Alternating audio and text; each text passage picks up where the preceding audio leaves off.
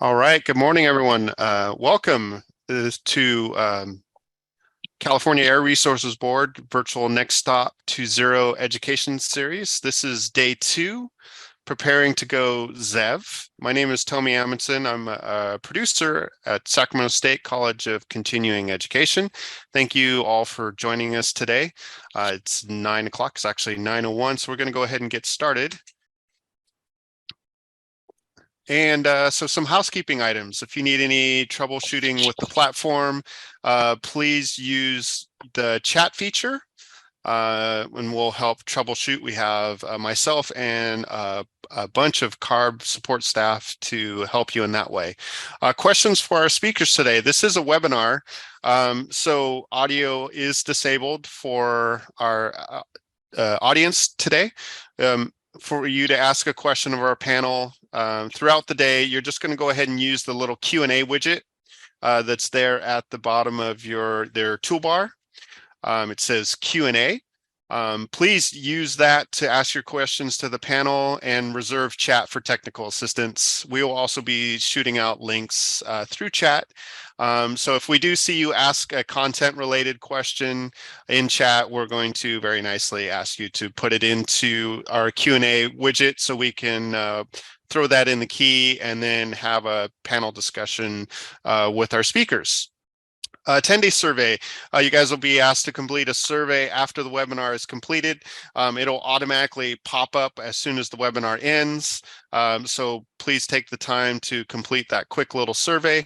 You'll also be able to, we'll send you an email reminder tomorrow and the following day, so you'll get it that way as well. Okay, so we have a couple of polls we're going to run real quick. Let me launch this first one. Great.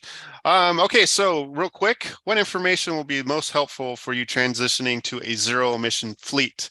You have some choices here. You have A, funding incentives, B, infrastructure, C, zero emission technology types, D, information on how to do route planning, E, how to determine fleet needs, F, what tools are available, G, what online resources are available, or H, other. And this one is a multiple choice, so you can select all that apply to you on there. So great. We'll give you about 10 more seconds to complete it. I see we have a lot of good questions coming up. That's great. Or excuse me, answers coming through.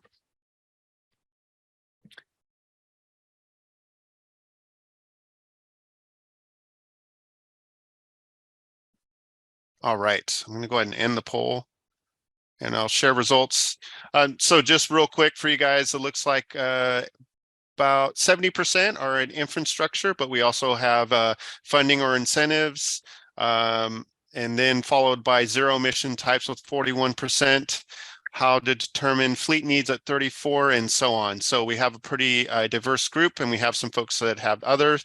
So if you had other and you want to put that in the question about what you represent, or maybe you know, what would be the most helpful, you can throw that in the Q&A chat. Okay, so there's the second one. Types of support beyond funding. What types of support beyond funding should CARB ensure is available to fleets planning the use of zero emission trucks? So again, you have your options are A, training classes on the basics of zero emission technology and operation. This one also, I'm sorry, is a single choice. Training classes on new regulatory. C, testimonials from fleet owners who have zero emission. D, recognition for fleets that use zero emission trucks. E, assistance in choosing the right vehicle for your fleet. F, assistance of planning infrastructure needs. G, training for local organizations so they can assist their community members. And then H, others. So I'm going to go ahead and give like about 5 more seconds for you guys to go through your options.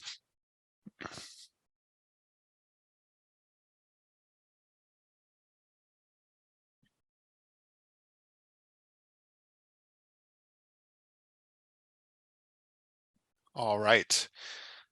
I'm going to go ahead and close the poll out now. And then just to give you guys an idea, it looks like B, training classes on new regulatory. So that's awesome. Thank you very much for that. And then next, oh, excuse me, I'm sorry, 35% F, assistance for planning, charging, and infrastructure needs was our highest. So thank you very much for that feedback and taking the poll. This data will be used as well for future next stop events. And okay, so next one here. What types of vehicles make up your fleet? And then please just go ahead and select the options that fit you. This one can be multiple choice if they flow into different items. So we have A, light duty trucks, which is class 2B. Excuse me, 2B to 3. Medium duty vehicles, class 4 to 5. Medium duty vehicles, class 6. So it's a little bit higher in weight range. D is heavy duty vehicles, class 7 to 8. And then we have E, buses, F, off-road construction and equipment vehicles. G, transport refrigeration units, H, forklifts, I, cargo handling equipment, and G, other. So great. And I'm going to go ahead and end the poll here in about 5 seconds. And again, if you're this is a multiple choice option. So if you cross over into different areas, please do go and select. All right, so I'm going to go ahead and end the poll. And then so far today, joining our winning one overall is medium duty vehicles, class 4 to 5, 14,000 to 19,500 GVWR weight class. So again, thank you for, oh, excuse me. So heavy duty vehicles at 75% on there was for class 7 and 8, 26,000 and above GWVR. So thank you again, everyone, for sharing those. And I think for now, just so we can stay on time, we'll have some other poll questions that we'll be running later on, maybe before lunch. I want to make sure we keep Bruce and everyone kind of moving and on track. I'm going to skip that till later. So with that, I'm going to go ahead and introduce our MC for the event, Bruce Tudor. Thank you, Tommy. Yes, I am Bruce Tudor. I'm from the California Air Resources Board. I won't give you the litany of all the different things I get to do, but one of the things I've done for a very long time, and as is my staff, is outreach and education for the regulated community. It started for many years with diesel education. Many of you may have been to our one-stop events or used our truck stop website. Now, obviously, we're shifting a lot of this over to zero-emission vehicles. I just wanted to give you, before we start with the panel, and I also get the pleasure of being the moderator for the first panel, so I won't introduce myself when we do that. But so that you have an idea of what today is about and the flow of that panel, just a couple of points. First of all, these events, similar to our previous one-stop events and other things, these are meant to really provide as much information as we can to the public, especially the regulated community, about what they need to know, what they need to think about as they start to transition to zero-emission vehicles. Tommy mentioned this is day 2. Day 1, we covered some other topics. We started with a very basic outline of zero-emission vehicles and what you might need to know. If you missed that, we're going to be repeating these as we move forward through this year and through the years. We'll be refining these as we learn more about what you need to know or want to know, or how best to get it to you. The polls that you'll see, the questionnaires that you might see will really help us do that. So again, I wanted to let you know what today is about. I know there's a lot of questions about the Advanced Clean Fleet regulation or about the state of infrastructure in California. But there are things such as our Advanced Clean Fleet regulatory workshops or other places that we really address those. If we tried to dive into everything today, we just wouldn't be able to help people understand what they need to know as they go through zero emissions. So just do understand that as we see questions come in. we will really be focusing on those that pertain to, in this case, for the first panel, how do I select a truck? What kind of things do I need to know about my trucks? Are those trucks available? And so forth. So as I said, that I just want everybody to understand, if we don't answer your question, one, we may just not have time to get to it, but two, it's probably appropriate for a different venue. We will be taking questions throughout the panel. The moderator, then in this case, again, myself for the first panel, will try and incorporate some of those into the discussion. But additionally, we're going to stop about 20 minutes before the end of the session and specifically try and answer as many of the questions submitted by the audience as we can. We do have a pretty big audience out there, and we understand that you all have questions. And again, I apologize if we don't get to all of them, but that's why we will be doing these events throughout the year, of larger events, smaller events, and again, we're working on all that. So having said all of that, I think that I will go ahead and start introducing our panelists. And what we're going to do is I will just quickly run through them, introduce them, and have them give a little bit of background, just a few minutes about what they do and who they are in the company if they want, and what their company does. To let you know, the whole point of this first panel, and I mentioned it briefly, is to give people an idea of the types of things that they have to think about as they move to zero emission vehicles. Such things as, you probably want to get some telematics information, and I'm sure someone will talk about that a little bit so that you're informed about what your routes are like and the kinds of trucks that you need.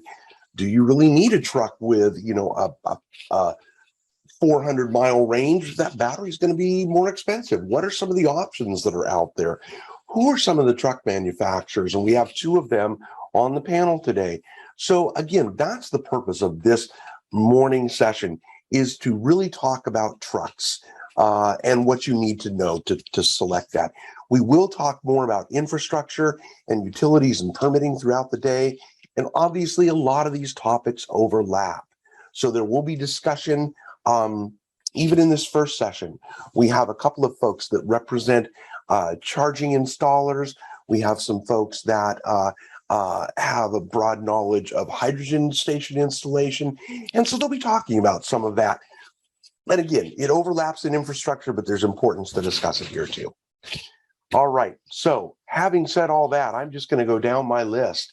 And first of all, sorry, I'm just looking up here. I will introduce each person, and then again for our panelists, I'll introduce you, ask you to just give a quick, brief, overview of what it is that your company does. We have Corey Shoemaker on, and Corey is from Hyzon Motors, one of the manufacturers that I mentioned. Corey, could you give a quick overview of what Hyzon does? Yes, good morning. Can you hear me okay? You can. Excellent. So Hyzon Motors is a hydrogen fuel cell truck company. We produce Class 8 hydrogen fuel cell trucks based on Freightliner Cascadias. We're excited to participate in this today, and we've been getting experience throughout the year in the California areas, especially in the ports of LA and Long Beach. And so we can share some of those experiences as we get into the more detailed discussions. Hyzon Motors has been around for a couple of years and inherited technology from Horizon Fuel Cells, which is a company that started over a couple decades. And so over the years, those fuel cell technologies have been advanced. And so we're excited to continue to advance those now under the Hyzon name and put them into the hands of customers in the form of a Class 8 fuel cell truck. Fantastic. Thank you, Corey. Corey, if I'm looking at Hyzon and Corey, I apologize about that. No problem. Yeah. All right. And next, another one of our manufacturers, and they actually have vehicles on both sides of the aisle here, hydrogen and battery electric. And we want to make sure people understand the battery is not your only option out there. But Philippe Gerritsen from Nikola Motors, please introduce yourself and your company. Hi, thank you for having us. My name is Philippe Gerritsen. I'm the Director of Fuel Cell Business Development for Nikola. Been with the company for about 2 years, both on the energy side of the business and on the truck side. Nikola is a manufacturer, as Bruce said, of both battery electric and fuel cell electric trucks. And we're also an energy company looking to build out the hydrogen ecosystem to support the development and deployment of fuel cell trucks with a competitive total cost of ownership into the market. And we also provide mobile charging solutions to help our customers get up and running quickly with their battery electric trucks. We have battery electric trucks, all of our trucks are Class 8. As of now, they're day cabs. And we have battery electric trucks in the market now available for sale. We have inventory available before the end of the year. And we have our fuel cell trucks that will be launching in Q4 of 2023 to the market and starting to take orders now. So thank you. Fantastic. Thank you, Philippe. All right. Now, not that our manufacturers aren't incredibly important, because they are, but the people that have the actual experience on the ground driving these things, we have a couple of fleets represented. Thank you both for being here. First of all, we have Tony Williamson from TTSI. Tony, will you please introduce yourself? You're on mute, Tony. The words of the modern era. Sorry about that. Good morning. Not at all. My name is Tony Williamson. I am the Director of Compliance and Sustainability for Total Transportation Services. I've been with the company of over 15 years. TTSI is a third-party logistics company with a national footprint in every major port in the United States, and that does include rail. Our service offering is definitely dredge, warehousing, truckload service, and special needs. TTSI has been has a sustainability program since 2008, and we have tested over 14 different types of battery electric trucks and 11 hydrogen fuel cell trucks. We are currently purchasing battery electric trucks for our dredge fleet in Southern California. Look forward to hearing everyone in this presentation. Thank you. Thank you, Tony. And before I go on to AC Transit, I'm just going to say I was really, really impressed. For those of you that don't know, there's a huge truck show in Ontario, California every year in October. I'm usually lucky enough to go down and represent CARB and talk to a lot of folks. And TTSI was there. They had a large booth. I think part of it probably is, they were looking to talk to maybe future drivers or whatever. Right across from their booth, they had one of their Nikola battery electric trucks. I think that says a lot for the company. It says a lot for the industry and where things are going. So we really look forward to hearing from Tony about their experiences. Speaking of experience, maybe some of our most experienced fleets that are out there are our transit agencies. We have a regulation called Innovative Clean Transit, and it has been moving the transits towards zero emission for, oh my goodness, a number of years now, probably 3 or 4 years now. And we have Mr. Cecil Blandon from AC Transit on. Cecil, would you please introduce yourself? Sure. Good morning, good afternoon, everyone. So just a little bit of our experience here at AC Transit. We've been running zero emission buses since early 2003. So we have really roughly 2 decades worth of experience with the industry. Currently, right now, my fleet, I have 35 fuel cell buses out on the road and 28 electric buses. So steadily, little by little, growing the fleet as we continue to expand our deployment of zero emission buses. My current fleet right now is of 640 vehicles. So I have a long ways to go over this ICT 2040 ruling, but little by little, we're making progress to get there, along with the workforce development that I know many folks that are here on today have a lot of questions when it comes to that. And as we continue to progress towards this change and improving the environment, so I'm happy to be able to report just the progress that we have been going. So thank you, Bruce, for having us here today. No, Cecil, again, thank you for participating. We really appreciate it. All right. Next, we're going to move on to a couple of our folks that may have experience or may be able to provide information on what you need to think about as you possibly charge your vehicle, or if you want to go hydrogen, what you may need to think about there. Planning, I mentioned things such as such as route planning and such as telematics and just so many different things. And again, we won't be able to cover all those things in 1 hour, but that's why we'll be having additional courses and additional assistance throughout the year. So first of all, Gage Kelly is from ChargePoint, and Gage, I'm going to ask you to introduce yourself. Thanks, Bruce. Hey, everyone. Gage Kelly. I am the account executive here at ChargePoint, formerly Vericity, which you can see on the screen here. If you're not familiar, Vericity is one of the leading zero-emission fleet management systems in North America and Europe, where we really hit our stride is combining telematics and charger monitoring into the same platform to give you both ends of the data. And then now that we're combined with ChargePoint, we can offer a full suite of solutions for our clients, where infrastructure support to actual hardware, and then post deployment of buses or truck, whatever the situation demands. We have a full suite of services that help align what these vehicles are doing to the needs of your route or your fleet.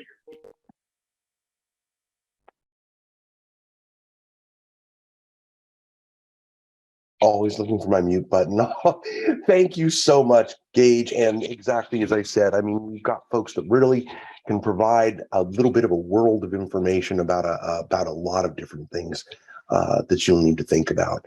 So next we have, and Tessie, you're actually next on my agenda, but I'm going to introduce you last, being one of our very, very wonderful partners in this state agency stuff that we do. So next, I'm also going to turn to, well, formerly known as Amply Power, I believe, and Heidi will absolutely make sure that that's correct. I've known them for a number of years as Amply Power, but now BP Pulse. Heidi Stickler, would you please introduce yourself and what your company does?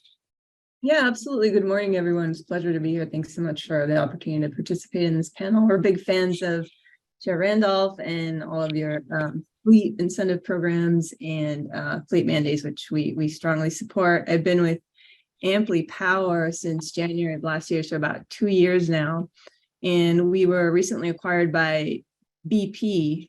So we were rebranded to BP Pulse Fleet earlier this year to help us scale. And what we provide are several services that are very popular. The first one is an energy management software platform to help reduce and manage demand charges. And we do that by shifting load to essentially off-peak or evening hours, or wherever the algorithm optimizes for lowest cost energy by the kilowatt hour. And that is how we bill our customers for charging as a service offering, which includes the procurement, installation, and more importantly, the maintenance of those chargers. So if our hardware is not up and running, we don't get paid. Thirdly, our most popular offering right now, I would say, is our impermanent containerized charging solution, Enrich, which we've deployed in Anaheim for Anaheim Transportation Network. So if you're down there near Disneyland, give us a call. We can provide you with a demo. So that rounds out our offerings, and we'd be happy to work with you on your fleet needs. Heidi, thank you so much. And both you and Gage have mentioned a couple of things. And before I go to Tessie, I just want to throw out, I've said what this morning discussion is about. You're starting to hear some terms too, like energy management systems. And again, this is, if this doesn't reinforce that this is a different world than diesel trucks, it should, because there are things that you need to know now, or will need to know as you move to zero. And really, it really helps you, the fleet, function better. And maybe we can talk to our fleets about that a little bit, and how important that might be, or how important that was to them. But it really helps you get the most efficiency out of your vehicle. One other thing, and I'll bring this up quickly. This is a pretty obvious one, although some folks may want to talk about it. Driver training. Driver training is really critical in this industry. I spoke with someone the other day, and I get this kind of comment frequently. And I said, small fleet, just getting into zero emissions. And I said, driver training is going to be really important for you. They were talking about the miles they seem to be getting out of their vehicle. And, the response that I got back a couple times, I said this was, yeah, I know they're probably driving a little bit too fast.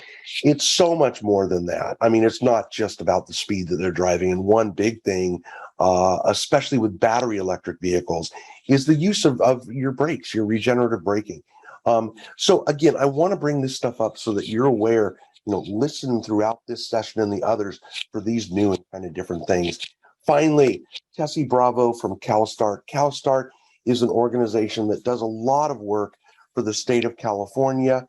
Both, and just two that I know of right off the top are us, CARB, and the California Energy Commission. And we're not talking about incentives today.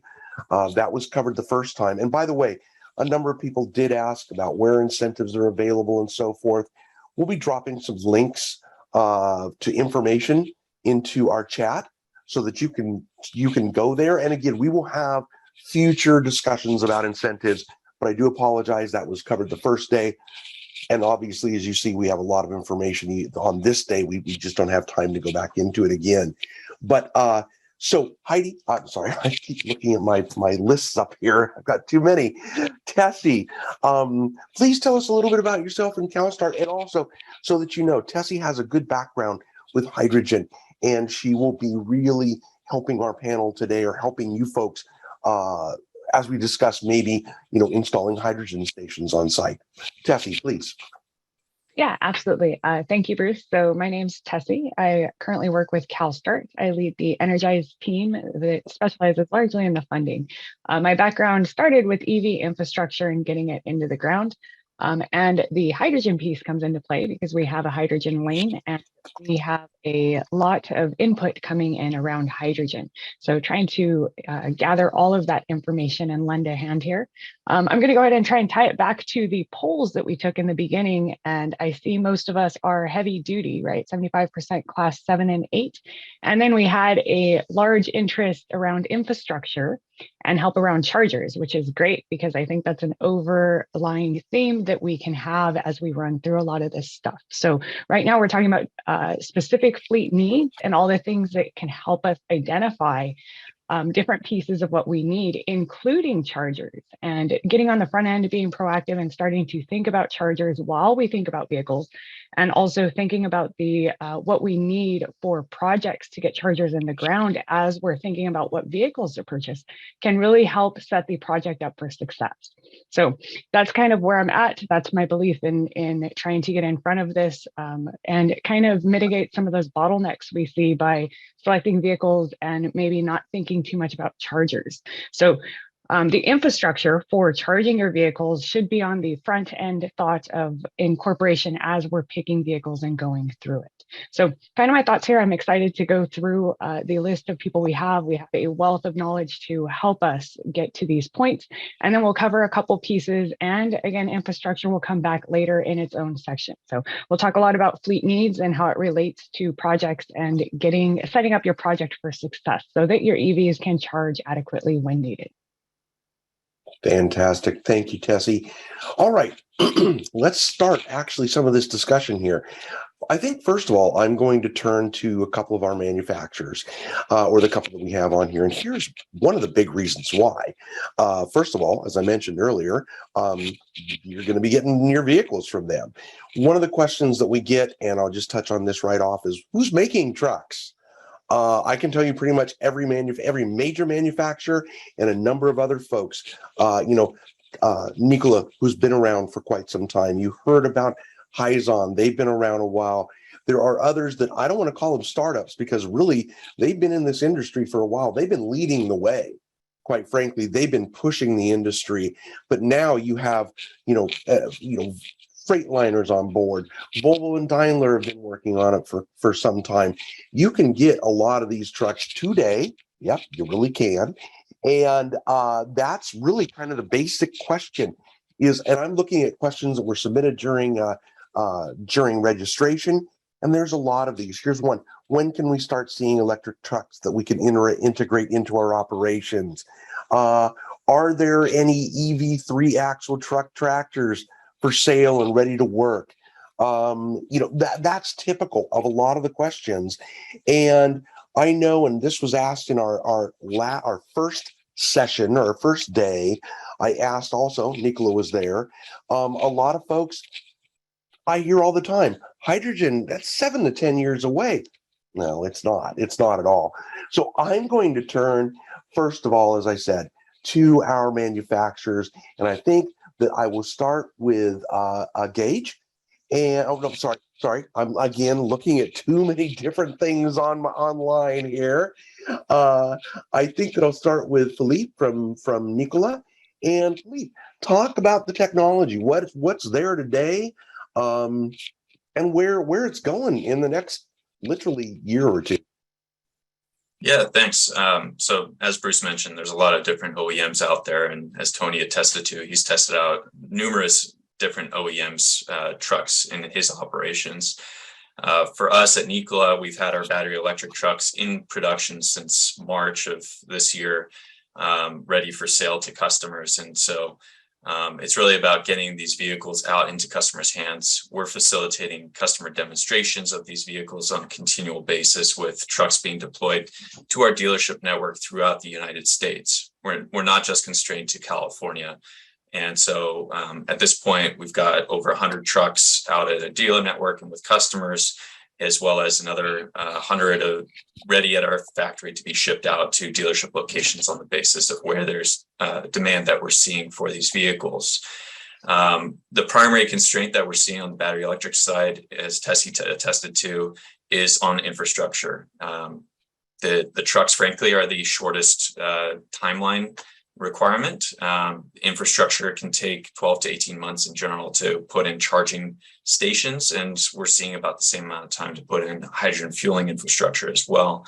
So when it comes to hydrogen fueling infrastructure, it's a lot easier to do public fueling, so we can go ahead and start building that out. But with the infrastructure required for battery electric trucks, a lot of the demand ends up being behind the fence with customers, and so that becomes the challenge. But ultimately, these trucks are ready.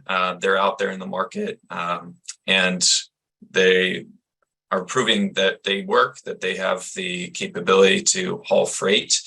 And then as far as our fuel cell trucks, which you were asking about, Bruce, we have had trucks in actual commercial demonstrations since January of this year, where we've been hauling freight for Anheuser-Busch with their carrier Biagi Brothers, with TTSI, and with Walmart most recently.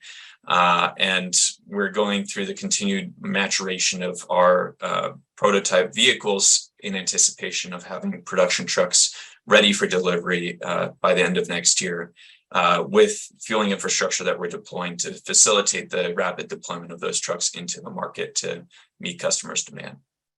Fantastic. Thank you.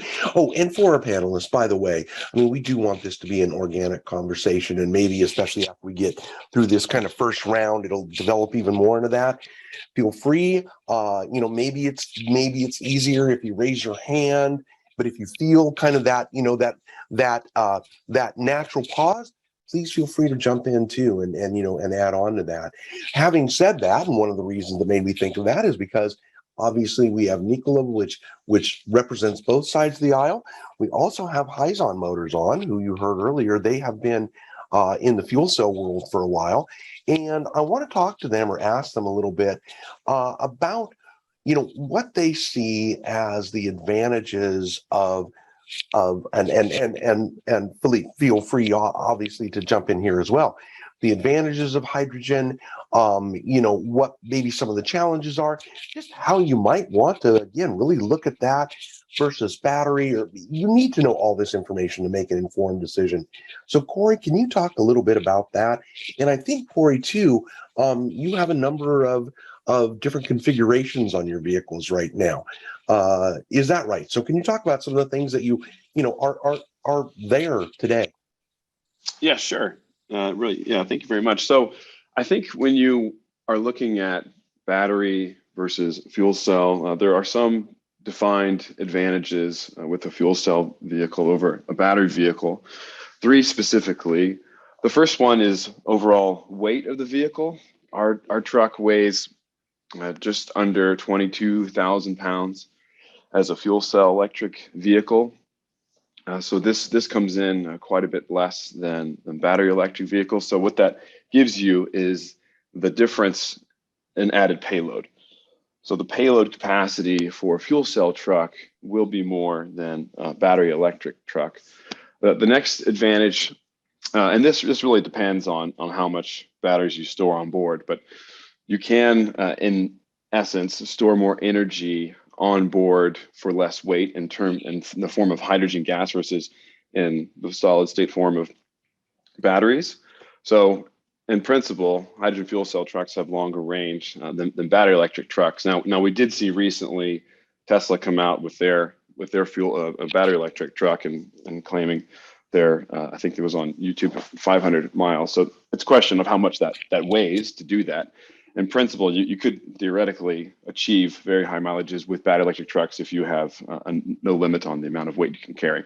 So moving past that point, the refueling is actually probably one of the most exciting points that we get from our customers' experiences is the ability to refuel the truck in a 15-minute envelope.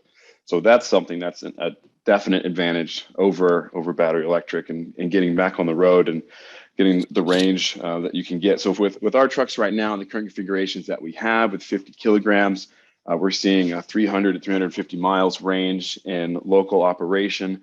Specifically, we've done local operation with TTSI and drayage. We've done operation actually with Sac County Waste. We did that hauling waste back and forth between a transfer waste station and a landfill. And we've also done some regional food and beverage hauling around the Los Angeles area. So in these applications, we've seen those results. And when the customers pull up into the station and they plug in the nozzle and then they're off, 15 or so minutes later, depending on how long they park to connect the nozzle, which should be pretty immediate. They usually leave with a smile on their face. So I would say payload advantage, time to refill advantage, and then range advantage.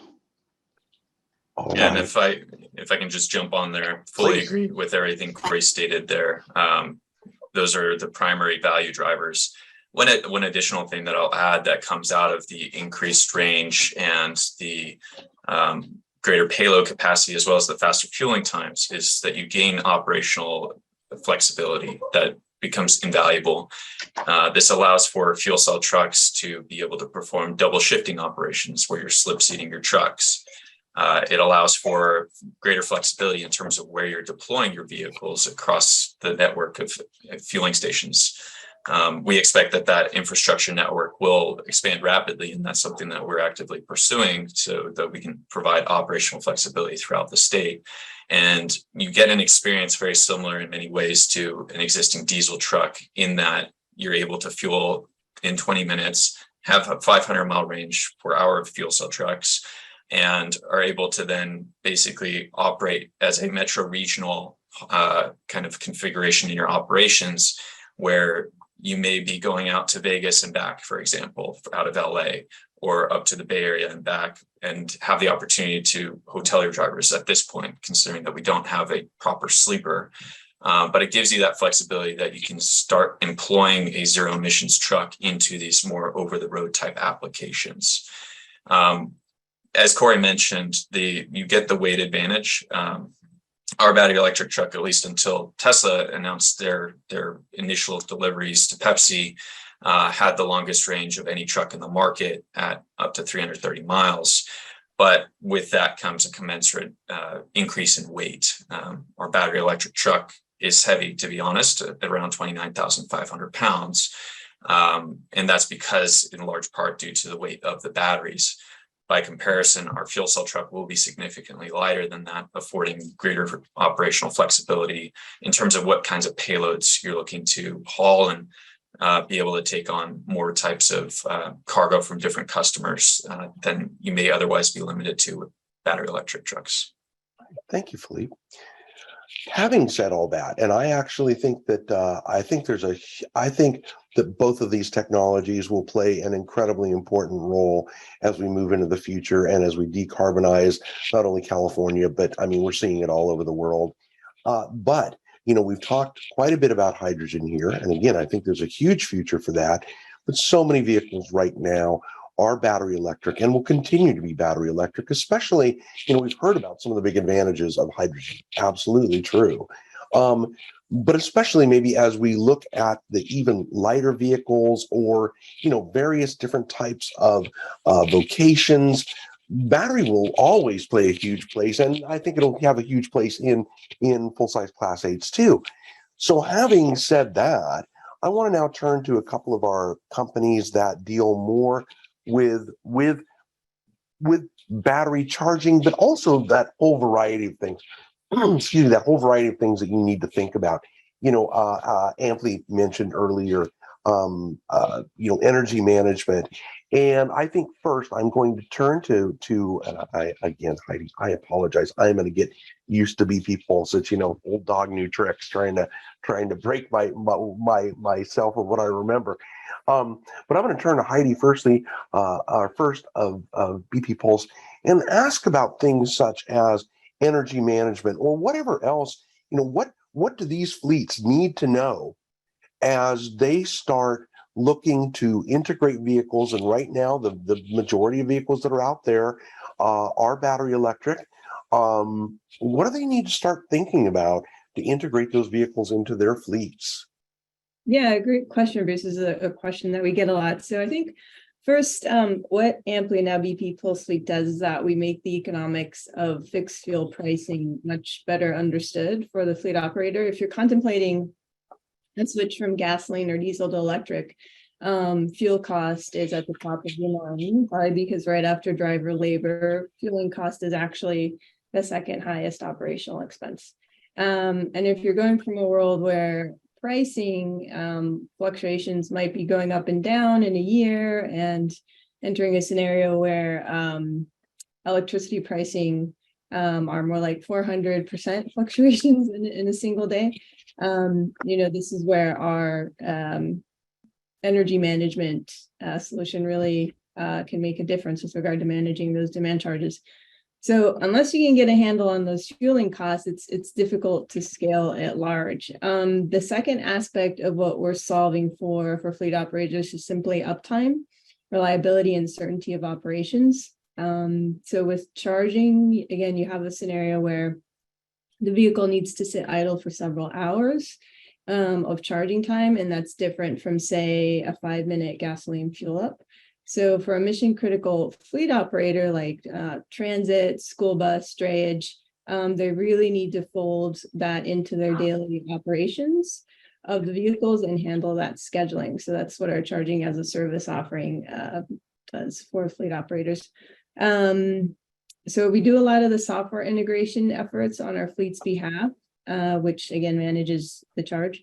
And finally, the last aspect is that across hundreds of fleets we have engaged with across the country, we have yet to encounter a single fleet operator that standardizes on one OEM, one charger OEM's products.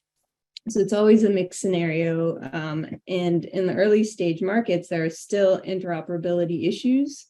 And we come in and unfold a charging infrastructure, our charging as a service offering that works across all makes and models and vehicles and chargers. And we have an operationally reliable guarantee. So our customers don't just want hardware, they want hardware that's up and running. So those are just three key aspects, I think, of what's, what we're hearing are top of mind for the customers that we've been working with. Heidi, you brought up some great points. Thank you. And I just want to go back and touch on a couple because, again, I realize how many folks in our audience today may not even speak some of this language, right?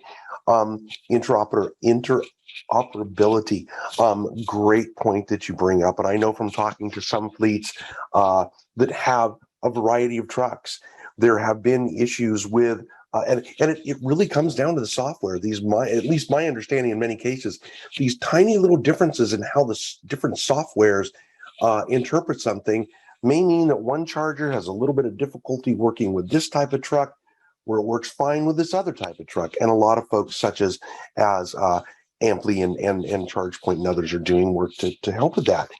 Charging as a service, you heard that too. And we'll be talking a little more about that during the infrastructure panel today. In addition to charging as a service, there's truck as a service. We'll talk about what that is a little bit, but these are all alternatives to installing your own chargers on site. And we're not saying that any one of those is better, but any one of those might be better for you.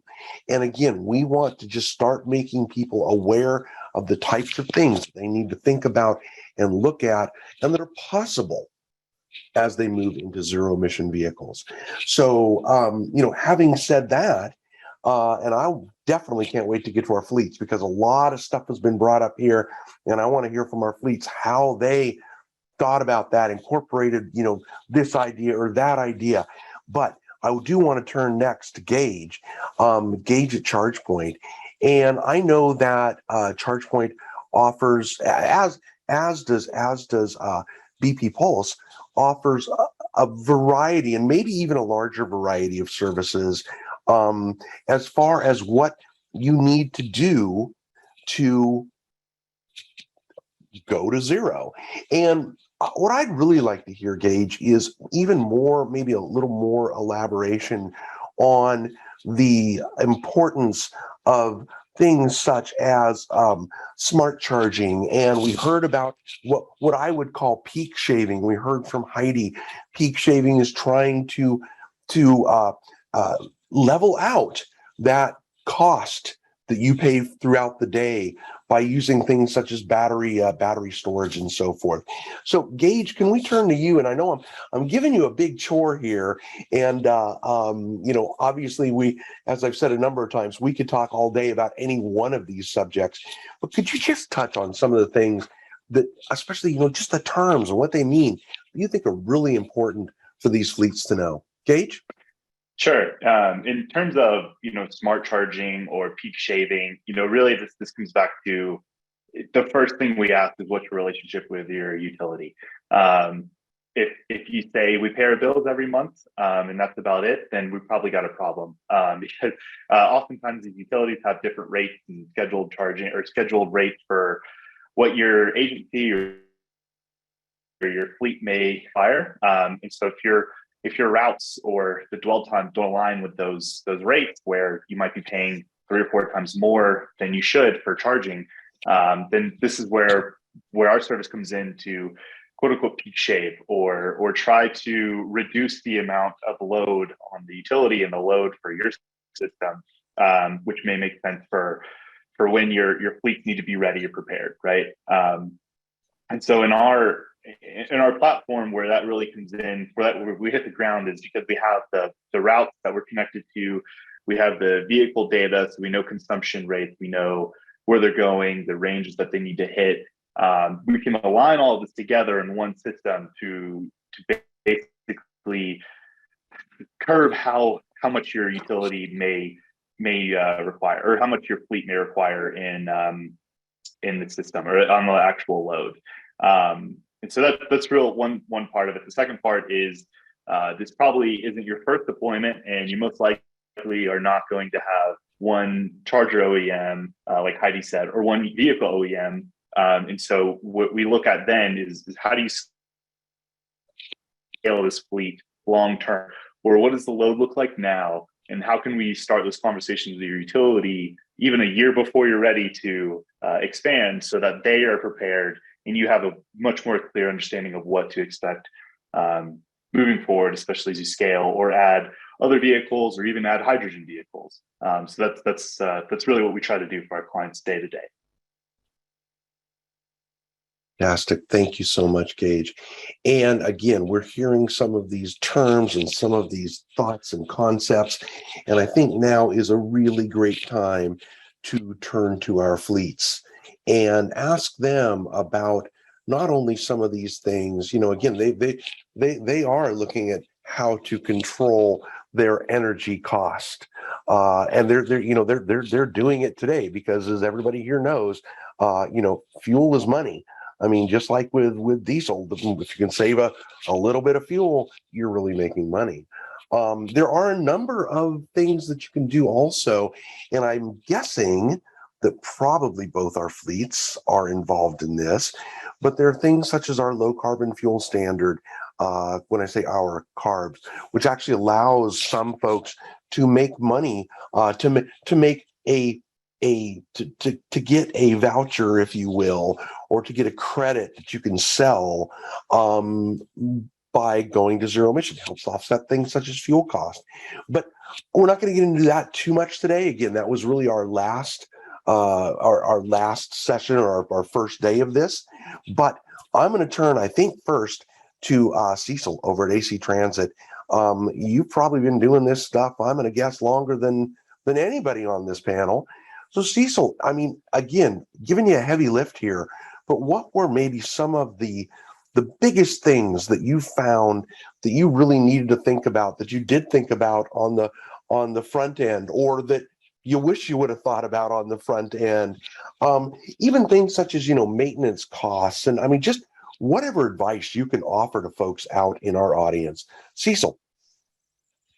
Yeah, definitely the fleets, and I look into some of the questions that are related to just the workforce development, but the fleet themselves, the specific needs to what your business is and how far you travel, like for us, is critical to what our strategy is in our deployment. I can't probably stress that enough, that you have to be clear on what your mission is and what you're looking to do. Your vehicle has to meet that capacity. And I just, a couple of things that I want to make sure that folks understand, that as I know we have a lot of guys interested in trucking. So there's a lot of folks here related to the trucking. So an item that, we experience on the buses, and this is something new, and you will see this when it comes to electric vehicles, is just the temperature changes. So, if you're going, to somewhere where it's cold climate and the vehicle is going to sit out there, that vehicle is, those batteries, the BMS, the battery management system, is going to turn on. And so if you left that vehicle, at like 60% state of charge, don't expect that vehicle is going to retain that 60% of state of charge in a cold climate. The batteries are going to turn on, the system's going to warm up those batteries.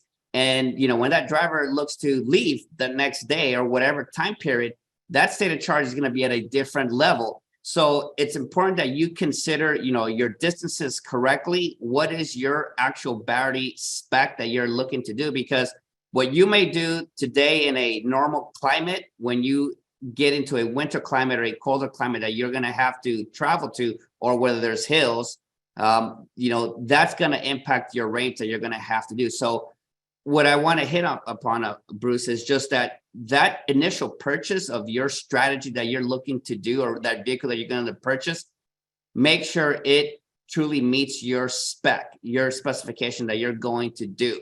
And, and that is part of just making sure you research correctly, understand the differences between the different manufacturers, because there are different things that the manufacturers will tie in on how much energy they actually give you to use, what they protect on the back end, and also the region that you hit upon.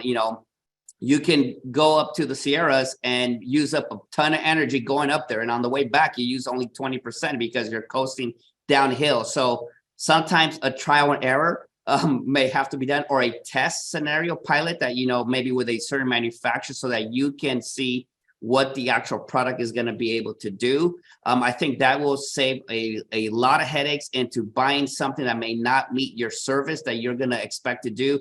And then it'll avoid, I'm going to say in a way, is criticizing the technology because the spec was wrong to the application. So I think that's very important that we understand it, because I see that as I have multiple manufacturers for my zero emission technology running hydrogen and running battery electric, and they each perform differently, and we use them to their capacity in my different routes that we operate here. So I think that's very important for the everyone that's on here to understand. I think that is absolutely fantastic advice, Cecil. I'm going to flip it around and say, make sure that your spec is right. And again, folks like our transit agencies, they've been fantastic partners in doing some of this work early. They've learned a lot. And I know that many of the transits, and I believe AC, Cecil is one of them, use both battery and hydrogen power, as I recall. They're looking at these different things, and certain things meet certain needs better than others. And that's really what I think the kind of experience they bring. And I know we're throwing a lot of terms and thoughts and concepts, and you might say, well, how do I know that I'm speccing it right? Again, we could spend all day on any one of these topics, and we will start diving into them as we move through the future. But be aware that there are other places that you can get information and help. Go to our truck stop website, and I usually don't give the website address out because it's much easier to just say, do a Google search for CARB truck stop. And when you go there, you'll find a big picture, an icon, a large icon for our zero emission truck stop page. And we're starting to add more and more links there to really helpful information. A lot of folks have utilities you'll hear about later. They have a lot of really good information and help there. There's other programs that we'll talk about more maybe at the end of today or certainly in the future that are being developed to help fleets with these things. And we're just, like I said, today trying to get you an idea of what's going on. So I'm now going to turn, I'm sorry, I have a whole bunch of things popping up in the corner here. Need to get rid of that so I can see what I'm doing. I'm now going to turn to Tony Williamson over at TTSI and ask you kind of the same question. You know, a lot of folks in the audience, first of all, may be saying, well, transit, is that really related? You know, does that really relate to me? I think in this context, it absolutely does. You know, again, they're talking about understanding your route, understanding the specs that you need. But now I'm going to turn over to TTSI, and they're running those Class 8 vehicles. And I don't, again, I say things like Class 8s, and a lot of our folks are doing Class 8 today. I know that really the majority of vehicles out there that are going to be covered by our regulations and that probably just are going to start going zero first will be Class 2, Class 3, Class 5, and 6 vehicles. But all of this applies across the board. So I'm going to turn now, as I said, I'm looking over to Tony and ask him kind of those same questions. And really, you know, what are the experiences that you're having? What did you learn? What did you know? And what did you wish you knew? What are you doing looking at, you know, both the battery electric and the fuel cell electric? You know, how are you comparing them? What are you trying to find from that?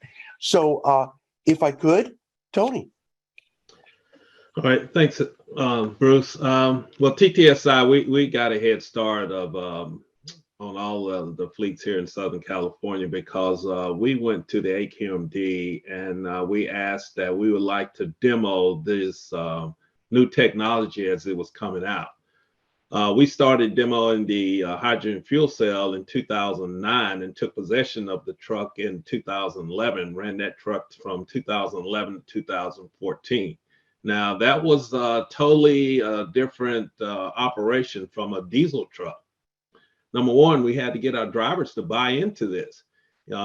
Back, you know, in the early 2000s, drivers loved diesel. I mean, I don't know if they love the smell or what, but, you know, getting them out of a diesel truck and putting them in something that they thought was more like George Jetson, very futuristic, they just wasn't having it. We basically had to pay a driver to drive that truck. But once they got in that truck and started learning the capabilities of that truck, they loved it. And when we stopped demoing that truck, some drivers got a little bit upset and said, okay, what's next? So in 2015, we started running battery electric trucks. Now that was an eye opener for us too, because the early battery electric trucks, you can probably only get about 2 hours worth of battery time out of there. And then the driver had to come back, plug the truck in. It took 12 to 14 hours to charge that truck. And then he had to finish his shift with a diesel truck. So over the years, we have learned how to manage this new technology. But it comes down to basically capabilities of the truck and duty cycles.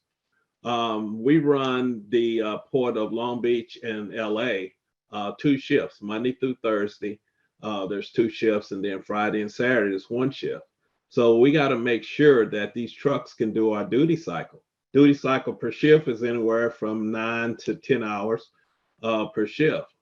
So if you got a battery electric truck, you got to make sure that that truck can run 2 shifts, because a diesel is coming in about $160,000 with taxes and license, where these battery electric trucks are, close to 500,000. So that's 3 times the price of a diesel. You can't have that truck sitting and not making revenue so you can pay it. So you got to be able to make sure that truck can do the duty cycle. Now, back in 2015, as I said, it took 12 to 14 hours to charge.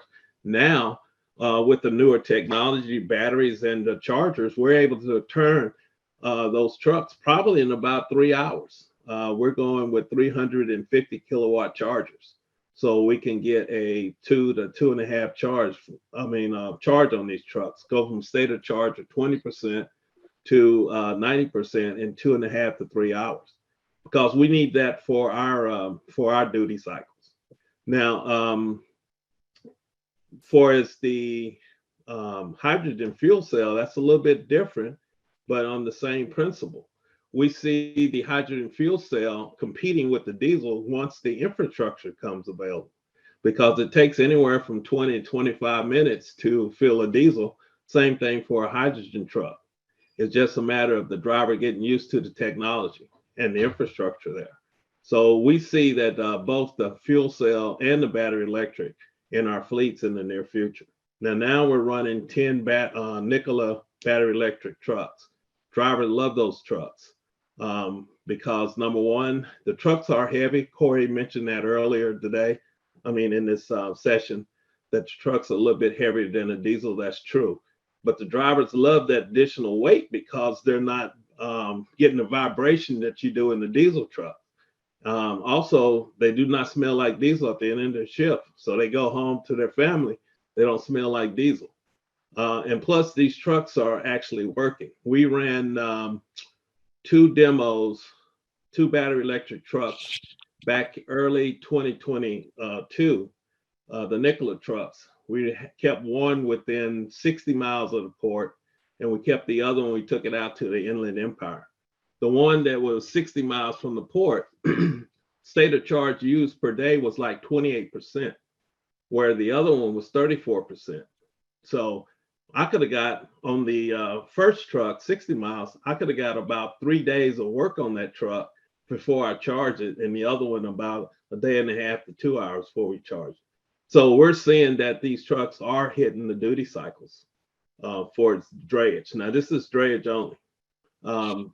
We tested the Nikola fuel cell truck early this year, got some good results. We was running it from Carson to Fontana with no issues. The truck did have an issue, but it wasn't a technology issue. It was a mechanical issue.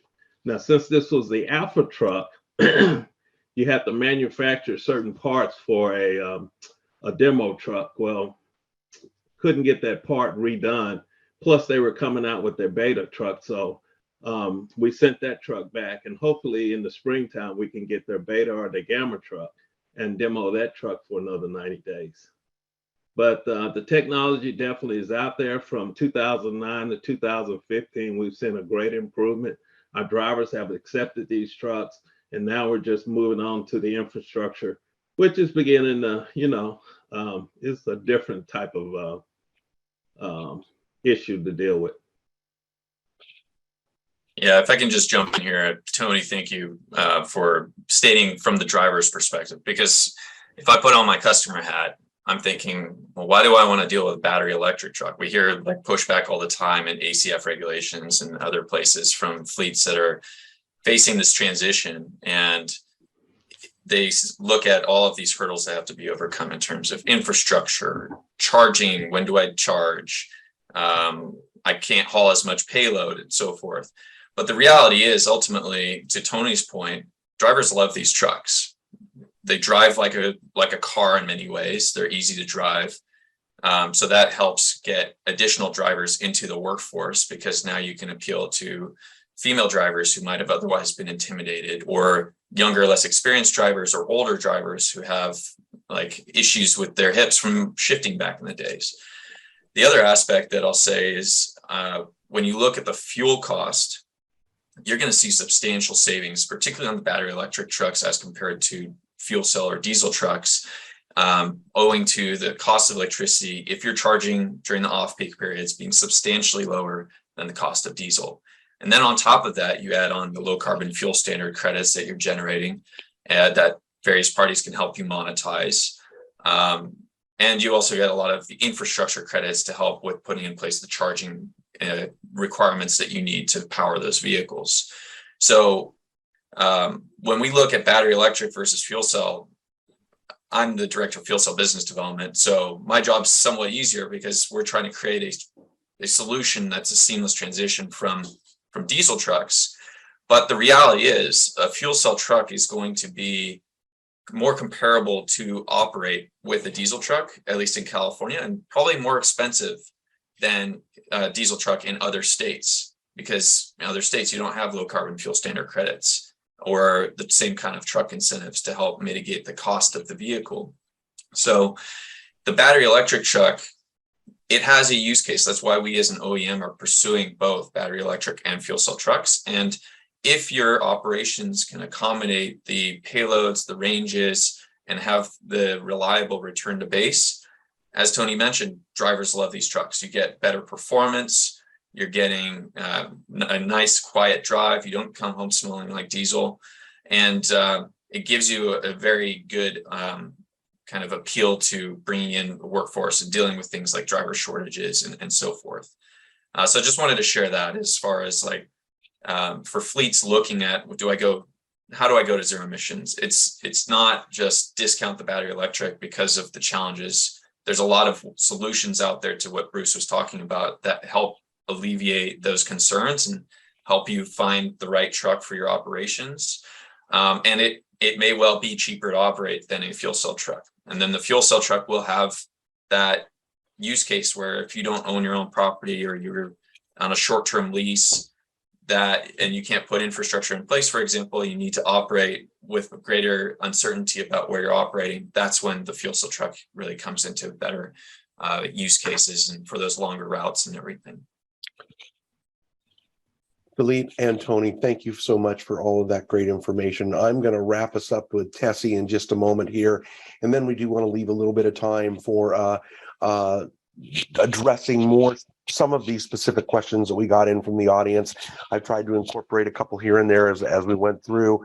I'm just going to say from a personal experience, when I was young, obviously a long time ago, when I was young, I drove what I didn't know classes at the time, but I'm going to say it was probably about a class 5 box truck doing deliveries for a company.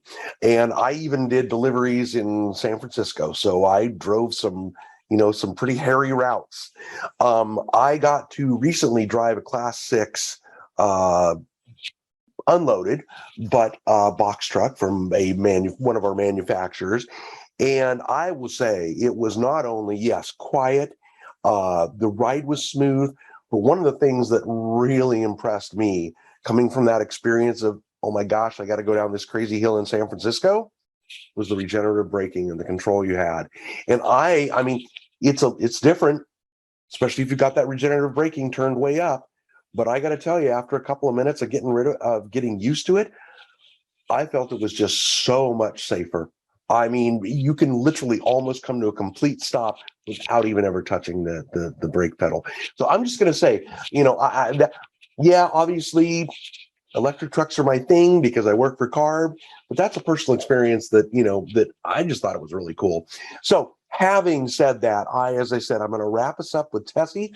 Tessie, we have heard about both battery electric, fuel cell electric, and I know, we've heard from some of the folks that do battery charging, want to talk to you about maybe especially hydrogen installations, but if there's anything on the battery charging side you want to throw in or any of this, please do.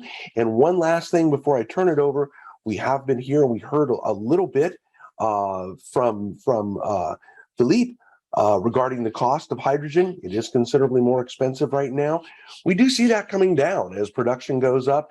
Plus, there's a lot of money from the federal government that is going to what are called hydrogen hubs. We fully expect that California will get one of those hydrogen hubs. All of those things are driving the technology, driving the costs down. There's a lot of incentive funding out there, as you know. That's for another day, or look for our chat, or look in our chat. There'll be some links to that. But Tessie, bring us home, please. Yeah, absolutely. So I'm going to start with a recap of everything that I think I heard and just try to bring us back to center here. And again, align well with those polls, right? What we're looking for. And you can hear the theme underlying tends to be around infrastructure, whether project is hydrogen or battery electric vehicle. So a couple notes. Again, I want to make sure we apply equal importance to both, right? Hydrogen and battery electric are going to be a sort of decision tree to help funnel out your project as it relates to both vehicles and infrastructure.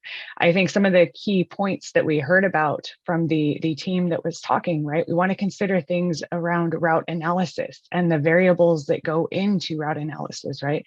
Are you able to make a full duty cycle when you're charging your vehicle if it's battery electric? If it's not, hydrogen might be a better way to go.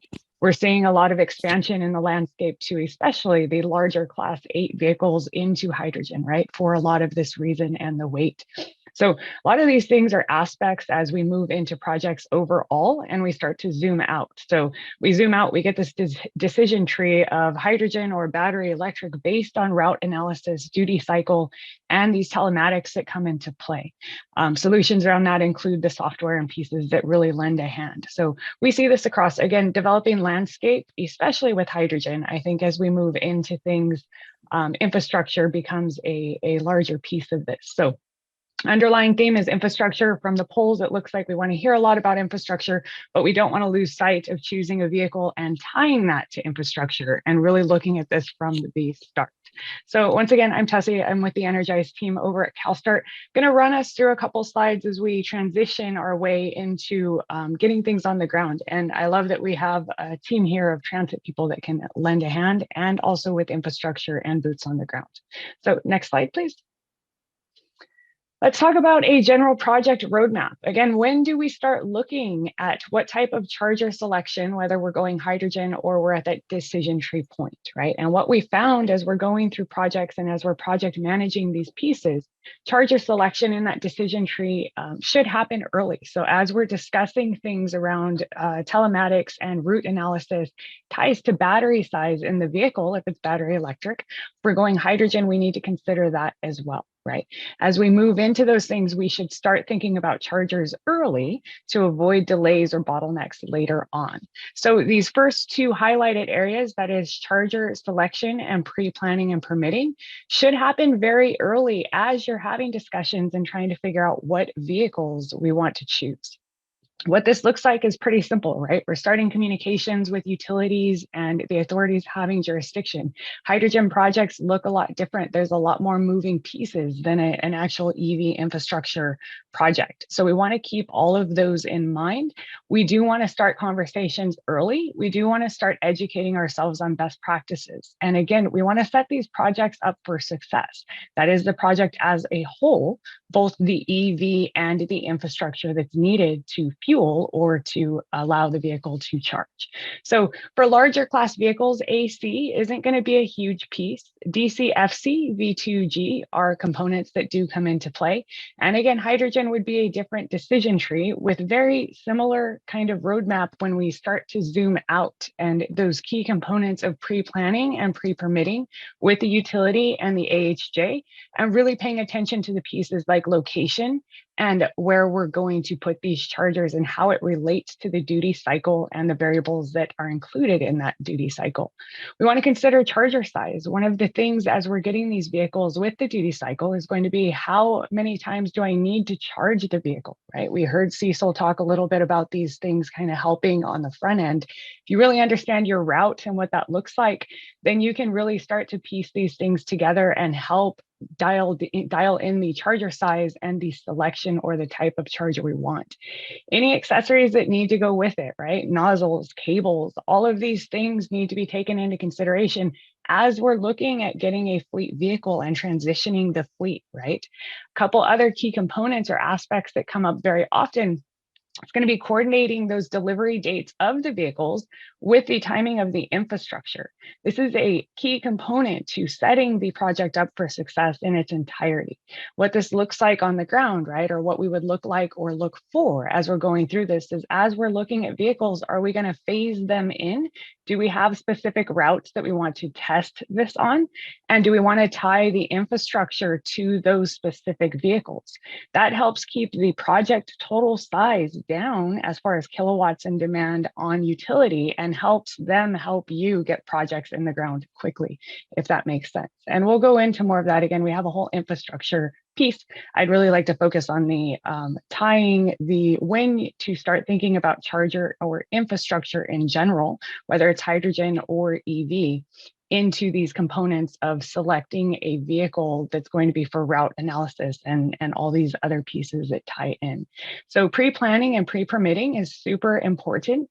Again, a lot more extensive in hydrogen projects. We want to start as early as possible. As soon as we're looking at vehicles, we want to start looking at the infrastructure projects that are tied to them. A lot more in depth, start reaching out to your fire marshals, start reaching out to different people to talk about these projects for building permits and help these projects move along.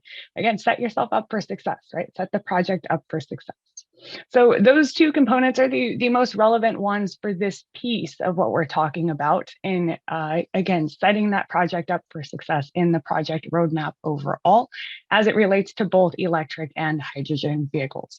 And I'll pause there. I want to see if any of our panelists have anything that want to add or chime in on any pieces of this.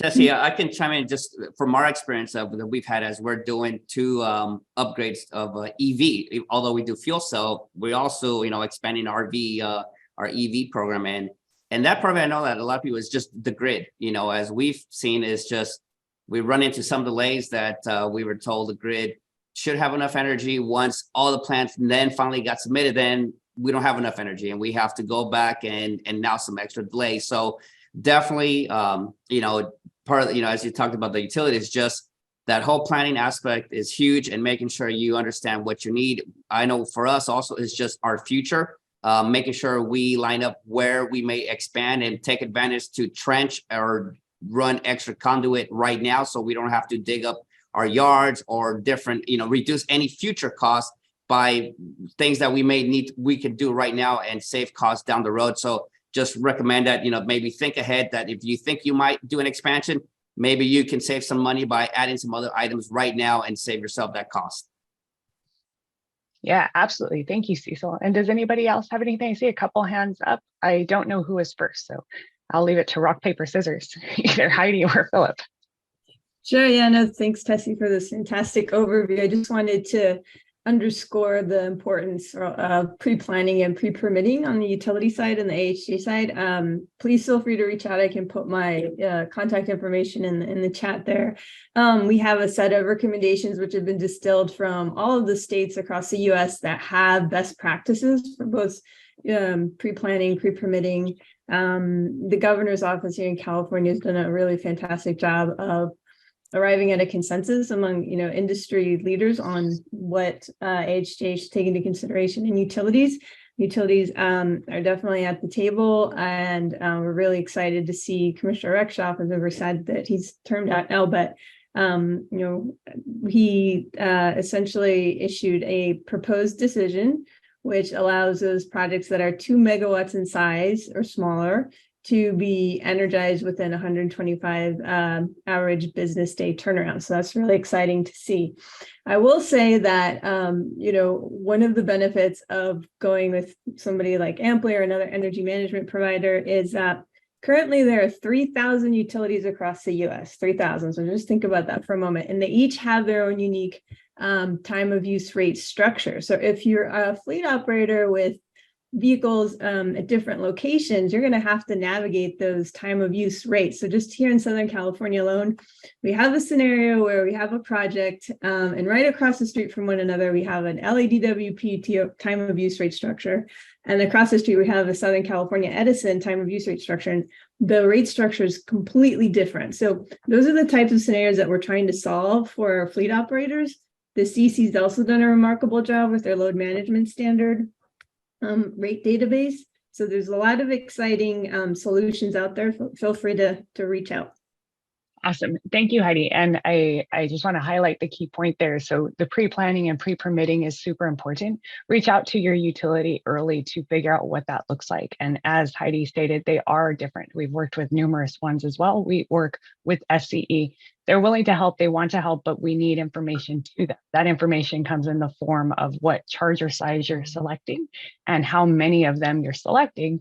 That ties again back to EV and that fleet management and kind of route analysis data. So it all intertwines and ties together as we're walking through this decision tree for a project. So pre-planning, pre-permitting, super important. And then Philip, I see your hand is still up as well.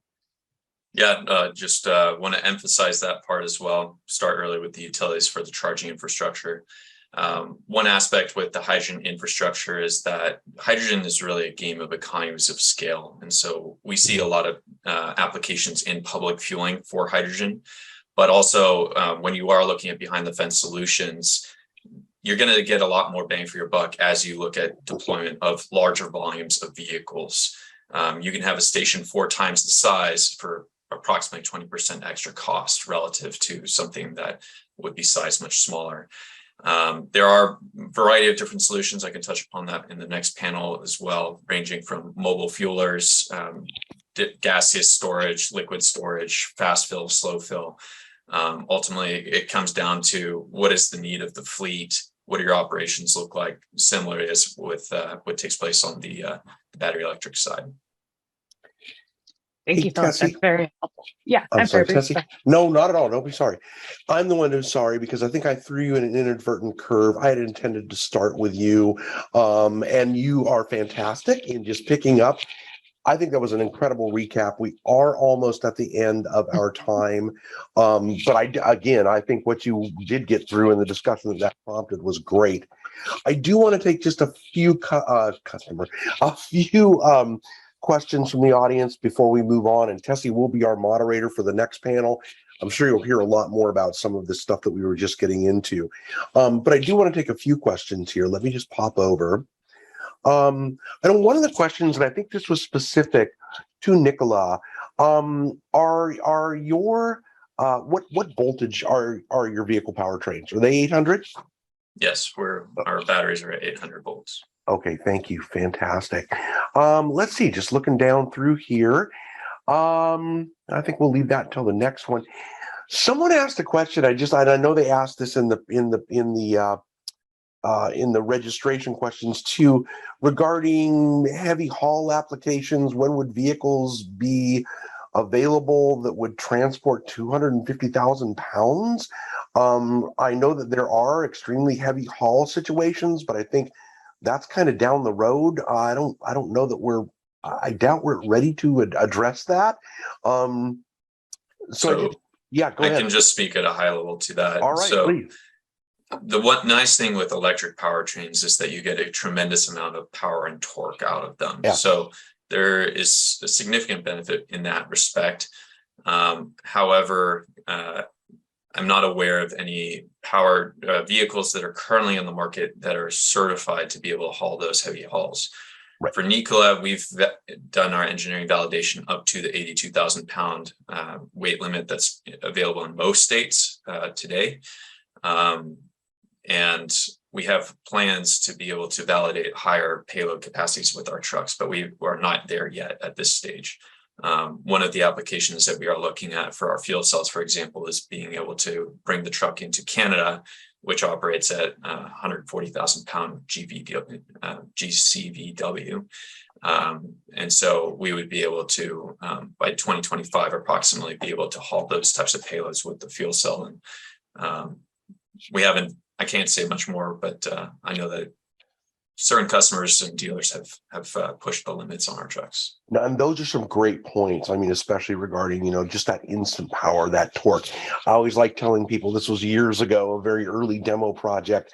I saw a day cab get scratched. That's just how much torque an electric truck has. I'm going to ask one more question here, and thank you for that, Philippe. That was extremely helpful, and a lot of good reminders were included there. I'm going to ask one last question before we wrap it up. And I think that this might be really great for maybe both TTSI and for AC Transit. How do maintenance demands and technician training requirements compare against diesel? We know that's an issue, especially, with training new technicians. Again, it's a different world. So why don't we start with TTSI? What have you seen? Well, it's definitely going to be different, because I say that because we were running a battery electric truck. The truck failed while the driver was out on the freeway. We called in the number we're supposed to call.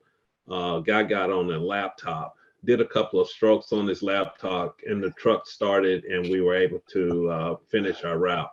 Whereas that was the diesel truck, you have to send out a mobile mechanic. So we know that the level of service is going to change. When we're demoing these trucks, most of the maintenance was already taken care of, so we didn't incur any large charges or repair costs. So we're kind of putting that in our TCO model, and to see how these trucks are going to compare to the diesels when we come to repairs. I love that story, by the way. I am totally gonna use that one, Tony, because that's a great story. They got on their laptop from somewhere and just fixed the truck. And I know it's not always going to be that way. But on that same question, then, Cecil, turn it over to you. What have you guys seen? So definitely, and from our experience, my whole fleet has telematics. So I think one of the big differences that all fleet drivers, as you go from a class 8 TT to, in our side, buses. I deal with buses. Buses, for the most part, I'm gonna say, have had a lot of computers for many years. Back, I would call DDEC 1 back in the early 90s to now having, my buses have 19 computers on them, all multiplex controls, everything. So technology on that side is merging into the trucking world, and with zero emission vehicles coming into that side, the telematics, I think, is something that is going to be probably new, that a lot of fleets will start to see if they don't already have it. But like for us, I get to see all my vehicles on a dashboard. I can log in, read my codes as vehicles are driving down the road to see exactly what is happening. So to what Tony referenced, that's my kind of daily life with my fleet of 65 vehicles that I can monitor, put flags in. If anything that I have a discrepancy, then it alerts me and I get an email, can log in, take a look at it, and perform certain functions remotely. Now, in relative to my specific mechanics, one, they really like it because, like for us at our foreman's desk, we have a monitor, kind of shows them all the fleets that are coming in, and shows all the codes that are flagged for any vehicle. So diagnostics is usually much faster. We can already apply some of this, that we do it, and I do it across my diesels and my zero emission vehicles. So I combine them both together. The technician itself, I will say, you have the learning that's going to change. If you have natural gas right now, hydrogen, not too much different in what the technician is going to see, except for the high voltage side, but you'll see very similar things. On the high voltage side of things there, you'll have the different toolings, and then also specific tasks that will be a two-person job. So yes, there is cost savings in chemicals, oils, things that you're no longer having to do maybe as often as you did, or you don't consume anymore when it comes to that. But there are tasks where you're going to have to go work on high voltage side. You need to have a buddy, it's a buddy program when you're doing that kind of work. So you do tie up another person when it comes to that aspect there, but it's all in the training process. And we just scale up. We use a 1-to-4 ratio for my fleet. So as I scale up in fleet, that's how many more mechanics I have to get trained and authorized to perform, basically on our RV. And we do all our internal training itself with having a large fleet like us. So I think in there is something that's very achievable, but you have to have champions. Without having champions within your organization, it's going to be very difficult to promote any kind of technology wherever you choose to move to. But those champions are going to be critical in making sure that you have correct feedback, address the situations that are needed. And then I'm going to say for the fleet owners, just make sure you have all the PPE and equipment ahead of time, familiarize your team way in advance before you get the vehicles. So that way the team has already, I'm going to say in a way, has accepted the vehicles, as the technology is changing. I recall this going from, diesel to when I ran LNG, CNG technology, nobody wanted to touch it, and so I kind of went through the same process with my zero emission vehicles. So I see that very similar. So for any fleet owners or, fleet maintenance guys that have that change, is very similar to that. Cecil, excellent. That is just, I can't think of a better wrap up. That's really perfect. And planning. Don't wait till the last minute. As you know, a lot of these things take some time, and just getting things right. We want everybody to get things right, and that's why we're trying to do this. Everybody, thank you so very much. We have hit our time. I'm going to say a couple of things, and then we will transition into the next panel. But I can't tell you again how great the conversation, or too much, how great the conversation has been. The information that you were able to provide, as I've said a number of times, we could spend all day discussing just this one topic. But I think you guys did a great job of just hitting the high points, what people really need to know and think about. So maybe we'll see you in another one of these. I hope we will at some point in the future, because we will be doing these. But thank you again. And everybody have a happy holidays. If you're not on the next panel, some of you are. All right. Thank you. All right, let me just say a couple of things here. One, we would appreciate more feedback from fleets on how we can provide helpful ZEV truck resources, how we can, get what information you really want. How can we get it to you in the most effective way? We think it's a whole bunch of ways that you need, that will be the most helpful. But the University of California at Davis has been assisting us in this effort. They have been performing interviews with folks. They have some questionnaires and so forth that they've asked folks to fill out and submit. And we would really love it if you wanted to participate in that process. It could be anything, again, from filling out a questionnaire, filling out a survey. It would probably start that way. If you would like to, participate in some maybe one-on-one interviews, they would love that. We are going to have a link to an email on, I think, our noon break slides. Gentleman's name is Duncan Crowley. Also, Stephen, if we have that, which we should somewhere, could you drop that in the chat maybe too? So again, as I said, please, your feedback. You're the folks that we're trying to help, and we're trying, but you guys are going to tell us what you need.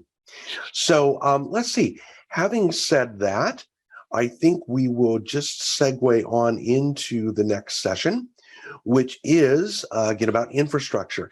No, that's overlapped a little bit here. Hold on, I'm sorry. I need to pull something up so I can take a look.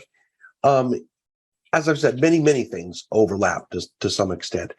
But in this next session, again, we've got, and I won't introduce everybody because that's for Tessie, but we've got folks, from fleets. We've got folks that might help plan your infrastructure or, offer different services, whatever the case is. And we think you'll really find this interesting. And so once again, we will try and incorporate some of the questions that you ask into the presentation, and then we'll be trying to take as many as we can, in the last maybe 15 minutes or so of the session. Having said that, I don't think there's anything else I need to say. So with no further ado, Tessie Bravo from CalStart, please take over. Thank you, Bruce. Again, I'm Tessie. I work over at CalStart, and I'm going to moderate our infrastructure panel discussion. So you already saw some of the things I'm passionate about, I like to talk about. So we'll work on tying all of that back in. And I'll start the same way as Bruce here. I just kind of want to go down the list. We have a couple repeat names, but maybe if you could reintroduce yourself, a little bit of how you relate directly to this panel that is for infrastructure, and what you offer, what knowledge base you can bring to the table to really help those fleets identify what kind of questions they might ask or to help guide the situation. So with that, I'll go ahead and start with you, Philip. I see you first on the list there. If you want to reintroduce yourself and tie it to how you can lend a hand with the infrastructure piece of the panel discussion. Great, thank you. I'm Philippe Gerritsen, Director of Fuel Cell Business Development for Nikola. We are a pure play zero emission OEM focused on battery electric and hydrogen fuel cell electric trucks. And we're also an energy company building out the hydrogen fueling ecosystem to support a competitive total cost of ownership for our fuel cell trucks, as well as offering the infrastructure through which we would dispense that fuel to customers, both public stations and behind the fence fueling solutions. And we also offer mobile charging solutions that are quick to deploy and allow customers to take acceptance of our vehicles more quickly or use those for demonstration purposes in anticipation of getting more permanent infrastructure solutions installed by their local utility. Awesome. Thank you so much, Philip. And I see Cecil, you are next on the list from AC Transit. All right, Cecil Blannon. I am the Director of Maintenance here at the district. I oversee the fleet of 640 vehicles and 150 non-revenue vehicles across 7 facilities. In there, as we transition to zero emission based on the ICT 2040 ruling, currently have a fleet of 65 zero emission vehicles, 35 fuel cell, and 28 fuel battery electric buses right now. So transit fleet, so we do about 23 million miles a year. So we still have a lot of ways to go, but just happy to be here and happy to look forward to any questions and help out the team that's here. Awesome. Thank you, Cecil. I think you bring something awesome to the table, and that's experience, right? Always helpful when we're looking for panel discussion pieces. Salim, I see you're next on the list. Good morning, everyone. I'm Salim, the CEO of WattEV, and we're a company that's committed to electrifying the transport industry. So we're doing that by 2 ways. One, we're building out publicly available truck charging infrastructure, because we know that without the infrastructure, a lot of people have issues with charging, and we want to deal with the hurdles of putting out the infrastructure, dealing with the grants, dealing with the utilities, all of the work that goes into putting the infrastructure to remove those unknowns from the customer's plates. In addition to that, we started looking into the trucks because we knew that we can't just have infrastructure without trucks, and started going to all the OEMs, realized that very quickly that these trucks are very expensive, almost 4 times that of a diesel truck, which in most cases is enough to scare away most truck drivers. So we came up with a truck as a service concept that bundles everything together of the truck, the maintenance, partial insurance, and the charging to really remove all the unknowns and give the customer a very simple solution of the vehicle and everything included without any of the unknowns. We're starting in Southern California, mostly because this is where a lot of those mandates and incentives exist, as well as the demand. If you look at the Port of LA and Long Beach, it handles well over, I think 30 to 40% of the US transport needs. And you've got a bulk of transport that goes within the drayage industry to Inland Empire. So we've got several sites under construction right now, as well as 50 trucks under order that will get delivery next year. And then we'll be going live next year. So looking forward to the discussion. Awesome. Thank you so much, Salim. And Ian, I see you're next on there. Well, Ian Hosteller with Electrify America. I'm the commercial fleet manager here. For those that don't know, Electrify America is the largest ultra-fast open network in the United States, with over 800 sites in North America, including Canada. We started this network in 2017, and it is really only for light duty passenger vehicles. However, the process of building these is very similar to how we would do it for medium and heavy duty. Last year, we announced our Green Cities initiative, where we're investing $35 million into the Port of LA, Long Beach, and the surrounding area out into the Inland Empire to enable behind the fence applications, charging solutions for fleets that are going electric. We have multiple projects that are being worked on currently. One specifically, or a few specific ones are, we're doing one with NFI, which is 38 dispensers of 150 kilowatts each or more, with 4 megawatts of battery and 1 megawatt of solar, which is one of the largest projects of this nature ever done. And if you equate it to like trying to think about how big it is, it's the same amount of power, or a little bit more actually, than the Empire State Building. And so it's a pretty large project. We're also doing a 30 dispenser site with our partner Forgen in the Port of Long Beach, and then another 14 dispenser site out in Rialto to enable their fleet to be able to go to be, their 60 trucks they've ordered to be fully electric and help their Dreas operations. We have a few other projects that were in the works as well, which we can't talk about because they're not public. But the space is, we're very experienced at the light duty passenger public setting, and we're excited how this space is now taking off and how Electrify America can help with fleets, or even potentially have public stations that accommodate medium and heavy duties in the future. Awesome. Thank you so much. And I see Gage is up there next. Hey guys, sorry. Gage Kelly, I'm with ChargePoint, formerly Vericity.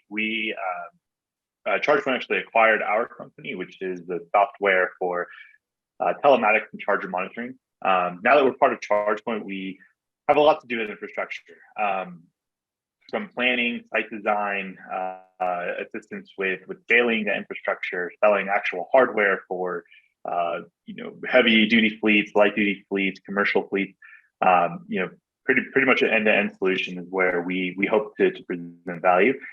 Where I specialize is helping agencies and fleets sort of choose and design how they set up their electric fleet, or how that may align with a hydrogen fleet, because we have a lot of mixed-use vehicles in our services as well. Thank you so much, Gage. And finally, I see Tony Williamson on there. Hello, Tony Williamson, Director of Compliance and Sustainability for TTSI. We are a third-party logistics company with a national footprint. We're in every major port, and that does include the rail yards nationwide. We are our Southern California fleet. We are moving to near zero and zero emission. We have CNG trucks, of course, battery electric. We're looking to, once hydrogen comes available, look at hydrogen. And we have a few diesels, but probably in January 2023, we will not have any diesels in our fleet here in Southern California. So we're looking to put in our chargers at a couple of our stations here in Southern California for our battery electrics. We currently have 10 Nikola trucks, and we have a project coming aboard where we will be running a fuel cell truck up and down the I-5 corridor in late 2023, 2024.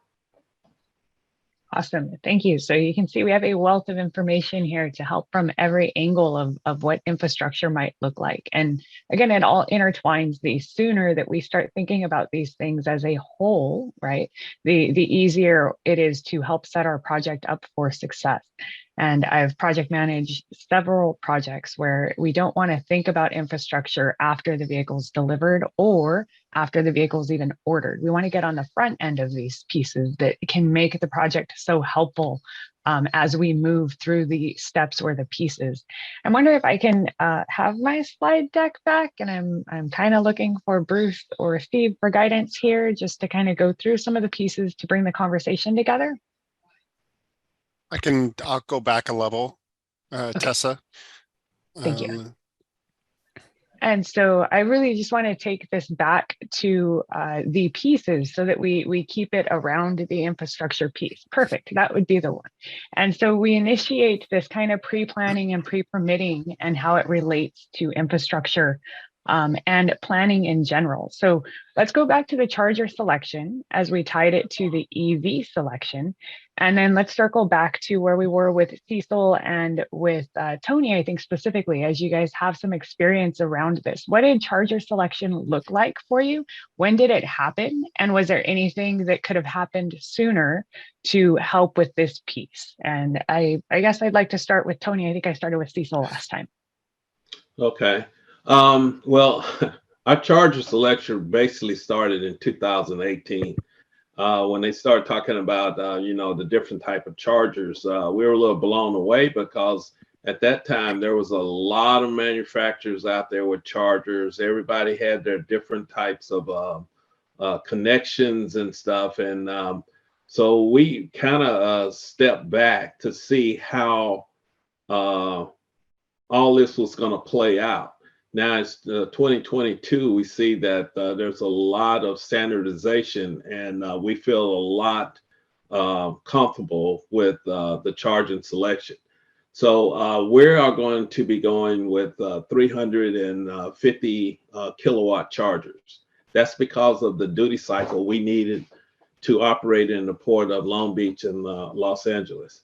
We need these trucks to run split shifts. So with a faster charger, we'll be able to charge these trucks 2.5 to 3 hours to go from a state of charge to 10% to up to 90% for our fleet.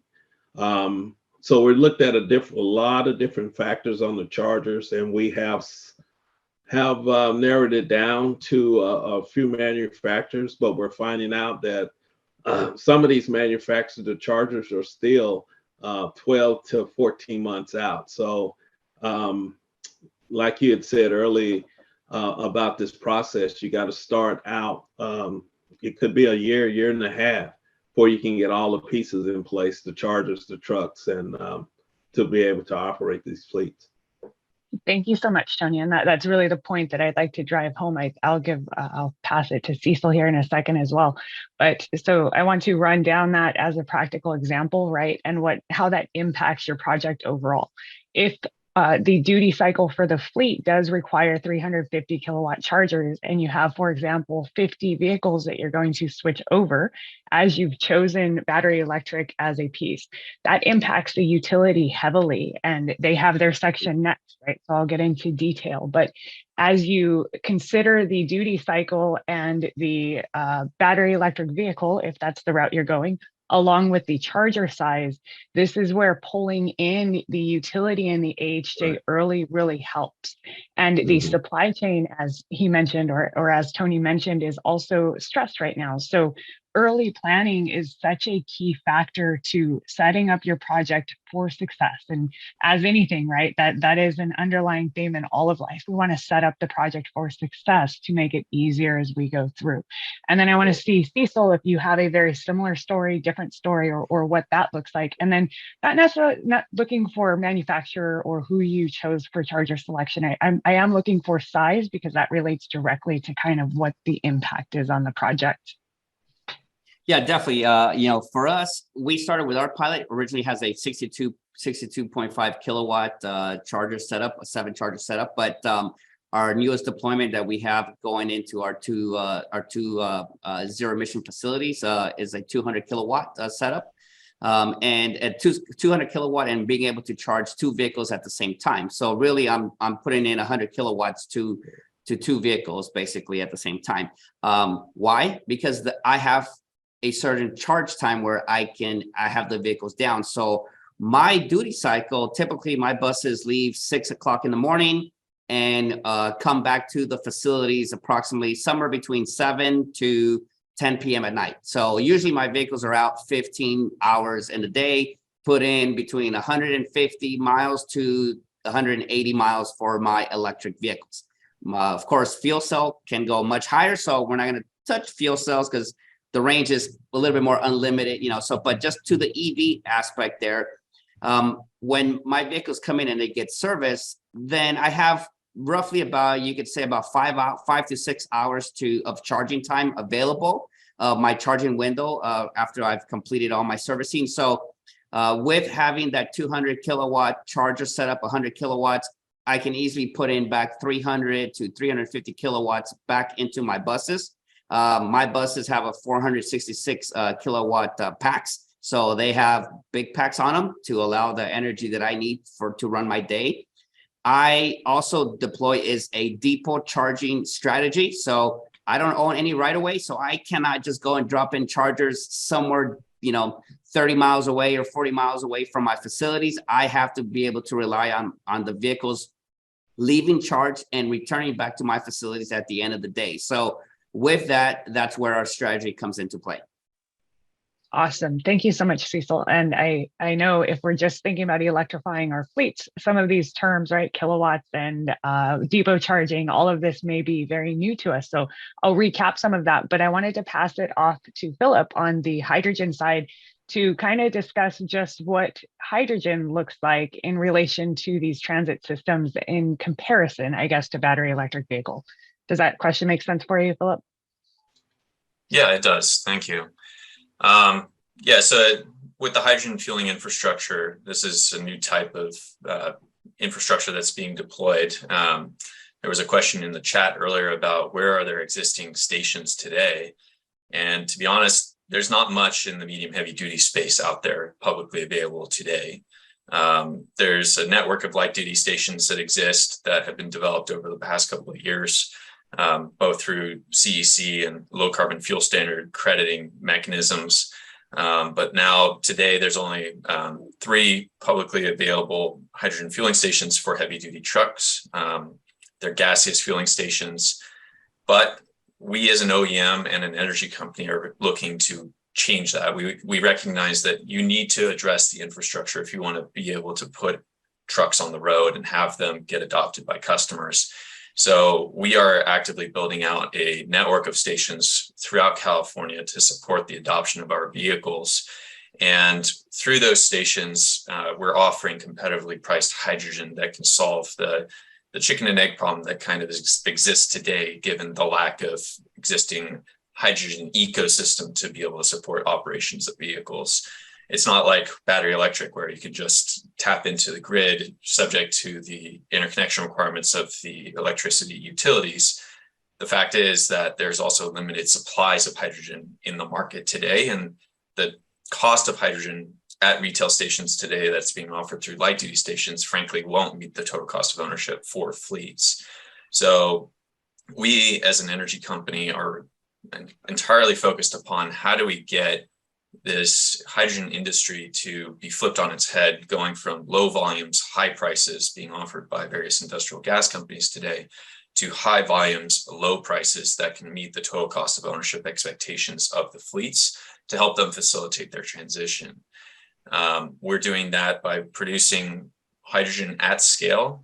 We've publicly announced that we're pursuing a hydrogen production hub in Arizona, and we will be liquefying that hydrogen for transportation into California and have it dispensed through our station network and leverage various incentives throughout that value chain, from production tax credits offered by the federal government, low carbon fuel standard credits offered by the state, and infrastructure incentives as well that help us pass those savings on to our customers so that we can hit the total cost of ownership targets required on the fuel cost and have it at today's diesel prices be cheaper than the cost of diesel. That is a far cry from where the prices are today. Light duty stations have been $12.50 to $16.50 per kilogram. So each kilogram is roughly equivalent to a gallon of diesel and energy content. And those prices have only gone up since geopolitical events with Russia's invasion of Ukraine. Despite that, because of our energy focus, we are able to offer prices that are comparable to diesel today. And as far as the actual infrastructure required, we are focused on ensuring that we have a seamless transition from a diesel fueling experience with our hydrogen fueling infrastructure that we're deploying, with the expectation that we'll be able to fuel trucks in 20 minutes or less. I mentioned that, and if I can share the screen here, I'll show kind of what a public station would look like. So this is an example of a public station that we might deploy. For example, we've publicly announced 3 stations that we're pursuing, one of which we're developing with Travel Centers of America in Ontario, California. The other 2 are located in Colton and in Carson, so close to the Port of Long Beach, which we're developing as greenfield sites ourselves. With this station design, you have to account for a buffer zone around the hydrogen fueling equipment, as hydrogen is a odorless, colorless, flammable gas, similar in many ways to CNG, but with this being a smaller molecule, there's additional and have greater flammability. Safety is a paramount issue, and so you have to have buffer space around the stations or put in place protective walls.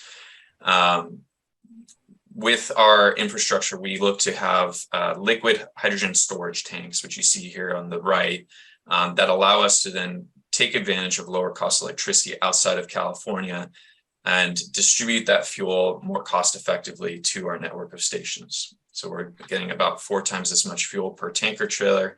And we also have much more efficient operations at the stations, consuming about 1/6 of the energy demand at these facilities, because we don't have to have a lot of compressors and chillers to be able to get the gas up to the high pressures required to get the maximum range of 500 miles on board our trucks. Our trucks take 700 bar fuel. And so that is that is kind of the standard now for a lot of light duty stations, but it requires significant compression, which equates to a lot of electricity demand required at these stations. With going with a liquid solution, we're much more energy efficient and able to leverage the fact that you can operate a pump, which is more efficient, as well as capture the heat loss from that exchange from liquid to gaseous state, so that you can pre-chill the fuel going onto the trucks. So I recognize this may all sound complicated. The point is ultimately these stations are going to help reduce the cost of the fuel onto the trucks while enabling back-to-back fills that are going to be comparable to diesel fueling times at these stations that we're building out, and therefore offer a very similar experience to what you would get at a diesel truck stop. Because this technology is new and because of like the scale required, we see a lot of the applications for this being at public stations to begin with, and then looking to transition over time, particularly as fleets start adopting more vehicles, to creating more behind the fence opportunities for fueling. When you look at behind the fence solutions, it'll come down to what is the duty cycle of the fleet. Do they need to turn around those trucks for slip seating them so that they're operating basically around the clock? If so, you're going to have a similar solution to what we're showing here. But if the trucks just need to go long miles throughout the course of the day or have unpredictability, but still are domiciled overnight at the station, in those situations, you can look at slow fill applications with examples already existing in the CNG space, where it's probably going to be a more cost-effective station with lower CapEx requirements and lower OpEx costs for the power required for the station, and able to get the fuel on board the trucks. And in the interim, as we build out the stations, we also have mobile fueling solutions that can be deployed for demos and to be able to serve as backup for stations if there's power outages or equipment downtime, as well as for initial behind the fence solutions. Thank you, Philip. And I want to point over to a question that's in the chat regarding delivering and storing as liquid on-site, but to be converted to gaseous. Did I get that right? So I want to just make sure you have an opportunity to answer that before we. Yes, that's correct. So we do liquid distribution and storage on site, and then we go through a phase change as we pressurize the hydrogen for dispensing onto the trucks. And so we have high pressure gaseous storage on site that facilitates rapid onboarding of that fuel onto the vehicles. But it does give us the advantage in that as we look at the future technology for fuel cell trucks, it would allow us to support liquid onboard the trucks in liquid tanks that can facilitate much longer ranges with future technology expected for those vehicles. Awesome. Thank you, Philip. And if we could tie this back to the infrastructure slide, that would be awesome. Otherwise, we can pull it back in and just kind of discuss it, right? So again, a major theme around infrastructure in general is that package deal. Once we start thinking about electrifying and moving to EV, we want to start thinking about infrastructure, right?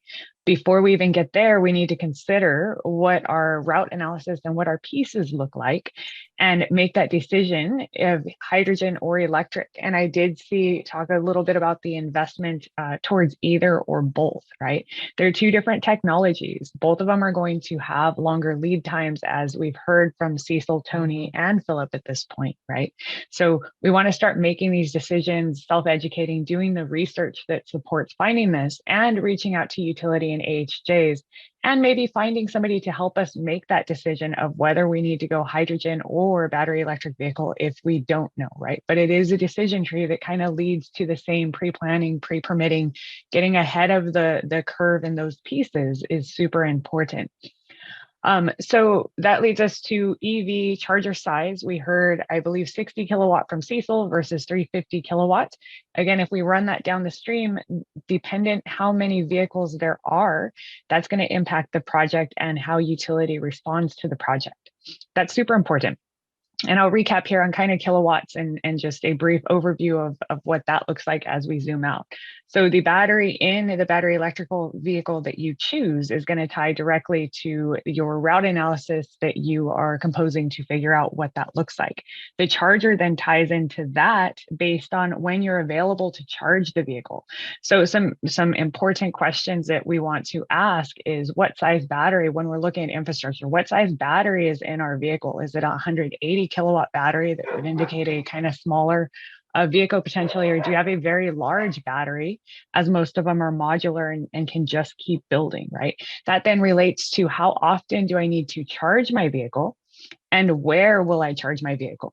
And then we can start pulling in all these other components for battery electric specifically to help us with that project. Hydrogen gets a lot more in depth around site location, right? Safety, some of the things that Philip touched on. And those are really important as well. So I'm going to move to the next slide here. The next slide is going to focus largely on that battery electric vehicle component and things that we often forget, like tips and stuff like that. And I want to make sure we don't lose sight of these because, again, setting up your project for success is super helpful later on. So specific to, and I have a hydrogen slide next where I'll go back into Philip, but if we're looking at battery electric vehicles and charger selection and accessories that go with those, we have some items that we want to consider, right? Cable management. Cable management is important for two aspects. One is that you have a cable, typically around 25 feet. We want to take into consideration the vehicle size if we're considering cable management systems within battery electric vehicles to plug into. That is, where is the port on the vehicle? And how long is the cable relative to where the charger is located? These are all small things that, again, thinking early on can help set that project up for success.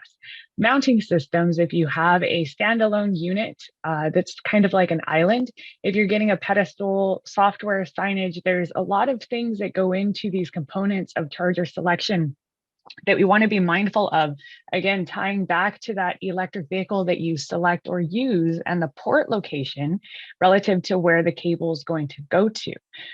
And then we have some other things, newer technologies, just like the hydrogen side. This is a developing landscape across the way, right? We have wireless charging that's becoming more prevalent.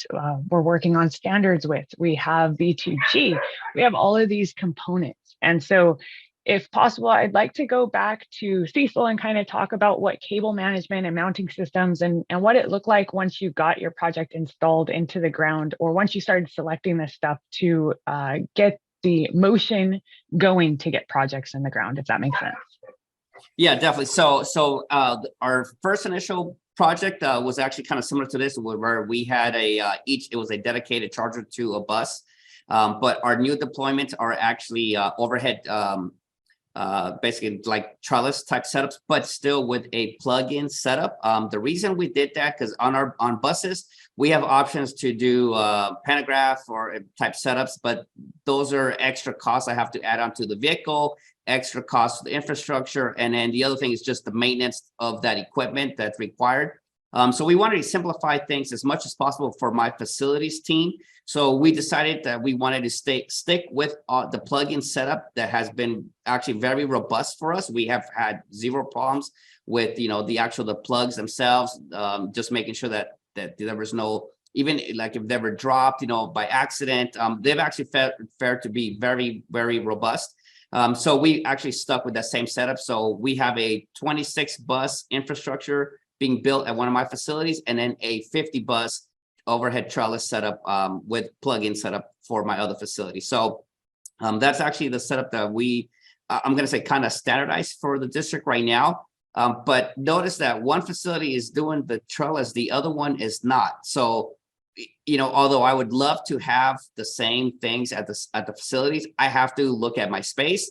I have to look at the fleet, the vehicles that are running, and kind of work around what's available in order to do that. But they're all going to run. They're running the same. They're going to run the same chargers, just a different layout of how I'm going to charge the vehicles.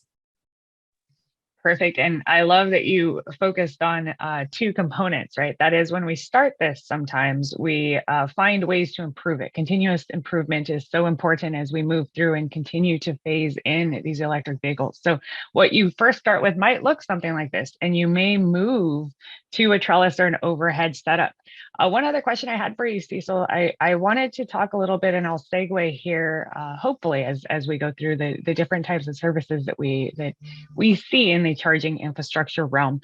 But I will ask this question: Who do you own your infrastructure? Did you put it in, or did you work directly with an electrical contractor? How did the project site go? What did that look like? So for the district here, we have a capital projects team. So it's all built or controlled by the district. And then we just put the RFP out to have the contractor actually take care of what the district has spec'd out. And, we have 2 hydrogen stations and 1 electric BEB setup, and expanding to basically 2 full, to have hydrogen and electric at both facilities at my sites right now. So that's our current expansion here that's actually underway right now here for 2023 when it comes to both those. But we are doing also hydrogen expansion at my 2 facilities. So that's one of the things. I'm lucky enough, I guess, in a way, lucky or unlucky, whichever way you want to look at it, to have both technologies, expanding on both technologies as we're doing. So yes, it is a challenge, but can be done. Can you compare the 2 technologies as it relates to getting the infrastructure in the ground? So for us, I think it's important just for the group here.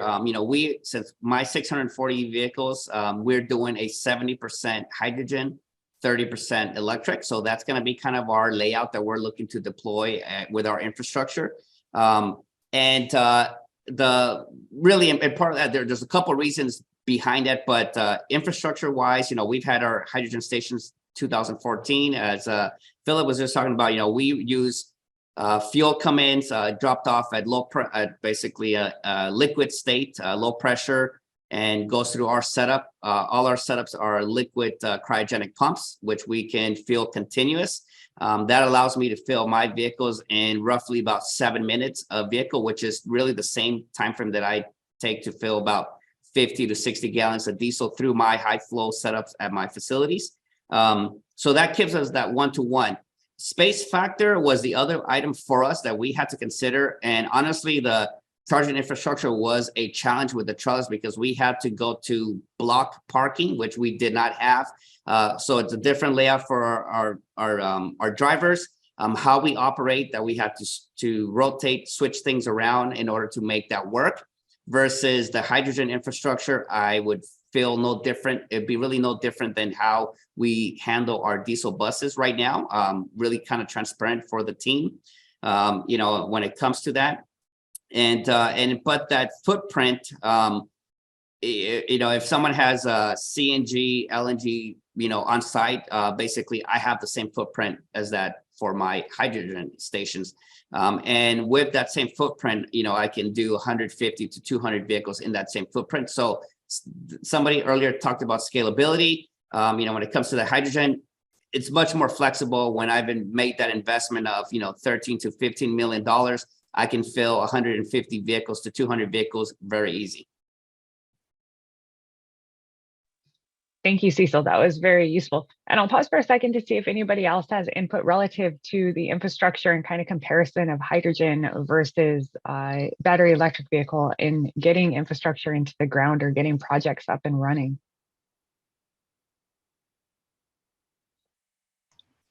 Salim? Hey, Tess, this is Tony Williamson. We do have a project where we're going to be doing induction charging, where we'll have 2 trucks, battery electric, that will test for a period of 1 year of induction charging. And we are very interested in that technology because, what you have on the screen, the cable management, mounting systems, this is all important because when we first started with the battery electric trucks, we didn't know any of this. We had chargers come in with the 8-foot cables, and we couldn't charge the truck. So this is very important. And another thing we found out is that drivers tend to, at the end of the shift, hop out of the truck and just walk away and not plug in the truck.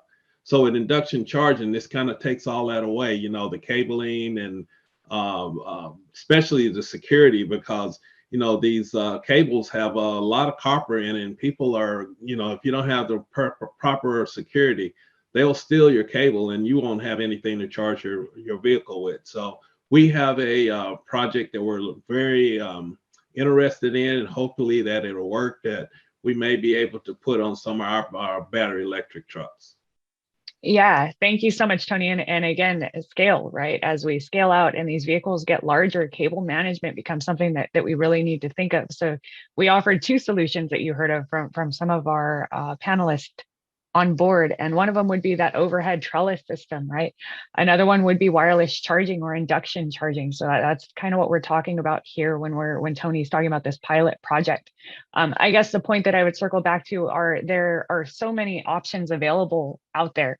That decision tree of deciding which way to go at the start is going to help funnel your project into these different pieces that then pull back to still requiring coordination with utility and your AHJ to make sure the project is set up successfully. So if we go over some of the items or key pieces that we had there with charger selection, right? You have wireless, you have V2G. We have larger ones, right? 350 kilowatt. We have overnight chargers. So all of these come into play with charger selection. Components around the accessories are important to consider relative, again, to the port location on the vehicle. That is, where is this plug going to plug in, right?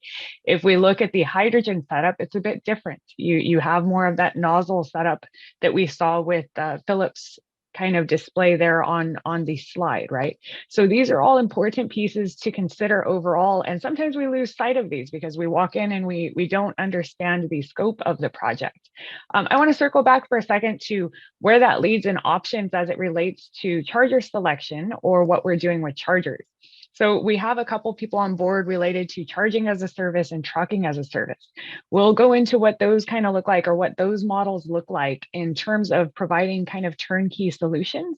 And we also have some areas where we can consider, if we don't travel more than like 100 miles a day, maybe a bump for charging, right? That is sitting and charging for an allotted amount of time to continue on your route as we plug in or identify more infrastructure needs for on-route analysis. So I kind of wanted to pause for a second and talk a little bit about charging as a service and trucking as a service. I have notes here that Salim has trucking as a service, and you also had your hand up. So I don't know if this is a good opportunity for you to kind of talk about what that solution might look like for some of these scenarios.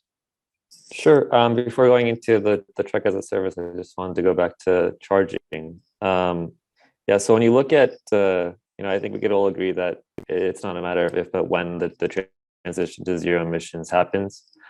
California is obviously committed, as well as a lot of other states that are starting to adopt. But when you look at the early adopters of the zero emissions technology, it was most of the larger players that were adding depot chargers at their facilities and doing, tests with vehicles that are sort of outside of the typical diesel operations. But as we scale, we can't, assume that everybody is going to start adding depot charging. One, it's not economical. Two, utilities don't have enough power. Three, most of the industry is actually run by owner operators, which is much smaller and can't really afford that or don't have the facilities to do that. So that's why public charging infrastructure needs to exist. When looking at public charging infrastructure and what goes into it, there's a lot that goes into site criteria and how everything works. For one, the typical passenger vehicle layout doesn't always work in trucks, right? The trucks are much larger, they have a bigger turning radius. So, just the design of the stations is a little different from what a passenger vehicle looks like. Two is the charge times and the technology that we have. in most cases, 2 to 3 hours to charge isn't really acceptable for diesel operators, right? I mean, for them, time is money, and they can't really afford to just sit there idle and wait 2 to 3 hours for a truck to charge. And that's why, we're looking very closely at MCS, which is megawatt charging technology. So our public charging will all start with, CCS, which is the current technology at 360 kilowatts. And as the technology develops, we will add MCS, which would allows us to reduce the charge time down to 30 to 45 minutes, which in most cases starts becoming more acceptable. And then another thing that goes into site criteria is the location. So we're looking at, areas that are close to the end customers, off of major trucking corridors, has available power, and if not, adding solar or battery storage. So our Bakersfield facility is a site that is about 115 acres, which about 100 acres is going to be all solar. Once that site is up and running in its full stage, that has the ability to charge 200 trucks per day. And that was sized based off of a typical truck stop. So we looked at a typical truck stop, how many trucks come in and out, and converted that into energy dispensed and scaled Bakersfield to allow for that. So that's in Bakersfield. And in some cases where we have excess energy, we may even add hydrogen. That doesn't mean we're going to install it ourselves, but if somebody wants to come in and co-locate our facility, they can do so by getting energy from us at a lower cost. So when you look at the hydrogen component of it, there's a lot that goes in, right? So a big part of it is led by how is hydrogen made. Traditionally today, hydrogen is made by steam methane reforming, which is the most cost effective, but it's not always the cleanest. The cleanest is through electrolysis, which is very energy intensive. So you still need energy, you still need the utilities to come and put in power to create green hydrogen. So you still run into those same issues as you have with a electric truck charging station, if you were to do it with green hydrogen. Now to go to the truck as a service side, we know that we wanted to remove all the unknowns of the charging. So we wanted to create a bundled solution that gives the truck with the vehicle, the maintenance, insurance, and the charging, and removes the unknowns. So we started looking at all of the OEMs and doing tests, and came up with a solution where we can come in and start looking at all these routes, where we're having all our depots, and working closely with transporters to identify, to prove that the electric trucks becomes viable. So as an example, we've got depots in Long Beach and in San Bernardino, which is about 75 miles away.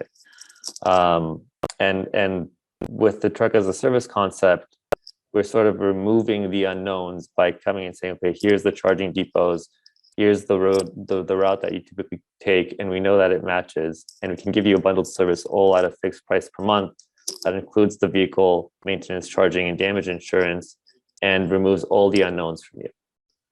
In order to do that, we have to offer some level of commitment. So we started looking at all of the OEMs and are doing tests with them now to really work out all the kinks. Tony, you mentioned on the last panel that one of the trucks went down and it was just a software update. We look at that and say, why was there a software bug to begin with, right? Why did that happen in the first place? I mean, if we scale up to 1,000+ trucks, we can't really afford to call in a call center and say, hey, reboot the truck, or hey, this charging cable has an issue, come change the charging cable. So we're really coming in and understanding what actually caused those problems and how do they resolve them so that it doesn't happen again. We know overall maintenance will be lower on these trucks, but it's just a matter of getting to that point before showing that it actually has that case. Also, the trucks are expensive. So in order to justify the cost, we need to have more miles driven on those vehicles. Through truck as a service, we can identify the routes that work so that we can match it with routes that bring down that total cost of ownership. But in most cases, when you look at the owner operators, it's not just about TCO to them. In most cases, owner operators don't even have an accurate TCO calculation, right? At the end of the day to them, they just want to make sure that their balance sheet is going up, that they're cash flow positive and not in the red. So having an expensive truck, isn't always enough if you come in and just give them truck as a service. So we work very closely with the end customers to make sure that we can give them the right solution that fits their needs. Thank you so much, Celine. I appreciate that input. And as you can see, so as we're looking at charger selection as it relates to battery electric vehicles, we have different solutions set for us even within that category. So again, in the decision tree, another question that we need to ask ourselves is who wants to own the project? Who wants to own the infrastructure? If we have the resources available internally within the fleet to manage this out, then that's one option, right? If we don't, there are places that allow for turnkey solutions to become a play, right? And then we have to weigh out what the difference is and what the impact is to the project and obviously the cost. With that, I wanted to pause for a second and see if our panelists wanted to offer any insight into the charging as a service model as it relates similar or a little bit different to the trucking as a service model. So I'll pause for a second there.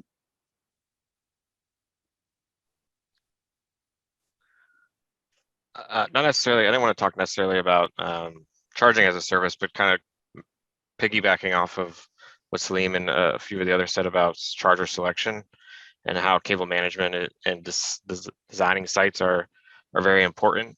I think, Tessa, you mentioned that, ideal might be 25 feet, but whenever you start going up into higher kilowatt outputs, especially 150, 350, we found in working with our hardware manufacturers and really our liquid cooled cabled manufacturer who were the first to deploy this nationwide, found out that actually 18 feet is the longest you can go for continuous high power charging. So, charging a light duty vehicle for 20 minutes at 150 kilowatts is not the same as charging a Class 8 truck for 3 hours at that level. And so the longer you make the cable, the more issues you're going to have whenever for continuous charging. And if you actually look at the MCS standards, they're recommending that the cable be even shorter, about half of that at 9 feet. And so site design is going to be very important.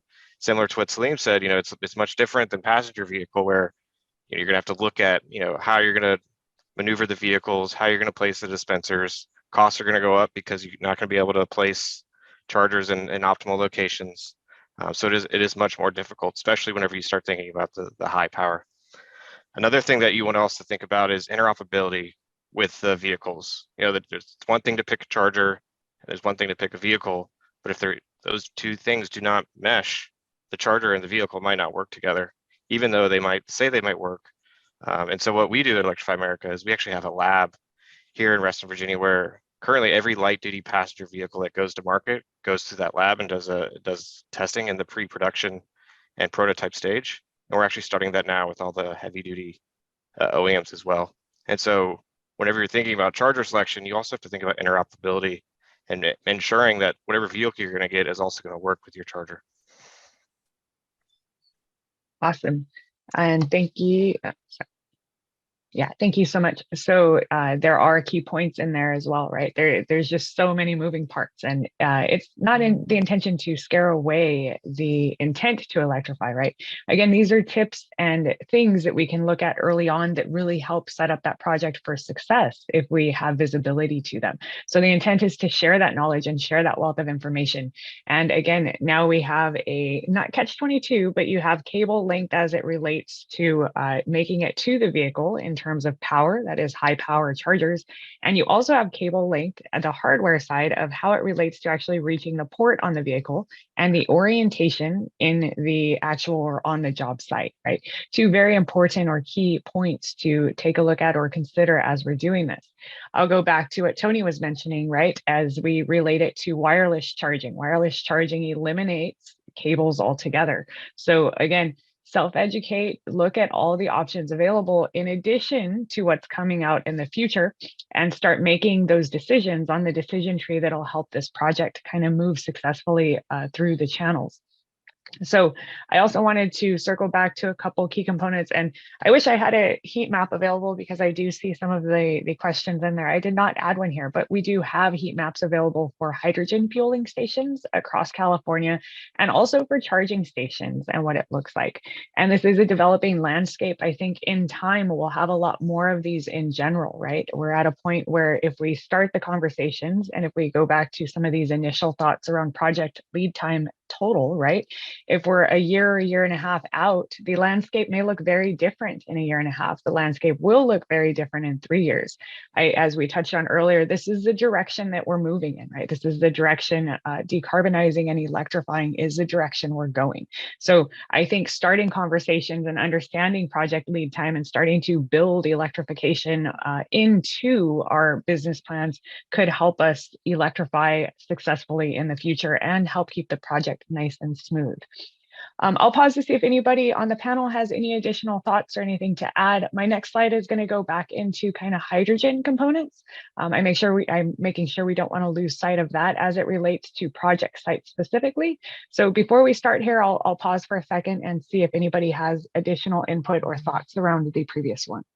Tessie, I just want to comment and just make sure for the team and everyone out there that they keep this in mind. So there's a lot of chargers out there, 200, 350 kilowatts, a lot of large capacity.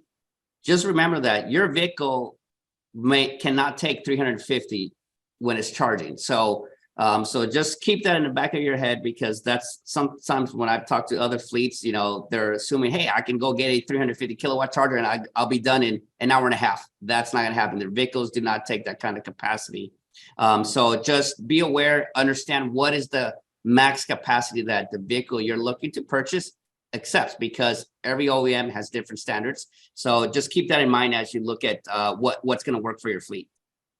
Yeah, thank you, Cecil. And that is a really important thought. So again, a lot of pieces, right? And when we start looking at what electric vehicle do we want, that's a good time to start considering what charger selection we want and how those two tie together and how they tie into existing building management systems if you have them available, and how they charge your vehicle. So again, how often do I need to charge is a very important question that's based on the route analysis piece, and then picking a charger selection from there. If initially we can keep the project size down, that is if we keep or if we purchase lower chargers, 50, 60 kilowatt, as Cecil touched on, and maybe we have 2 or 3 vehicles, you're almost guaranteed success through utility without a ton of bottlenecks, I would call it. And again, I won't steal any of the utility stuff, but starting to talk to them early and understanding what our charge need is. That is, can we charge overnight? Or do we need to actually charge en route at public stations? All of these things play into what the vehicle looks like and the success of the transition. So with that, I'll pause one more time. Any additional thoughts from the team here? Awesome. So if we could go to the next slide, we'll move into kind of hydrogen sites specifically and what hydrogen site projects look like. So I have the opportunity to interview often some of the fire marshals and AHJs as they relate to these projects getting into the ground. So I'll zoom out a bit and I'll take a look at the project site as a whole and some of the tips and pieces that can keep this project moving successfully from the start again. And some of the things we want to consider initially are that location. So location is super important when we're looking at hydrogen. I'll pause for a second and see if Philip has anything he wants to add to that, just because I know he works largely with the hydrogen pieces. Yeah, I mean, I would say that you got to think about what's the flow going to be of the vehicles coming through the property, as Cecil touched upon, as it relates to his bus fleet, and how do you make it so that you're enabling as efficient of a passageway for the vehicles as possible, while still being able to place the infrastructure in a location that has sufficient room around it. Liquid storage, for example, you need a 75-foot radius buffer around the storage tanks in order to be away from any kind of HVAC or other sources of potential ignition, as an example. So those are really important parts. The other aspects are going to be how are you situating the equipment that you're putting in place? These could basically be the size of a container unit, for example, being deployed at the site in addition to, call it a 60-foot tall tower storing, call it 4,000 kilograms of hydrogen at the facility. So you have the layout of the equipment, which may impact on-site parking that you would otherwise be taking up if you're doing a behind the fence station, for example. For us, as we look at public stations, we really are focused on developing infrastructure at locations where they're going to minimize out of route miles and have easy access from the freeways, as well as being able to support as efficient operations for the vehicles in terms of ingress and egress, minimizing potential impacts to traffic congestion and so forth. Awesome. Thank you, Philip. And again, so that goes back to location, right? And square footage, fortunately or unfortunately, right? Because we need to have those distances per regulation that come into play. That also affects orientation. So square footage and orientation is super important. Zoning and pre-submittal. Again, we go back to the running theme that we need to start talking to our authorities having jurisdiction and utilities very early on to get buy-in on these projects, to get movement on these projects. A couple other things I want to highlight here that may bottleneck or affect the project is open compliance violations. So that is something that could slow down how quickly the project moves or how efficiently and effectively it gets to ground. So again, let's highlight those pieces again. We have location. We want to consider square footage and orientation, as Philip touched on. We also want to take a look at zoning and pre-submittal. These are very important pieces to get buy-in early to ensure the success of the project or to understand what modifications need to be made early on to have minimal impact to the actual project. This is especially important in hydrogen. So if I were to zoom out and compare the two, charger orientation is important in relation to if you have a cable that needs to reach the port and how those vehicles will be oriented. If we talk about orientation for hydrogen projects, you have that in addition to safety components and spacing requirements that need to happen. So similar concept, right? And your answer to both of those pieces that need to come into a solution come from your authority having jurisdiction. That is your fire marshals, your building permits, all of these places to get that pre-submittal in early and have these conversations early on. Second piece I want to talk about is alternate means and methods. If you're having anything that's going to be different than what's in standard or regulation or code for NFPA and all of these pieces, we then need to submit alternate means and methods. This, in theory, will delay the project just by nature. If we can't streamline it to be oriented in a way that meets regulation, if we can't do it by the book, or we need to put in these alternate means and methods to meet standard or codes, then we by nature will delay the project. And again, we circle back to the same solution. Early interaction with your AHJ for permitting and early interaction with fire marshals to ask questions. We interact as a team at CalSTART and Energize very often with all of local utilities, SCE, PGE, fire marshals, cities. They are very willing to help and educate and lend a hand. They just need information to help guide the project, if that makes sense. So reaching out early on, there are a lot of standardized forms at this point for best practices that can be pulled up. That is best practices for hydrogen projects, best practices for charging, best practices for permitting, right? You can pull all of these items up and self-educate and follow these forms as you reach out for content from these pieces that are super important. And I wanted to pause there. Philip or Cecil, I'm not sure if you guys have any direct interaction with alternate means and methods or what that looks like, but I wanted to see if you guys did to share any experience pieces on that. So I think the only item that I would want to add is just public engagement. I know you kind of hit a little bit with, some of the helps and assistance that can be done, but I just want to show the scenario for one of my facilities where I have hydrogen. One of my bus yards located in downtown Emeryville. Our next door neighbor is Pixar Animation. So when hydrogen when we were gonna put hydrogen in there, you can imagine, a really beautiful neighbor that we have with state-of-the-art stuff. And here we're gonna put hydrogen. There was a lot of questions, a lot of issues that came up. So public engagement with your surroundings, your neighbors is a huge item that came into play, and making sure that everyone has good communication, understand the facts of actually what you're doing. Because as I do electrification, no one bats an eye. But as soon as there's something coming in that says hydrogen, people come out from everywhere to complain about what we're doing. So just keep that in mind. I think that that's a big item for us that we saw and learned. And then just with our, one of the items with our infrastructure projects that we learned to actually deploy them faster is actually our the local fire marshal was part of the committee team that streamlined the process, helped things move things really fast. Yeah, I think that's all really good advice. As far as the community engagement, we look to follow the Justice 40 guidelines to ensure that we're doing proper engagement with local communities, with the local schools, the governments. We look to engage the fire marshals really early on, as they're some of the key stakeholders in this process, and want to ensure that they understand the safety around how to mitigate any kind of event associated with hydrogen. So I'll just echo everything that Cecil said there.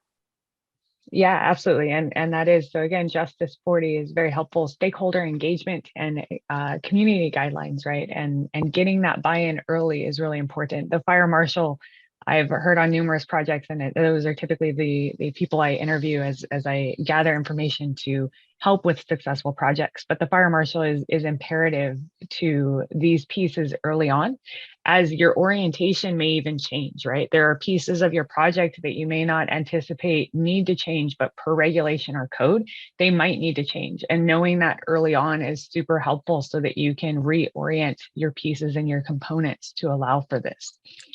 One additional one that I'll quickly throw in there too is if you're close to an airport, there's a lot of hydrogen stations in proximity or in the flight paths for airports, but this is something new for a lot of airports, and they try to get FAA involved, which can be quite a process, and we've had projects die on account of that. So that's an area where early engagement and education is really impactful and account for longer timelines to get the appropriate permits, particularly if you're in a flight path.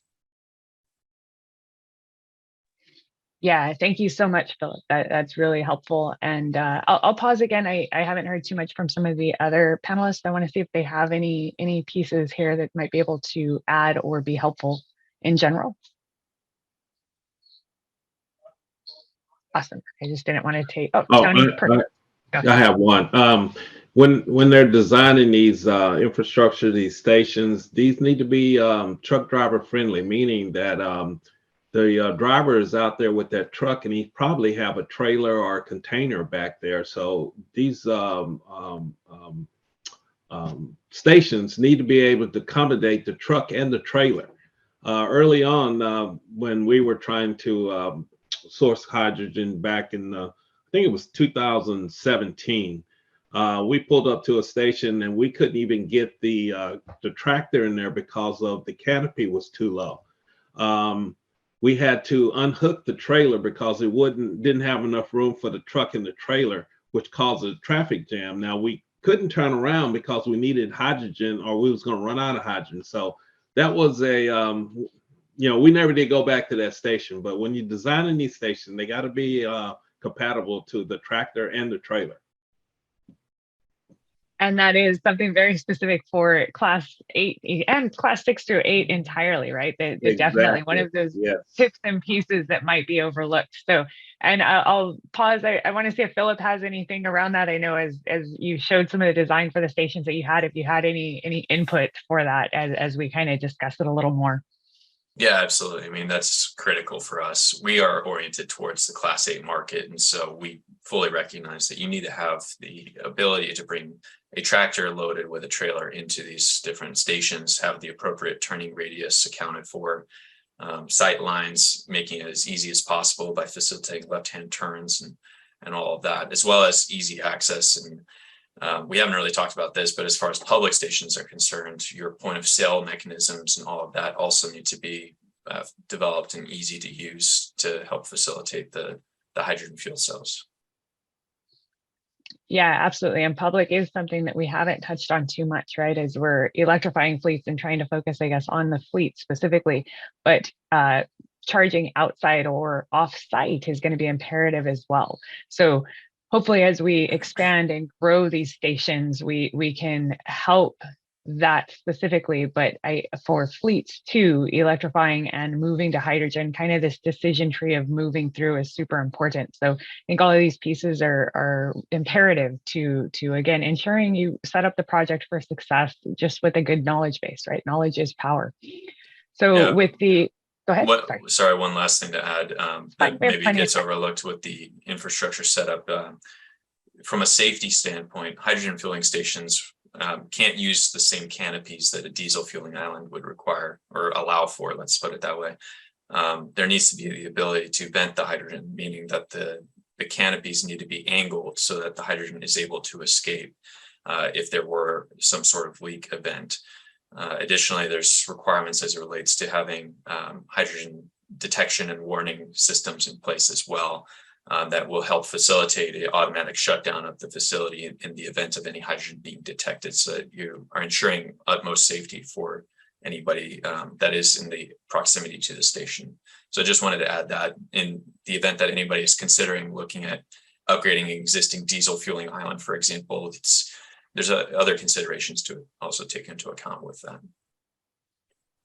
And that touches back to safety, right? And I don't have the safety plan on here. That is super important as well. I think initial contact with the authorities having jurisdiction can help guide that. Safety plans, again, a very developing landscape as we build out, and these pieces and safety components are super important. And we want to start talking about them early. So thank you, Philip. That is really helpful information to have on board. Those permitting and pre-submittal stages, right? Again, super important. And this is a running theme for all infrastructure projects, whether you're going battery electric vehicle or you're going with the hydrogen fueling station. So each one on the decision tree has its set of differences or variables that need to be considered.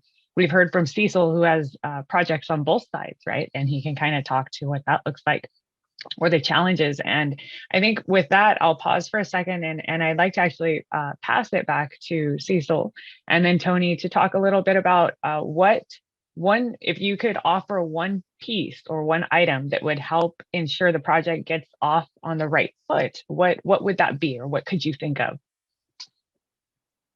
And Cecil, yeah, I'll start with you. All right, I'll go first. Okay, so so the first part that I'm going to say is something that we learned is just make sure that you understand. Like for us, we use a lot of sometimes grant money when we're doing some of our projects. Is make sure you understand the full scope of what you're doing and the timing with your, at least in this case, was the team, capital projects and maintenance and what we're deploying, because I'm going to say we're ambitious, deploying multiple projects at the same time. We didn't realize the timing of the projects had to be completed within a certain time frame, which caused some delays in the projects because we had to go back and start the other projects at the same time. Meaning that, at least in our grant funding that we had, we could not, the projects needed to be completed within a certain time frame. The way the grant was running, it was considered one project where we looked at it as two projects. So we quickly learned that we had a problem that we had to go back and fix quickly. At the end, that ended up delaying the project probably about 9 to 10 months, then running into delays with switch gears not available. Almost 52 weeks to get a switch gear. So really put a hinder on some of the things, but there are key items there. Those are, and I say those are things that are sort of in our control when we shoot ourselves in the foot, right? We didn't look at something, the detail, didn't talk to the other team members and make sure we all understood everything that was encompassing in the project versus things out of our control. I cannot change PG&E. I cannot change other items that I run into, but when we shoot ourselves in the foot, that really gets to me because those are things that we should have paid a little bit, maybe a little closer attention to, because I will say is you are going to run into those PG&E problems or whoever your service provider is. You're going to run into them. So have a plan B. I'm going to say that our plan B is we have portable deployment for chargers. So we're deploying some small charging setups so that I can just charge buses since we have delays in our infrastructure and I have buses arriving. So I got to figure out a way to charge that fleet and I can't wait another year. So have that plan B just in case you need it, but most likely you'll probably need it. So that's my thought. Thank you, Cecil. And yeah, so again, I'll circle back and recap a couple points that I think I heard there. One of them is plan for delays, right? Again, we're developing landscape. Those delays are going to happen, whether they're outside variables that might not be in your control or cohesion, right? Making sure you have cohesion among your team and among all the groups that are going to be impacted by this project early on, so that you can identify those champions and really set out a structure that, again, sets up the project for success. And then a couple of the other components that he touched on, I think, are really important. Just because there is a challenge doesn't mean there's no solution, right? Right. We have a lot of panelists on board right now that can help with those solutions and those pieces, which is why they're here sharing the knowledge with you. But just because we run into a challenge, we have microgrids that can help offset some of the demand on capacity challenges with utility. Mobile, right? You heard from Amply, I think earlier, some of the mobile charging pieces. So there's solutions in development as well. When we hear about these challenges, don't just think challenges. It's more plan for the delays so that you understand the scope of your project and the impact to the timelines, and make sure you understand that you may be looking for solutions to help keep your project moving, and you have the resources available to do that. And then Tony, I'd like to pass it to you to see what piece makes the most sense, or what really helps projects get off on the right foot. Well, it's about planning. I mean, you have to plan out at least 2 years for infrastructure, especially battery electric and hydrogen. We've done a mobile hydrogen station on site, and it took me 14 months to get a permit, and they thought it would take anywhere from 2 to 3 months because it was a mobile hydrogen station. But it took 14 months, and that was, it kept pushing the project back and back, and then we had to go back to the grant administrators to extend the project. So Cecil, I understand what you went through, but if you just got a plan, and everybody, all the stakeholders in that on that project, they got to be able to be flexible, because there's things are going to happen. Like Cecil said, you got to have a plan B, A, B, and C. Sometimes you go down to E in order to get back to plan A, but you got to have other paths to get to plan A. Like we're going out for our permanent charging infrastructure. I got 10 battery electric trucks now that I need to charge on a daily basis. So we're going to go to a temporary charging system until I can get my permanent station up and running, and that might take 8 months to a year to get my station up and running. So we are mapping out plans, but you got to have a plan and then a fallback plan just in case plan A doesn't work. Thank you, Tony, and thank you, Cecil. So again, as we're recapping, right, the common themes that we're seeing here is early planning, and don't expect, so we can't walk into Best Buy, order some chargers and walk out, right? It's a little more complex than that. We got to make sure we understand the scope of the project as we're looking at electric vehicles and battery sizes and tying it in as a package deal instead of 2 separate units that need to function separately. So I think those are some of the common themes that we're hearing here. And then again, we're trying to give you tips and ideas that help projects run smoothly. I wanted to see if anyone else, Salim, Ian, and then some of our other people that we haven't heard too much from, what kind of solutions are out there to help with some of these pinch points if you have them available? Yeah, I mean, as everyone mentioned, plan for delays and plan for higher costs, right? I mean, we're seeing that as well on our stations. But to the extent possible, there's items that are in our control and items that are not. On the utility side, that's a little more that's not in our control. But we're staying persistent with them. We've got weekly calls with the utilities and try to push them and see how we can get power there as soon as possible. And then on the equipment side, we've purchased those early, fortunately. So we actually have our EVSE equipment already in a warehouse ready to go. And we're looking at options on how we can get some of those powered up sooner using alternative sources of energy, whether it's battery storage or microgrids or through other means. I think that's very helpful. And again, I can't restate enough how important it is to start talking early, start planning early, right? And understanding that the timeline you plan for may even then be delayed, right? This is a marathon. This isn't necessarily a sprint when we're talking about electrifying vehicles. Phasing it out may also help, right? So phase 1, phase 2, phase 3, as it relates to vehicle delivery and coordinating charger timing and getting put in, leaving open capacity so you can keep building out. All of these things can come into play when we're thinking about how can we electrify our fleet. And I just want to make sure that we don't lose too much sight of it. It can be challenging, but how do we eat an elephant? Well, one bite at a time, right? We just keep going through the pieces until we get to the end of the project and we can say we ran a successful project. And then Ian, I see you're off mute. Do you have some additional input as well? Yeah, I think it is also managing expectations. It's similar. Like we've built over 800 sites, working with 700 different AHJs, 200 different utilities, and each one is different, but they follow a similar process. We've not had one utility move faster than 6 months for a new service. So if you think that you can just do this, as you mentioned, go to Best Buy, buy it and plug it in, it's unless you have the existing power, it's not going to work that way.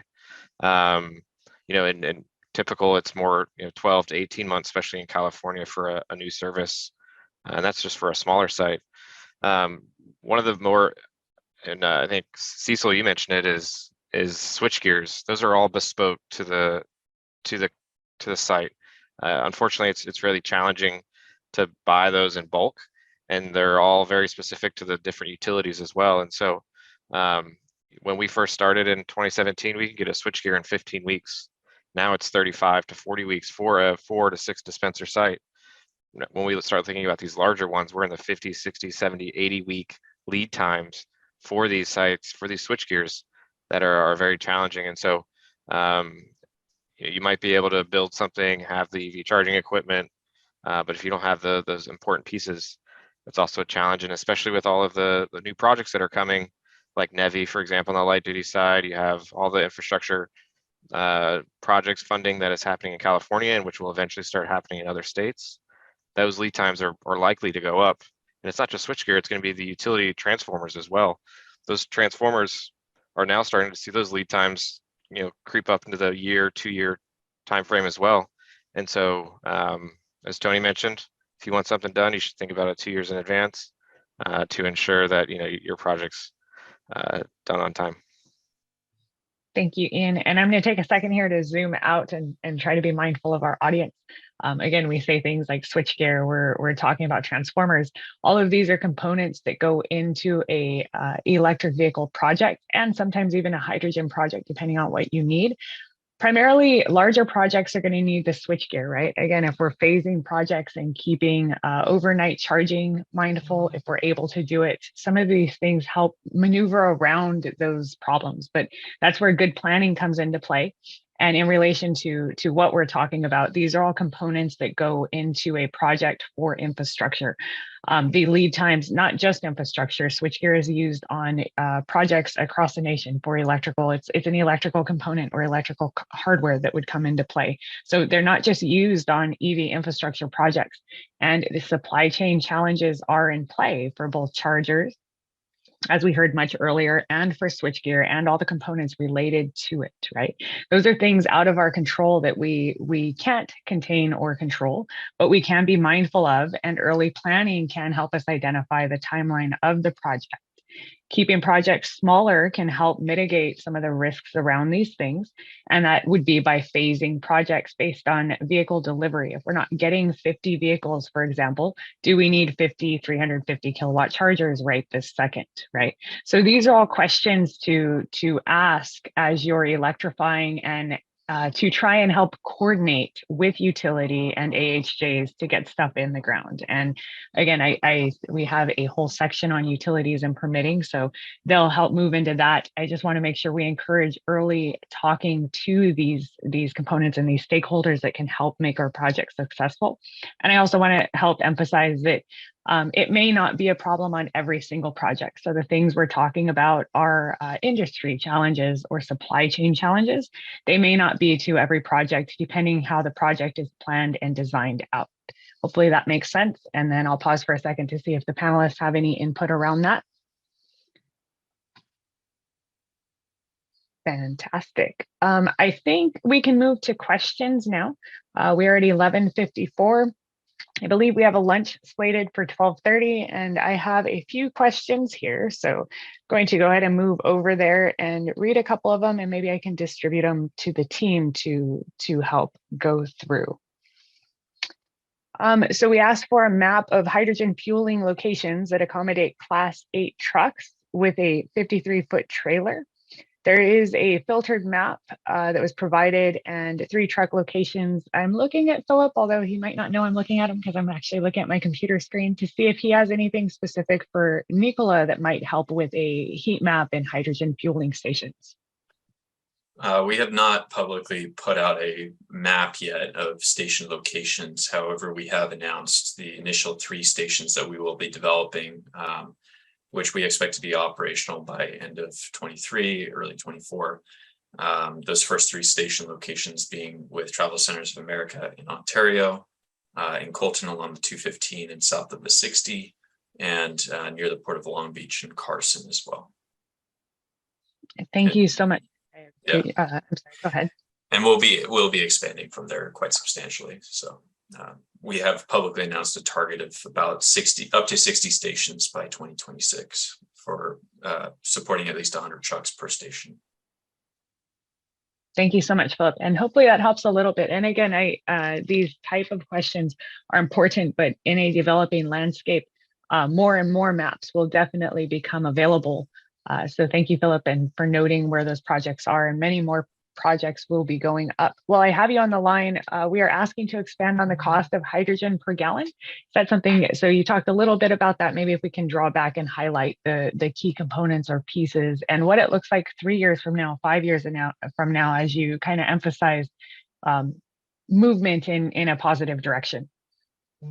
Yeah. So if you look at retail prices today, it's $12.50 to $16.50 at many of the light duty stations, or even the heavy duty stations that are currently available. If you come up and get retail fuel pricing, and some of those prices have increased over $20 a kilogram. So think $20 a gallon.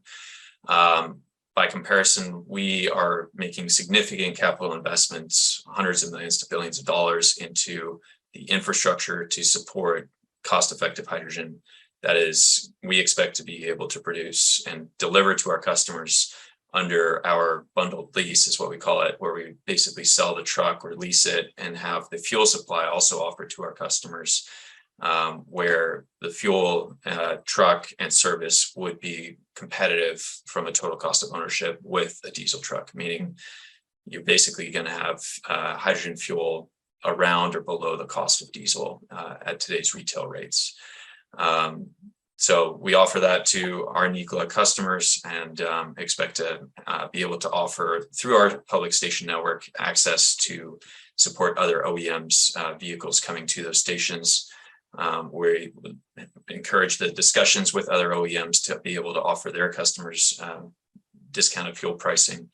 One of the reasons that we have our bundled lease offer is so that we can get assurance of demand for the significant capital investments we have to make on the infrastructure, but that allows us to then be able to offer these substantially lower prices, because we're not having to take as much development risk in the development of these solutions, so that we can ultimately build out that competitive total cost of ownership and help get more zero emission trucks into the market.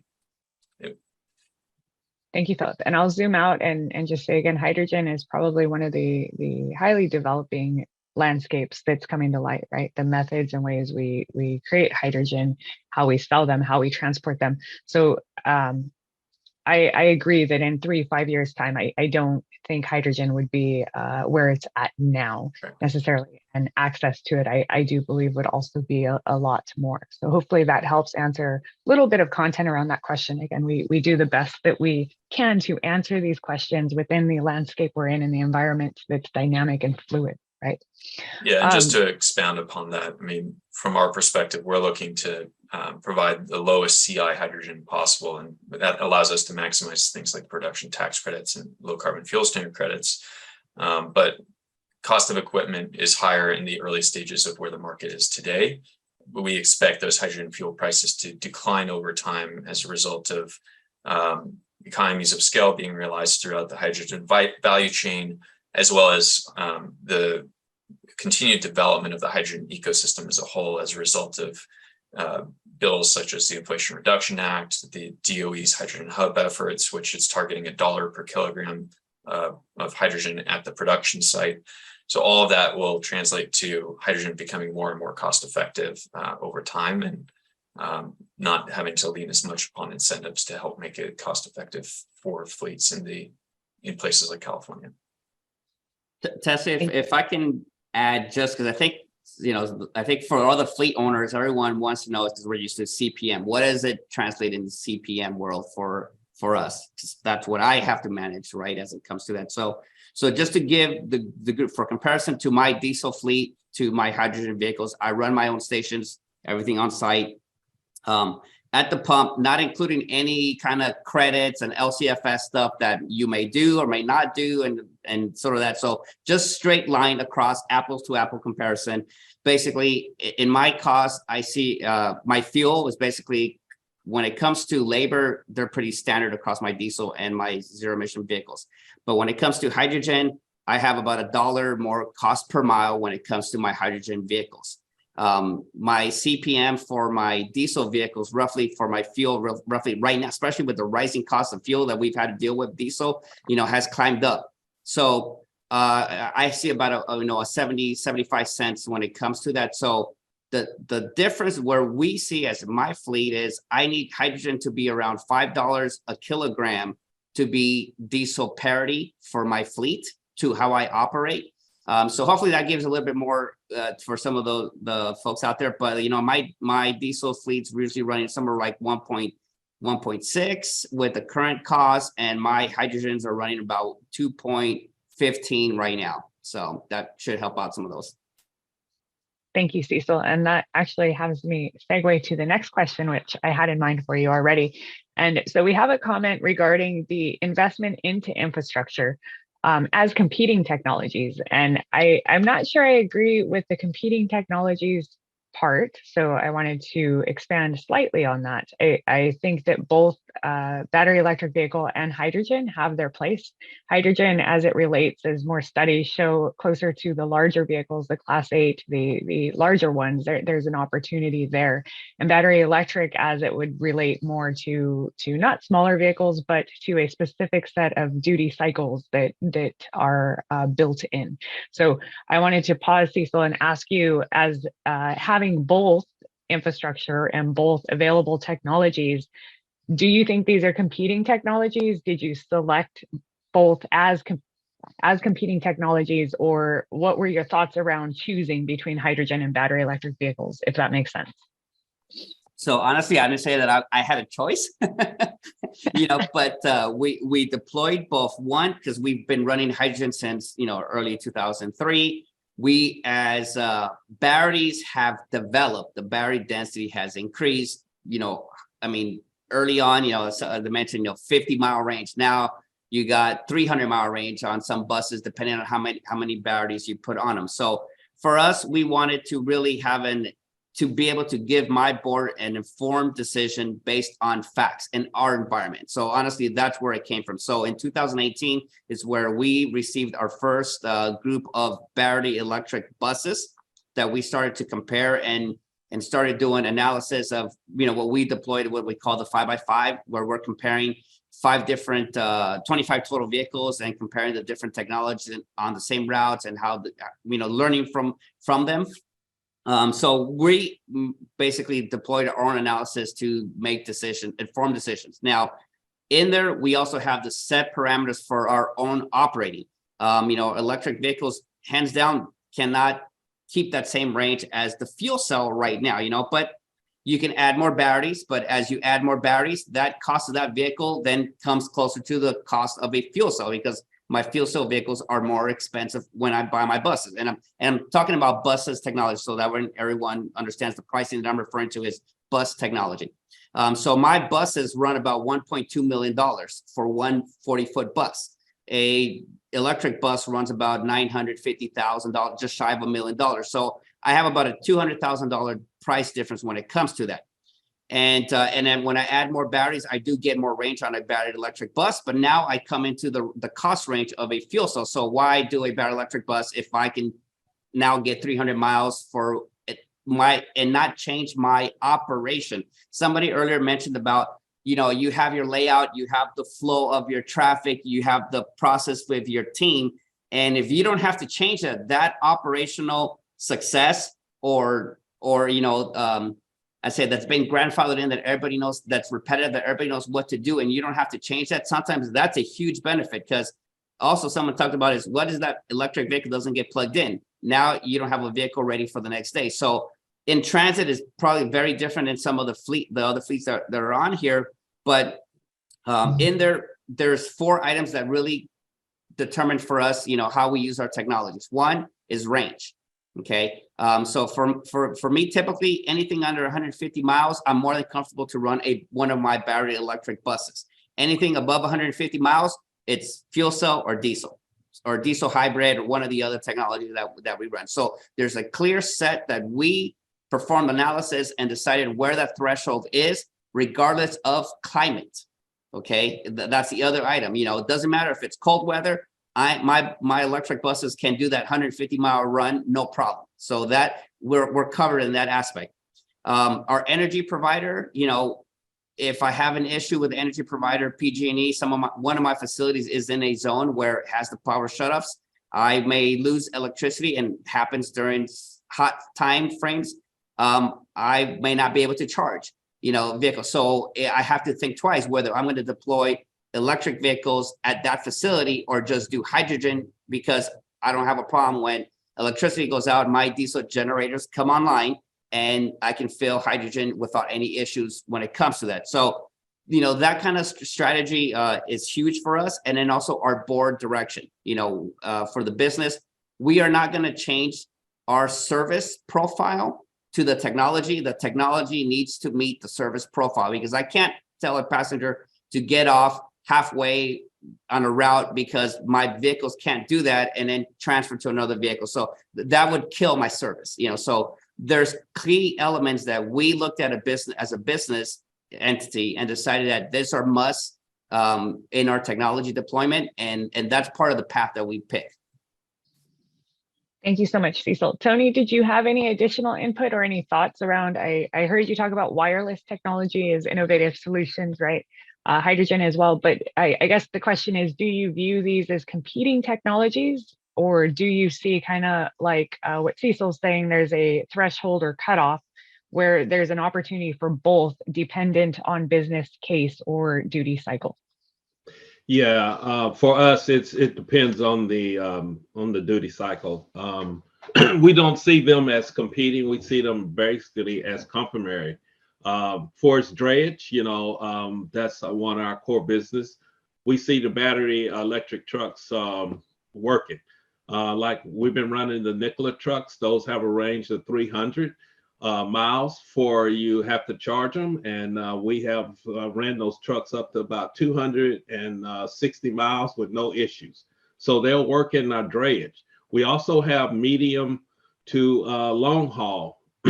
Now, we know that we can't run the battery electric trucks there, but we could run the hydrogen fuel cell as long as we have the infrastructure to fill those trucks. Because like I said earlier, the fuel cell truck will fuel just like a diesel truck, 20, 25 minutes, and that driver can go another 500 miles. So we see these as complementary as opposed to competing technology. Thank you, Tony. I appreciate that. And I just want to emphasize that I don't believe either of these opportunities disappear or fade into nothing, right? There are business cases and there are opportunities for both, right? Figuring out which best fits your duty cycle or business case is the imperative part of that start of the decision tree as we branch into how to set up a project successfully, if that makes sense. And I have another question here. I wanted to pause and see if any of the other panelists have input on that last question before I move on now. Yeah, I'll just say at Nikola, we have both battery electric and fuel cell trucks, and exactly what Tony stated. It's about what's the right duty cycle for each application and what do your operations look like. Battery electric being better for the shorter haul return to base type operations or regular routes. Fuel cell electric having greater flexibility, but a little bit of a higher operating cost associated with it compared to the battery electric trucks. So both have their fit, which is why we see both of those having a place in our product portfolio through the future. Thank you, Philip. Thank you, Tony. And thank you, Cecil. And our next question here is going to be in terms of planning considerations for fleets in rural California that are primarily off-highway vehicles. So in general, project scope, as identified by that kind of guideline that we started initially, applies to all projects. So reaching out to utility and your AHJ is probably a pretty good start to figure out what existing capacity looks like and how that relates to your charger size and your vehicles. The duty cycle that is being referenced here also comes into play, right? So even though it's in a rural area, your capacity may be smaller. We may need to look at solutions more closely around microgrids, solar or battery storage. But in general, the project flow would be the same. And I'll pause there to see if any of the panelists have anything specific to that. I thought I heard some port information or somewhere around there, but Salim, I see you're off of. Yeah, I think one thing just to add on that would be environmental as well. So that plays a big role and can also affect the project timeline, right? So if a project is just dirt and hasn't had any environmental studies done on it, that alone can be almost a year process. And then again, as you mentioned, utilities, start the conversations early, see how much power is available. If there isn't enough power, is a microgrid or battery storage a solution?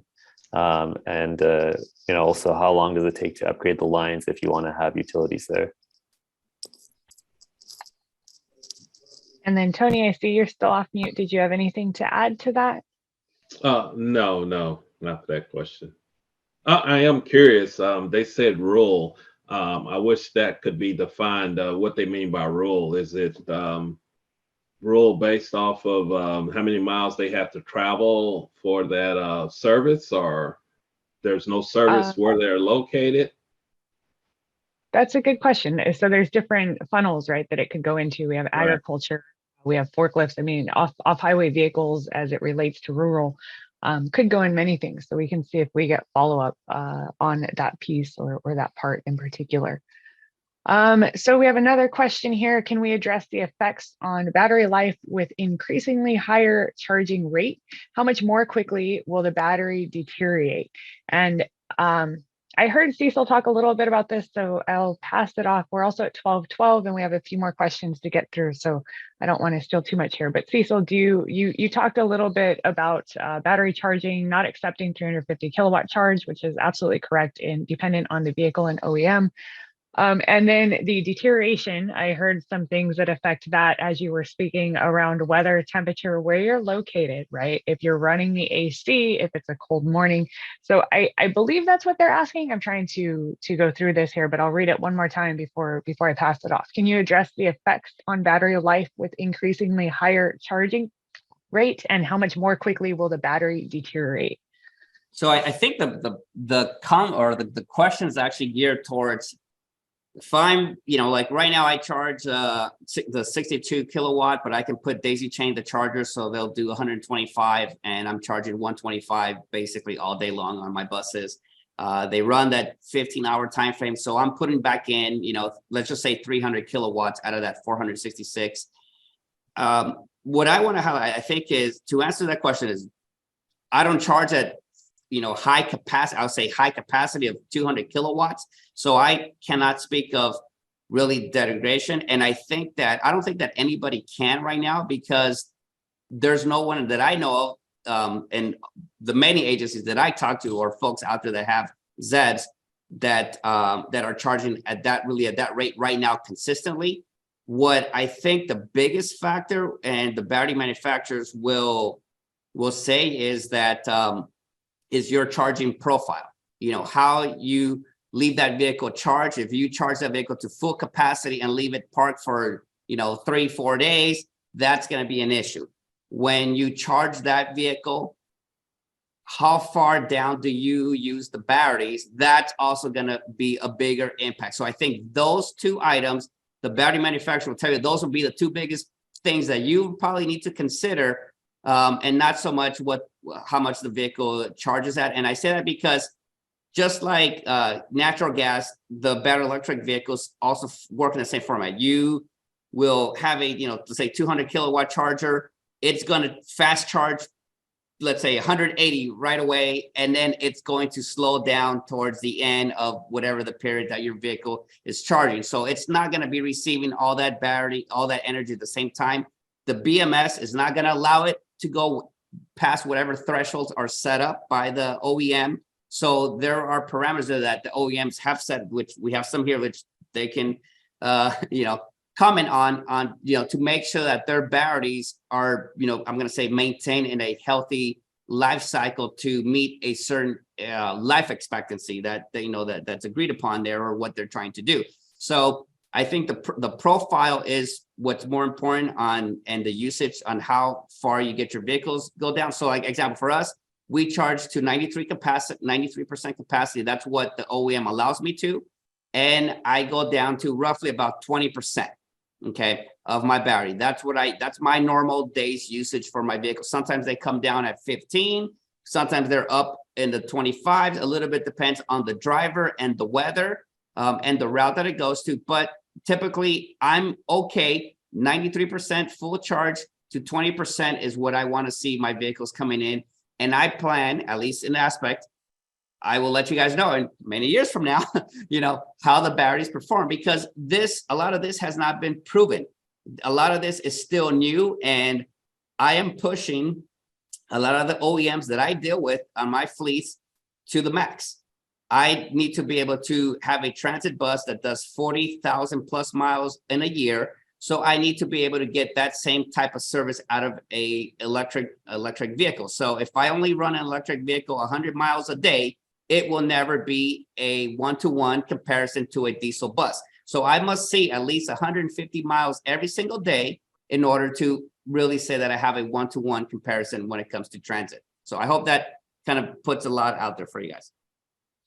Thank you, Cecil. And then I wanted to take an opportunity to pass it to our charger specialists, as well as I view Salim and Ian there, to see if they have input on the charging. I can reread the question again as well, if it's helpful.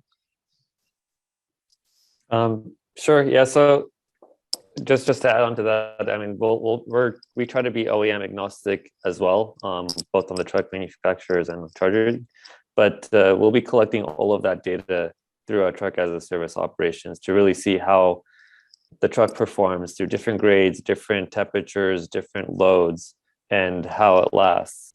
But I can tell you that the charge rate and battery degradation really is dependent on the OEM and the charge rate that they're charging at. So typically how it's rated is the C rate.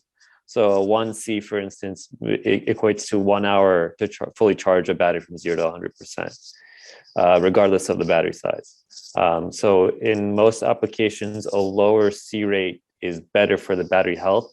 So if I'm charging at a half C rate, it means 2 hours to fully charge a battery. If I'm charging at 2 C rate, it means 30 minutes to charge. But there just really isn't enough data to see how fast charging affects the battery health. But this is something that we are considering, and over time we will have more data on. And then Ian, any final thoughts around that? Yeah, I think so. We are seeing ultra fast charging on our network with the light duty passenger vehicles, albeit it is not as long as a heavy duty vehicle would take, right? The batteries are probably a fifth of the size, but it is currently happening at 200 all the way up to 350 with a few of the vehicles. And even the Nikola vehicle, they charge up to 350 as well. And I can't say for sure that they've gotten that high, but that's what maybe Felipe can speak to that. But it is something that is currently happening. But I think Cecil really hit it on the head with, the OEM is going to set it through the BMS, the battery management system, and they're going to warranty it for that long. And so if you know, if they're going to say it's a 10-year warranty on that battery, their systems are in place to be able to ensure that they can charge at those levels for that amount of time. And so when we advise customers on is fast charging bad or good, we really default to what the OEM says about their vehicles and the specs that they set to ensure that, if they're saying that they can do this and warranty for that long, then it should be okay. Yeah, and to address what Ian stated about the Nikola battery electric trucks, we use a CCS1 connection, and we can connect to up to a 350 kilowatt charger today. However, our charging is limited currently to 175 kilowatts. I think we may be able to do up to 240 kilowatts. We will be rolling out an over-the-air update that will allow for these battery electric trucks to take a full 350 kilowatt charge relatively soon.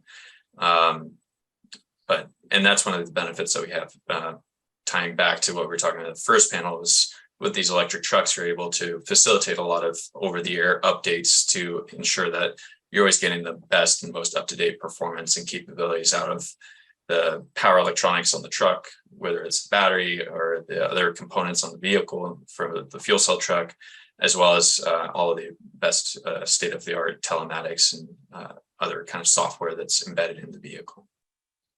And I'll zoom out one more time just to be mindful of our audience and probably varying degrees of knowledge around the base. But so CCS1 would be what plugs into your vehicle as a connector type, right? So as we zoom out on the vehicle, you have a port where you are going to plug in the nozzle. CCS1 would simply be the definition of that port. There are different variations available, but what we're referencing would be the most standardized ones available on the market today.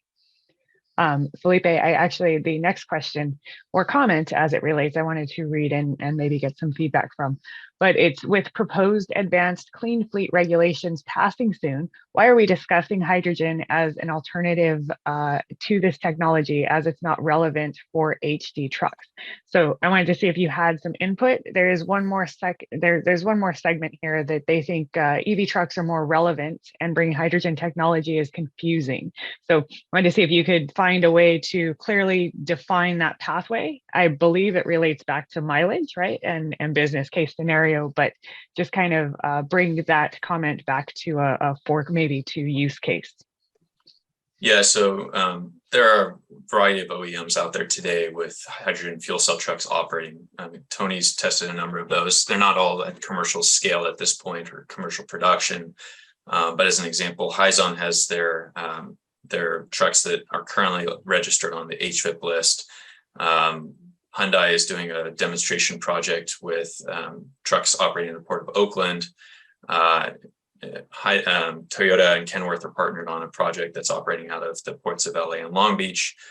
We've had our trucks, our alpha prototypes that have been in operation since the beginning of this year in commercial applications, and we expect to have our trucks commercially available within a calendar year of today. Q4 of next year. So in time for the ACF regulation going into effect, that would start to impact the ability for drayage fleets to put zero emission trucks, or require them to only put zero emission trucks as new vehicles onto the drayage truck registry. For us, we see the port drayage operators as a prime market for us, and we've specifically focused on developing public fueling infrastructure that can support those drayage operations, as well as those longer routes that are going to places like the Inland Empire or the Central Valley out of the ports to be able to facilitate those use cases that are going to be better for the fuel cell truck. Or for those high duty cycle requirements that Tony was talking about in terms of slip seating trucks operating constantly within the port and requiring quick turnaround times. So all that to say, these trucks are happening a lot sooner than many people are thinking. Fuel cell trucks are right around the corner.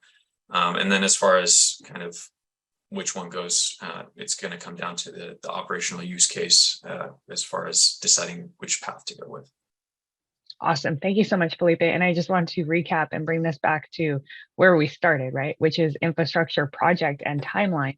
if we hear that project timeline is roughly 1.5 to 2 years for large scale projects, then again, we can make the decision now, we can self-educate now. This isn't a walk into Best Buy and go buy these components and move through. So the timeline and the build out of new technology, I think, is very well aligned. It may be adjusting the perception of what a project looks like and the scope of it to help us. And again, I'll finalize with those two components: early engagement with your AHJs and early engagement with utilities to help set your project up for success. And with that, I wanted to pass it back to Bruce. I think we wanted to stop at 12:25. I will be mindful here. I did miss a question about on-site H2 production. It wasn't intentional, but I really wanted to focus on the fleets and electrifying and what those projects look like. So I think we might be able to answer those on a chat or later on. I wanted to focus on some of the other things. So I do apologize for missing that question. And Bruce, if you're out there, or Steve. I am out there. Tessie, thank you so much. Absolutely fantastic. And again, panelists, and I know many of you were on from our first panel. Appreciate the double time that you did. Everybody, just fantastic job. And it's your expertise, it's your knowledge that are going to help, so many of these fleets as they transition to, zero emission vehicles. I'm going to repeat the theme of the day, and probably my and many people at CARB's theme for many, many months, if not years now: preparation, planning. Don't wait till the last minute. And we've heard that so many times today. Can't stress that enough. Having said all that, again, I want to say thank you, folks.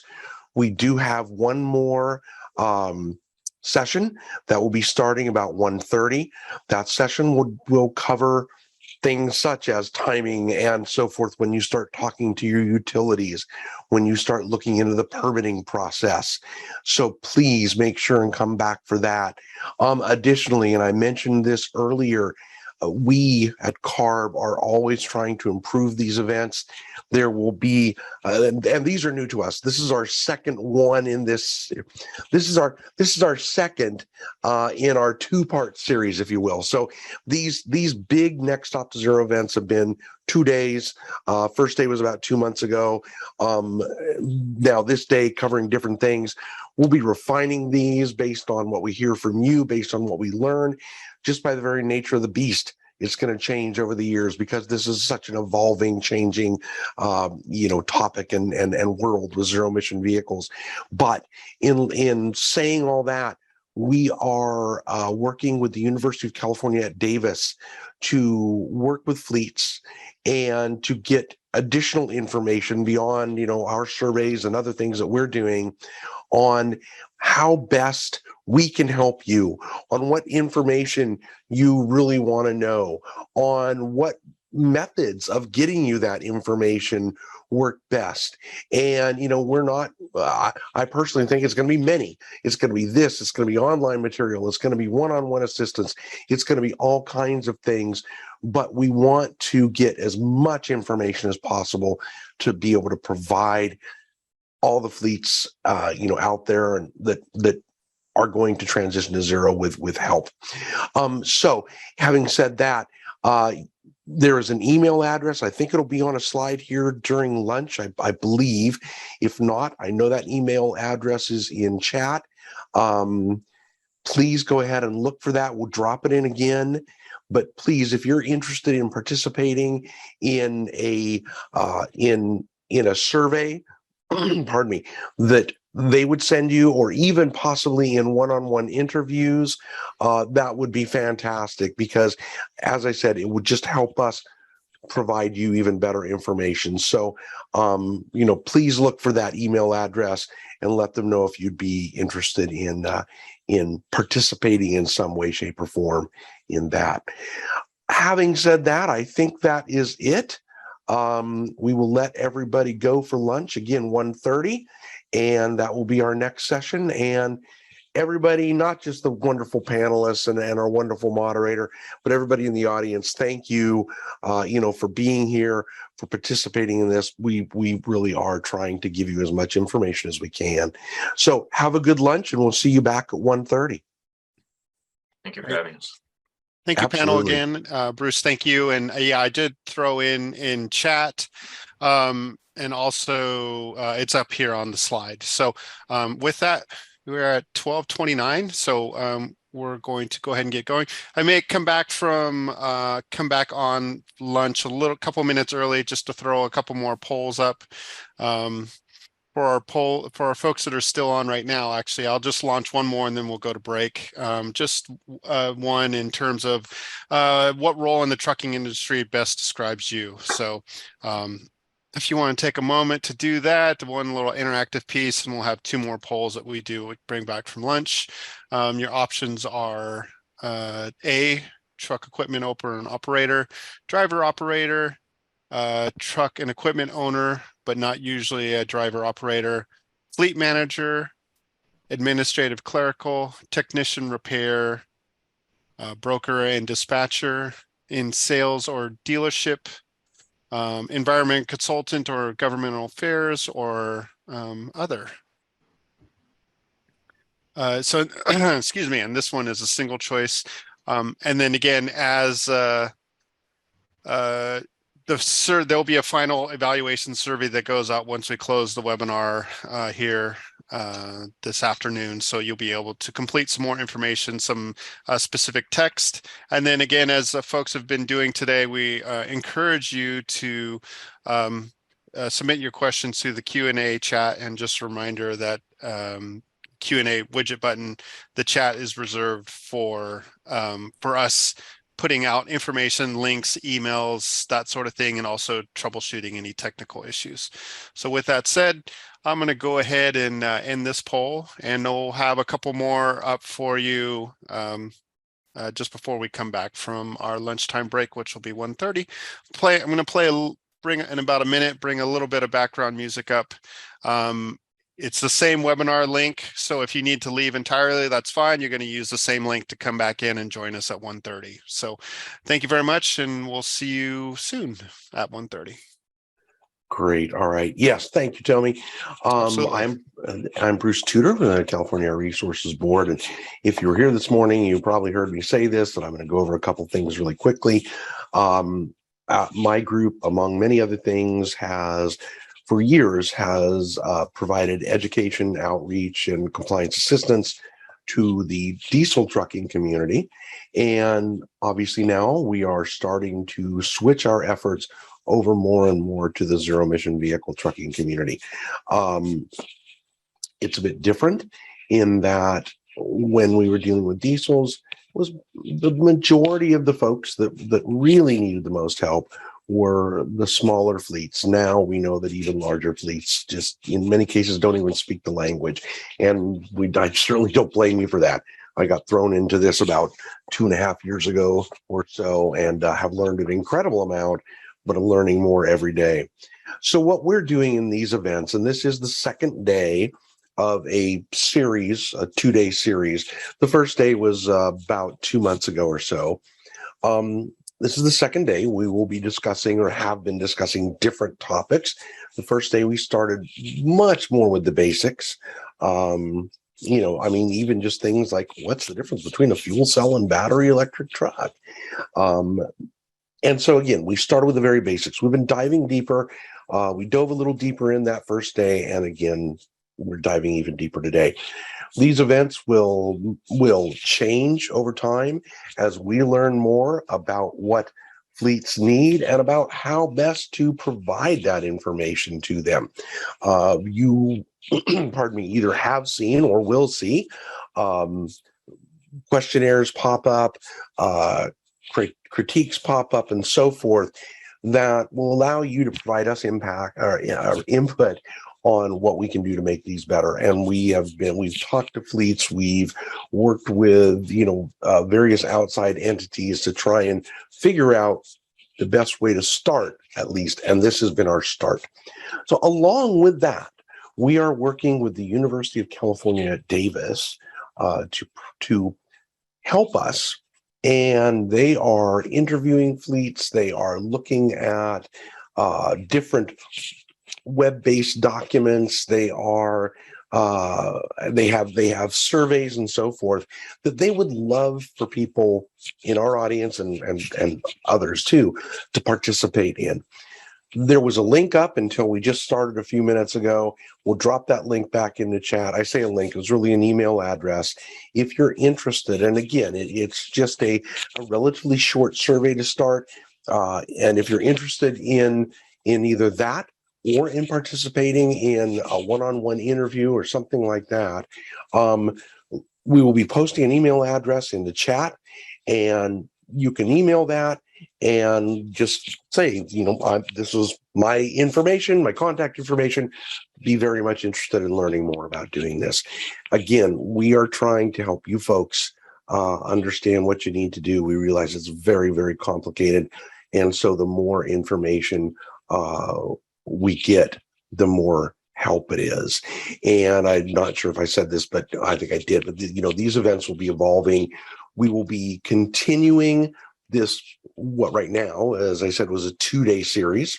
We'll start those over in a couple months or so. It might change into a 3-day series. It might change into, in fact, I would expect that it will change into at least we'll keep this 2-day series, long days, but we'll probably have some shorter, more targeted discussions as well. So I just want to let you folks know, stay tuned. Keep watching. I don't expect you to sit in today and know everything you need to know. You heard me say, if you were on earlier today, we could spend a whole day talking about most of these topics, but we just don't have the time at this moment. So having said that, our last panel for today will be talking about what you need to do as you start thinking about especially if you're thinking about or going to install your own infrastructure, whether that be chargers, whether that be hydrogen filling, whatever the case is, hydrogen filling stations, whatever the case is, you need to start thinking about it and preparing now. So that's what this last panel is. We will be taking questions, throughout the discussion panel.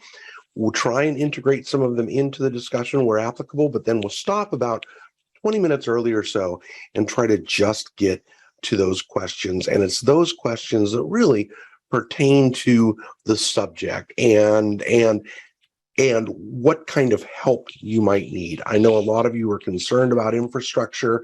What's the state of California going to do to make sure the infrastructure is there? There are other venues to discuss that. We've held many work groups about that. But today is all about providing you information about what you need to do. So please understand that. All right. Having said that, I'm going to introduce Mr. Brandon Rose, who will be moderating this panel. Brandon, take it away, please. Perfect. Thank you, Bruce, for that. So I'm Brandon Rose. I'm a long-time CARB staff members. I actually got my start at the California Energy Commission in Renewable Energy Office before moving over to CARB and doing the truck and bus and the diesel roles for many years. And so I found myself in this interesting situation where transportation is electrifying, and all of a sudden my utility background is very useful to go with my knowledge of transportation. So it really is, for me, it's been exciting times to watch new technology coming in and starting to revolutionize transportation. And we've seen today, and we had the first panel today was talking about some of the fleet needs. And then we moved more into the infrastructure, and we had some really good fleet operators who are running the trucks and some of the guys who are selling the trucks. So this third session is, we've designed it to be an overview sort of the utility perspective and a little bit about permitting. And I know all of these areas do overlap, but I think, as the utility really is both your fuel provider, if you're doing battery electric zero emission vehicles, right, and potentially a big source of incentives as well. So they're one of the most important players in any successful project. And so today's format, we're going to have, we'll do a quick intro of our three panelists. Ramiro is going to take us through the utility sort of perspective presentation. And then I have a few questions prepared. I have some from the audience registration questions, and we'll sort of see where the discussion leads us. And I'll definitely keep an eye on what everybody submits to us. And try to pull those and get those as much as possible. And we have until about 3 o'clock today. So with that, let's do just a quick run through, just to introduce yourself and just a very brief background about your organization and what it does. Let's start with Ramiro and then Zach and then Vipul. Good afternoon, everybody. Thank you guys so much. Thank you, Bruce. Thank you, Brandon, for that introduction. My name is Ramiro Lepe. I am the Senior Advisor on Southern California Edison's Charge Ready Transfer Program. And just as timing up, my gardener just got here. So if you hear some humming in the background, hopefully it will leave pretty soon here. But a little bit about myself. I help fleets are at the beginning stages of electrification through all things Southern California Edison programs. Definitely going to do a deep dive today into our Charge Ready Transfer Program, our grant writing assistance, EV Ready to Study, and tons of other bells and whistles that we do offer to our program participants. So thank you guys so much. It absolutely means everything to me that you guys are spending your Wednesday afternoon on this call, listening to us present about all things infrastructure, and definitely looking forward to connecting with you guys and see how we can help you guys out in this process. All right. Thanks, Ramiro. And hi, everyone. I'm Zach Thompson with East Bay Community Energy. I am on our transportation electrification programs team here. So East Bay Community Energy, EBCE, who we are, some of you may be familiar with the term Community Choice Aggregator or CCA. So that's what we are in EBCE up here in Alameda County in the Bay Area. But if you're not familiar with that term, basically we're a local community choice power supplier. So we provide the electricity to Alameda County, as well as the city of Tracy out in San Joaquin County and soon to be the city of Stockton as well. And so really our mission is providing cleaner electricity at lower rates to those communities. And then we are a public agency, so we're governed by a board of directors that's made up of elected officials from each of the different jurisdictions that we serve. And then as a public agency, we're not for profit, so we reinvest those earnings from the sale of electricity back into community benefit programs. So that's the team that I'm on and specifically focused on transportation electrification programs. So happy to talk more about that and go into more detail about kind of EBCE's role in all of this and our relationship to investor-owned utilities and with our municipalities and different jurisdictions that we serve. So happy to be here. Thank you, Zach. Good afternoon, everyone. My name is Vipul Kaushik. I'm the Global Head of Utilities at Prologis. Prologis is world's leading logistics real estate company with over 1.2 billion square feet of warehouses in 20 countries globally. US is one of our biggest market with over 600 million square feet of commercial real estate and almost 4,000 plus warehouse buildings. I lead our global utilities business, which includes deployment of our solar, storage, and mobility solutions at our building. Supporting that, partnering with electric utilities and our customers. I do have about 17 years of electric utilities experience in both California and Canada, prior with Southern California Edison. And we partner closely with both EBC on our solar offering and mobility programs, as well as SCE on several projects in the service territory. So glad to be here and look forward to the discussion. Thank you. Perfect. Thanks for everyone. Ramiro, do you want to go ahead and jump into your presentation? Absolutely, guys. Thank you guys once again for having me. Yeah, so let me jump into all things Charge Ready Transport. So this is our low to no cost EV infrastructure installation program. But before I go there, I want to just definitely share with you a little bit about myself, who I am, where I come from. I think this might be important for some of you guys. So I actually happen to come from a transportation background. I am a product of transportation. My father owned a transportation company for many, many years, and he still has. And he put me through college through driving a truck and, of course, operating his business. And I have done everything in the transportation field, from selling forklifts, warehousing, ran a rental operation for a large entity here in Southern California for many, many years. I've sold cranes. I represented a rental branch for a large equipment manufacturer. So in other words, I say that to you because I understand the transition that you're going through. I mean, my dad and I have very interesting conversations at the dinner table and go over all things, emissions and where the industry is heading into. So I think it's important for you guys to know a little bit about my background as to where you guys are going forward, because I definitely do want to provide myself as a resource as we are moving along in this electrification journey that we're kind of embarking in. Now, as far as charge ready transfer program or just electrification in general, so regardless of what service area you are in, so this is non-Edison specific on this slide, I want to provide you guys with a couple key points, right? These are kind of like my 5 steps to achieving a utility fleet engagement, high electrification future, if you will. And these are just 5 tidbits that I kind of identified as to important elements that every fleet operator or everybody who's directly affected or going into transitioning to electric or any other kind of technology for that matter is EV adoption, right? So as you're looking at your EV adoption, you want to look at the key players in the industry, people who have already adopted, and you want to follow what they're doing, right? You want to see what fail-safes that they've done in their organization, what's worked for them, what hasn't worked for them. And ultimately, you want to start, kind of setting up your infrastructure and deployment plans around successes of other people in the industry. I always tell people you want to start off with a small, test fleet, and then eventually once you get that right product, right, you get that right framework, then you can start scaling. The next one will be actually determining the appropriate vehicles for your particular application, right? Regardless of which technology, we go into, or you go into, should I say. So I know Tessie mentioned about the decision tree, right? So which technology you're going to choose for your particular fleet. It's important to look at what's important for your particular scenario and always plan for the worst, right? That's what you want to do. So EV itself, the battery size, the charging patterns, these are all things that do play a factor into decision-making up front that will save you tons of headaches down the line. The other one, of course, the big one is right-sizing and future-proofing your infrastructure.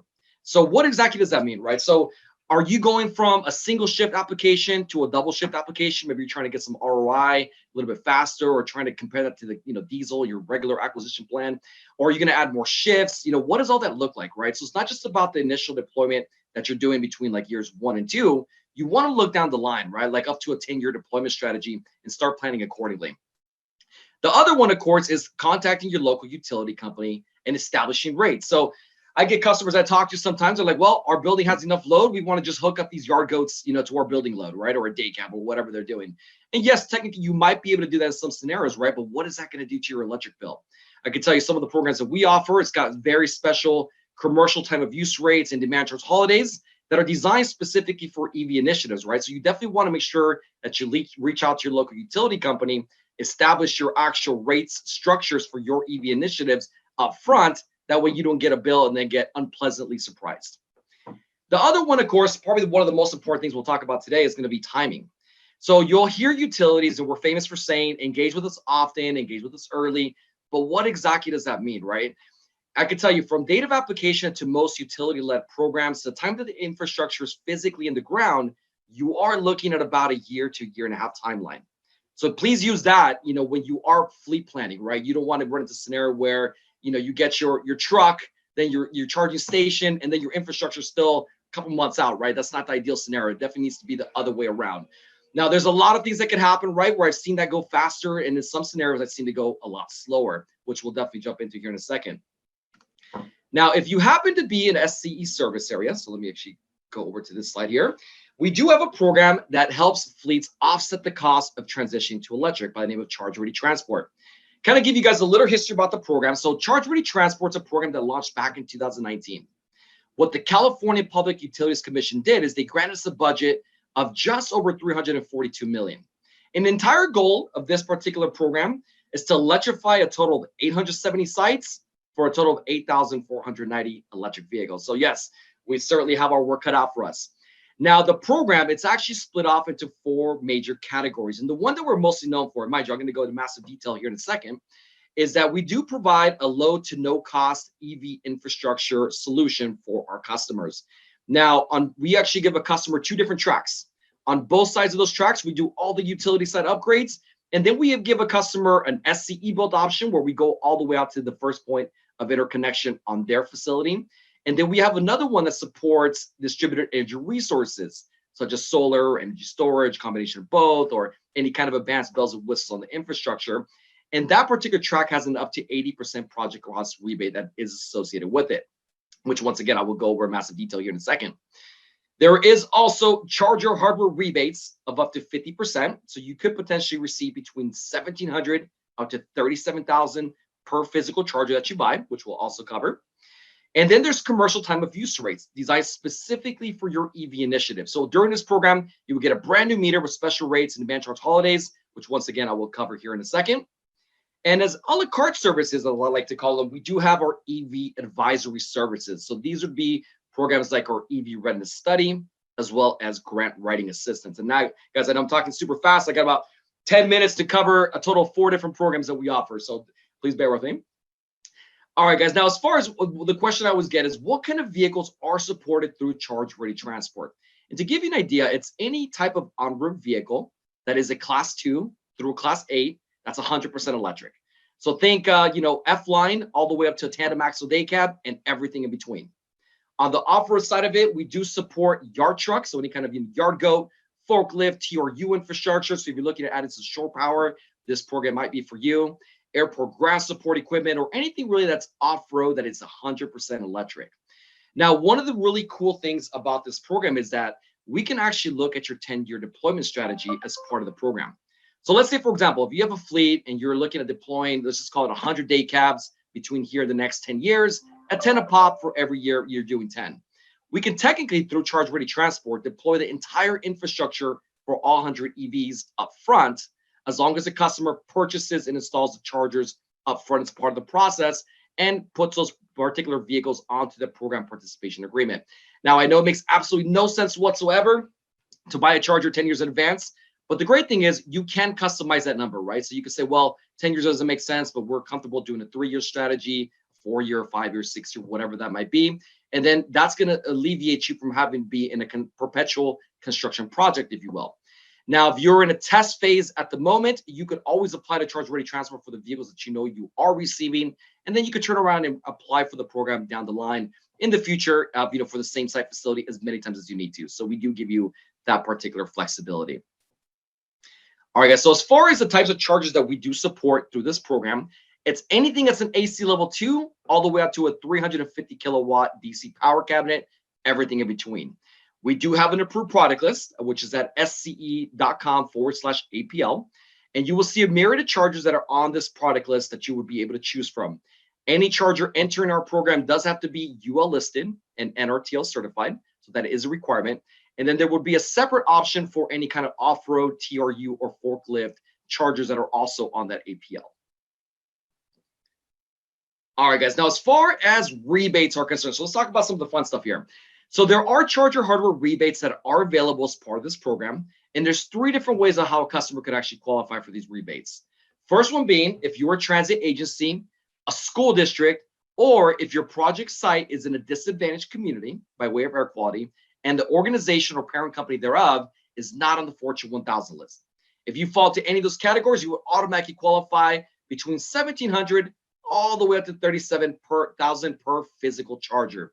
And it is based on the power band itself. Now, there are questions that always come up here, and a lot of those questions are always about is stacking, right? Can you utilize Charge Ready Transport with other programs like, the Energize Core program? It's going to be the CalSTART Energize program, or maybe, you're doing an HVAP program. And the short answer to that is yes, we do allow customers to utilize Charge Ready Transport with an outside agency, as long as they're okay with you utilizing Charge Ready Transport. And one thing, if there are any charger rebates that you are receiving, you just cannot exceed 100% of the cost of the chargers between all the programs that you're applying for. All right, guys. So now let's get into the actual physical infrastructure piece of it. So we're going to give a customer 2 different infrastructure installation tracks.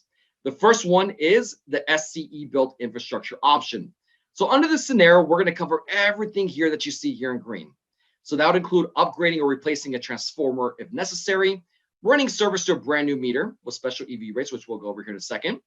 And this is a property line, right? So this is the line of delineation between, the infrastructure and the customer's facility. So we would actually go onto the customer's facility, install the paneling, run all the trenching, all the wiring, all the conduit, all the way out to the first point of interconnection between the physical charger and the actual physical infrastructure.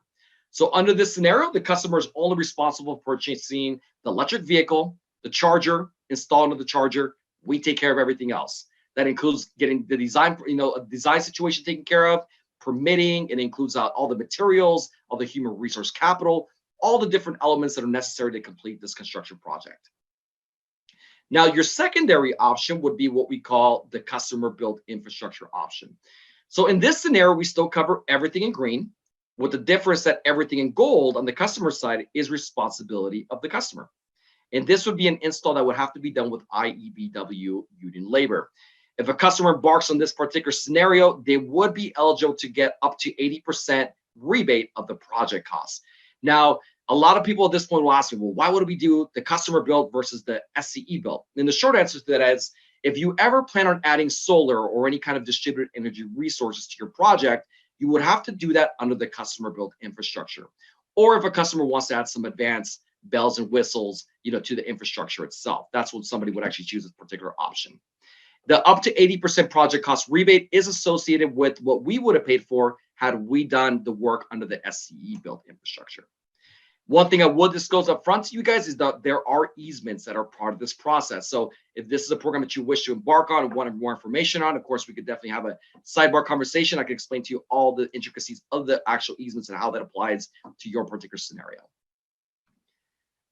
All right, guys, so moving along here. So one of the questions I always get is asked is, well, how much power is available in my particular facility, right? And as you are looking at electrification, going in that particular direction, it's important, right? You guys definitely have to know that. We do have a public facing tool, which we call the Dr. Pep tool. And on here, you're able to, on the spot, get an estimate of the grid's needs assessment for your particular facility.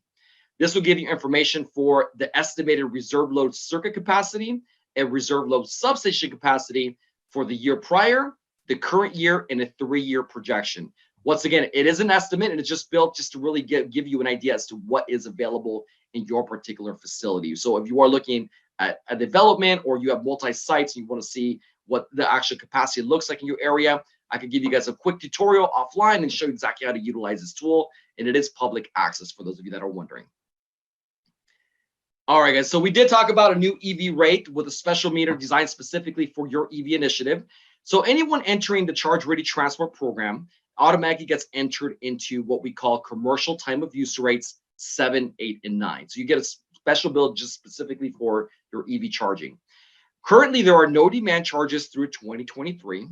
And then there's a 5-year phase-in period from 2024 through 2029. So if you were charging your fleet today, the best time of the day to charge your truck would be between the hours of 8 a.m. to 4 p.m. The worst time year-round to charge your vehicle is between the hours of 4 p.m. to 9 p.m. And then the secondary best time to charge today would be between the hours of 9 p.m. to 8 a.m. And I can tell you from a rate structure, if you were to charge, for example, your vehicle between 8 a.m. to 4 p.m. versus 4 p.m. to 9 p.m., it's literally just over 3 times more. So here I get a lot of questions asking, well, our guys come in at, 6 o'clock in the afternoon. How are we going to avoid this, 4 to 9 p.m. charging time? And this is when managed charging kicks in. And we highly, highly, highly recommend you talking to your charging manufacturer about those particular options. So it is something that after a driver comes in, they do their post-trip inspection, they plug in the vehicle. You can literally set it almost like if you were using like a Geotab or Samsara. You can set on your phone where it actually starts charging at 9:01 as an example. So that's something where you could utilize load management as part of the process as well to avoid the higher time of use rates that are between the hours of 4 and 9 p.m. If you are curious as to your estimated cost of electricity versus diesel, we do have a free tool that you can log into now. It's fleetfuelcalculator.sce.com. And in that tool, you're going to be able to enter all your fleet information, right? What class, how many days you're operating, miles, what time of the day you're charging, what kind of charger you have. And it'll actually give you a fully customized report as to your estimated usage and also the cost of diesel versus electricity under different scenarios. So that is something you could utilize today. All right, guys. So we do also have, these are, I call them the a la carte services. You have a transportation electrification advisory services. So part of what we do is not just the infrastructure, right? We really want to support a fleet at any given point in their electrification journey. And the way that we do that, the first program that we offer is what we call the EV Readiness Study Program. This would be a high-level overview of your fleet, your location, and it answers questions such as what is the cost of electricity versus diesel, right? You see these graphs here on the right. That's kind of what your report looks like. It'll answer the questions as far as what kind of electric vehicles are in the marketplace, what kind of charging stations are available in the marketplace, what kind of grant programs are out there. And then what we do is we spend about a good hour, it'd be your fleet, whoever your operators are, and one of our DER specialists. And at that point, they'll really give you a framework of infrastructure installation success. This is a free service. It's about a 3 to 4 week lead time, and we could definitely get you signed up for that at any given point. The other one would be grant writing assistance. So here, what we did is we actually partnered up with a third party by the name of Gladstein, Neandros and Associates, also known as GNA. And what we do is we actually pay for GNA. We pay GNA to write grants on behalf of our customers. So the customer would have two different options. It will either be a fully written grant done by GNA for the customer, or it'll be a grant package review. So currently we are writing for the Volkswagen mitigation program as well as Carl Moyer. So if you kind of see how our structure is, our EV readiness study program is centered to be at that beginning stages of electrification. Someone who's just thinking about it, he just wants to get the feasibility of it. Then once the customer progresses, says, yes, we want to go electric, this all sounds great, but how we're going to pay for everything? That's when it kicks into grant writing assistance. And then of course you have the infrastructure installation program, which is charge ready transport for somebody that is committed and has vehicles coming in to their particular fleets. Now, there are very specific terms and conditions for our program. The majority of them are listed here. And if you read here, it says that within 45 days of signing the program participation agreement, you would have to submit the POs for the vehicles and the charging equipment. Now, a lot of people have the misconception that you have to have a PO up front in order to be able to enter charge ready transport. When in reality, we don't ask you for the POs until usually about 4 to 6 months after you apply to the program. Now, in full disclosure, our time frame, just to kind of give you an idea, it is between a year to year and a half from the day that you apply to charge ready transport to the time that the physical infrastructure is deployed at your particular facility. So the sweet spot really is if you are receiving electric vehicles within 2 years, that'll be the time where you want to apply to programs such as charge ready transport. Now, there is a property easement that is required. And in something like that, I can tell you there are no red line revisions allowed on the easement or the program participation agreement, but we do disclose the information up front. Now, mind you, we are putting physical infrastructure into your facility. So we have to be able to access and repair and maintain the infrastructure in perpetuity. And that is the reason for that particular easement. The other point here is that vehicles have to be deployed within 18 months of signing the program participation agreement. Now, we understand there's lots of lead time issues right now. You know, we're experiencing a lot, even in our transformers and some of our switchgear equipment. So we will work with you in good faith on this particular provision. Now, for any kind of on-road vehicles, there has to be an EV charging network service provider that sends data back to SCE for 5 years. And it's something where you literally, at time of installation, you set it up once, it does it automatically, and then you'll be in compliance with our program. Now, I think one of the biggest things here is that there is a 10-year program participation agreement as part of charge ready transport. So the way it reads is the chargers have to be maintained, the chargers have to be installed and operational for a minimum of 10 years. Now, with that, there is no minimum usage requirement. So we're not going to say, oh, you have to use it X amount of kilowatts a month or, a day or anything of that nature, but they do have to be installed for that time frame. And if you are committing to that future vehicle acquisition plan, we actually do hold the customers to that, right? So let's say if you're in that scenario where you're buying 100 day cabs, if at the end of 10 years, you only end up purchasing 90, then you could be potentially on the hook for a clawback for any unused infrastructure, is the way that would work out. All right, guys, so this is our process flow. And a lot of people ask me, well, why does it take a year to year and a half for the infrastructure to get deployed? And I can tell you there's so many different pitfalls that I see and that I want to kind of disclose to you guys right now. So let's say, for example, if you have a fleet, you're receiving vehicles within 2 years, you want to apply for the program, all that we would need to get your process started would be to know the site location, ensure it's in our service area, know what kind of electric vehicles you're buying, when the estimated arrival date, making sure that's within 2 years, and then having that charging information up front. Now, most of the scenarios that I run into, most times customers don't have the charger information up front. You can still technically apply to the program without the charger information, but you will literally get stuck in section 3 right here. So in this scenario, that's when we do what we call a project feasibility study. An entire goal of that is to actually get your site or fleet ready for the actual on-site project site evaluation that ends up delivering a conceptual infrastructure design plan. That's when we will go out to your facility, ask you tons of questions about throughput, safety, where the current infrastructure is at, where the proposed new infrastructure will go into, and really try to come up with the actual design plan that is right for your business, but also keeps the cost as low as possible for the utility side. If all parties are in agreement after that particular design plan is delivered, then we go into the actual agreement. So up until step number 6, the customer or SC, we could back out. There's no financial implications to the customer at that point. If indeed you do go to the program participation agreement, you sign the agreement, Then at that point, if you back out afterwards, you might be liable for a clawback, for example, for sections 4 and 5 that you hear, which is the on-site evaluation and the actual design plan. It is at that point, once you sign the agreement, that we ask you for the purchase orders for the EV and the charging equipment. If you are going to be eligible for any kind of rebates, you would do your rebate assignment at that point as well. Now, one thing that I see is that usually customers will go all the way through to agreement, and then they change the charger for the new one, the 2.0 version with bells and whistles, the new stickers, I don't know, what have you. And then that will literally set your project back in time. So it's important that once you do choose a charger, do everything you possibly can to make sure you stick to it. If not, that can literally set back your project back by several weeks. The other one that I've seen as well is where we get to step number 7, 8, and 9, and the customer still hasn't submitted a PO, and then there might be a 2-week, 2-month, 3-month, 4-month lead time until we actually see that. So your project will not progress until we actually have all that documentation in hand. After that, we actually go into your design and build phase, and then this is your track. So this would be your SE build infrastructure track, your customer build make ready track. What I see the problem here the most is easements. Sometimes customers, even though we disclose information up front, we send the easements to the customer to send to legal. Sometimes they never get to legal, or maybe there's a change in management or something happens. And then at that point, they might get caught up here for a while they're going through a legal review process. So from there, then we go into issuing rebates, and notice that your construction is complete. And then there's about a 30 to 45 day window, or hold time, if you will, between the time that the construction is complete and the time that you actually see your rebate. So that's something that you guys should know upfront as well.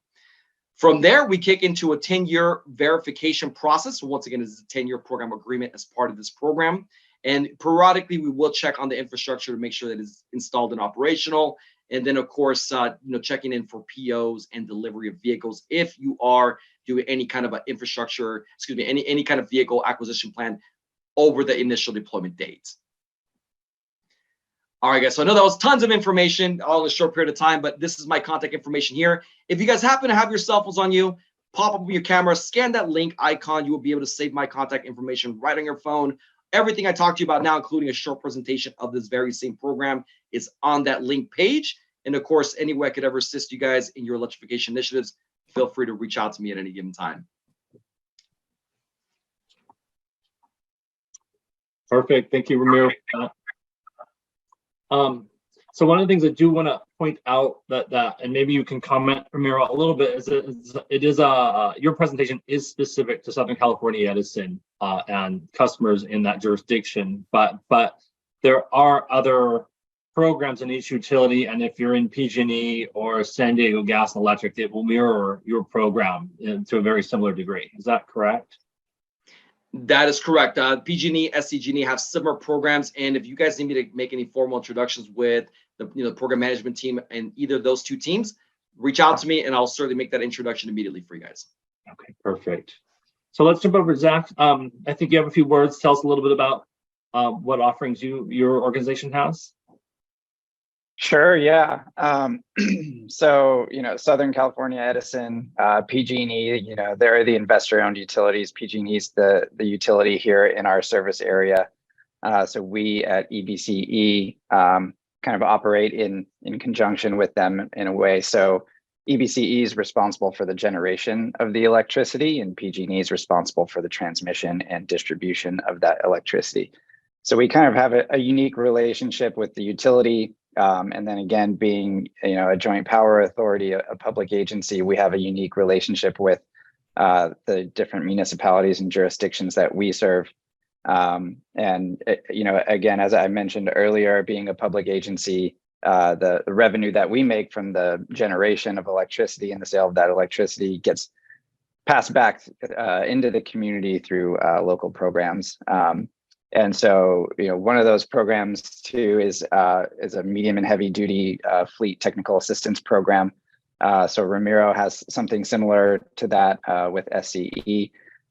We at EBCE are offering that as well at no cost to our fleets as well. So if you are interested in receiving any of that kind of assistance, feel free to reach out to me directly. But that program, we have a consultant team on board who comes in and conducts a full assessment of your full fleet inventory, looks at your kind of vehicle procurement and replacement cycles, the daily use case of your vehicles and operations of those vehicles, and then establishes basically a 10-year plan of how you would replace those vehicles with electric options as the technology readiness becomes available. And then they also will assess your domicile location or locations, if you have multiple, for the deployment of charging infrastructure. And so they'll look at things like, how are the vehicles domiciled at your facility? What makes sense in a way of laying out charging infrastructure at that facility to support those vehicles? They'll look into things like, for PG&E up here, it's the ICA map that's similar to what Ramiro showed earlier, that it kind of indicates, the level of capacity that's available on the lines serving your facility. So they'll look at that as well to kind of determine, will PG&E need to make, any significant upgrades on the transmission lines there in order to serve the charging stations that are, recommended at the site. And then, they'll also run like a total cost of ownership analysis over a 10-year period and a greenhouse gas reduction analysis for that as well.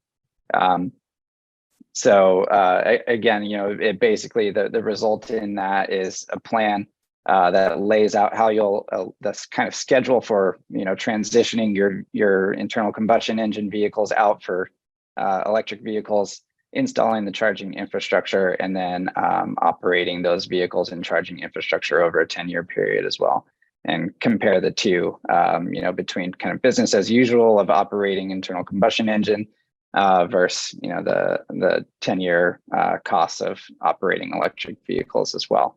So again, that's a no-cost technical assistance program that EBCE is offering to our fleets. So if you have interest in that program, of course, feel free to reach out. There's a little bit of data collection that typically needs to happen at the beginning of that. So if you have any data collection systems in place for your fleets, that always kind of gives us a head start in doing that. But if you don't have that, then we can work around that as well. And the team will make, some assumptions and run those by you. It'll be a really collaborative process. And then additionally to that, EBCE, we were awarded the California Energy Commission grant to develop a medium heavy duty goods movement electrification blueprint for our service area. And so we're in the process of doing that now. And basically the result of that will be a blueprint plan that has, high level strategies and then specific actions within each of those strategic areas, or, and it'll be actions focused on vehicles, infrastructure, financing, workforce development, and community benefit. So that's something that we will be wrapping up, in the 2023 calendar year. So, and we have a stakeholder engagement process that we're starting to put together for that as well. So, looking for any kind of engagement that we can get with our local fleets operating in our service area, independent owner operators. We want to hear from everyone. So that's what we at EBCE have been up to. Perfect. Thank you so much for that. And I'm going to try a little bit later. We'll do hopefully a little bit of Q&A on grid and reliability and some of those really common questions that we hear from stakeholders. But first, I want to jump over to Vipul and Prologis. I was watching CNBC at lunchtime a few weeks ago, and Prologis' CEO was on talking about their commitment to this electrification space. And so, as you heard, they own millions of square feet of warehouses. They are committed to success of vehicle electrification. So I'm very excited and happy to have them here today. So go ahead. Thank you, Brandon. Good afternoon, everyone. It's a pleasure to be here and talk to you about Prologis' commitment to sustainability and clean energy, as well as providing clean transportation, charging, EV infrastructure for our customers at our buildings. I'll start with this slide with some trivia numbers here, which are actually outdated. There was an Oxford economics research report today that upped this number from 3.5% to 4%. So estimating about 4% of global GDP in the 19 countries where Prologis does business flows through our buildings. That's significantly higher than previously. $2.2 trillion of value of goods. Currently, we have about 6,000 buildings in these 19 countries across North America, Central and South America, 12 countries in Europe, as well as China, Japan, and Singapore. And Prologis is also entering India starting January, so that'll be the 20th country.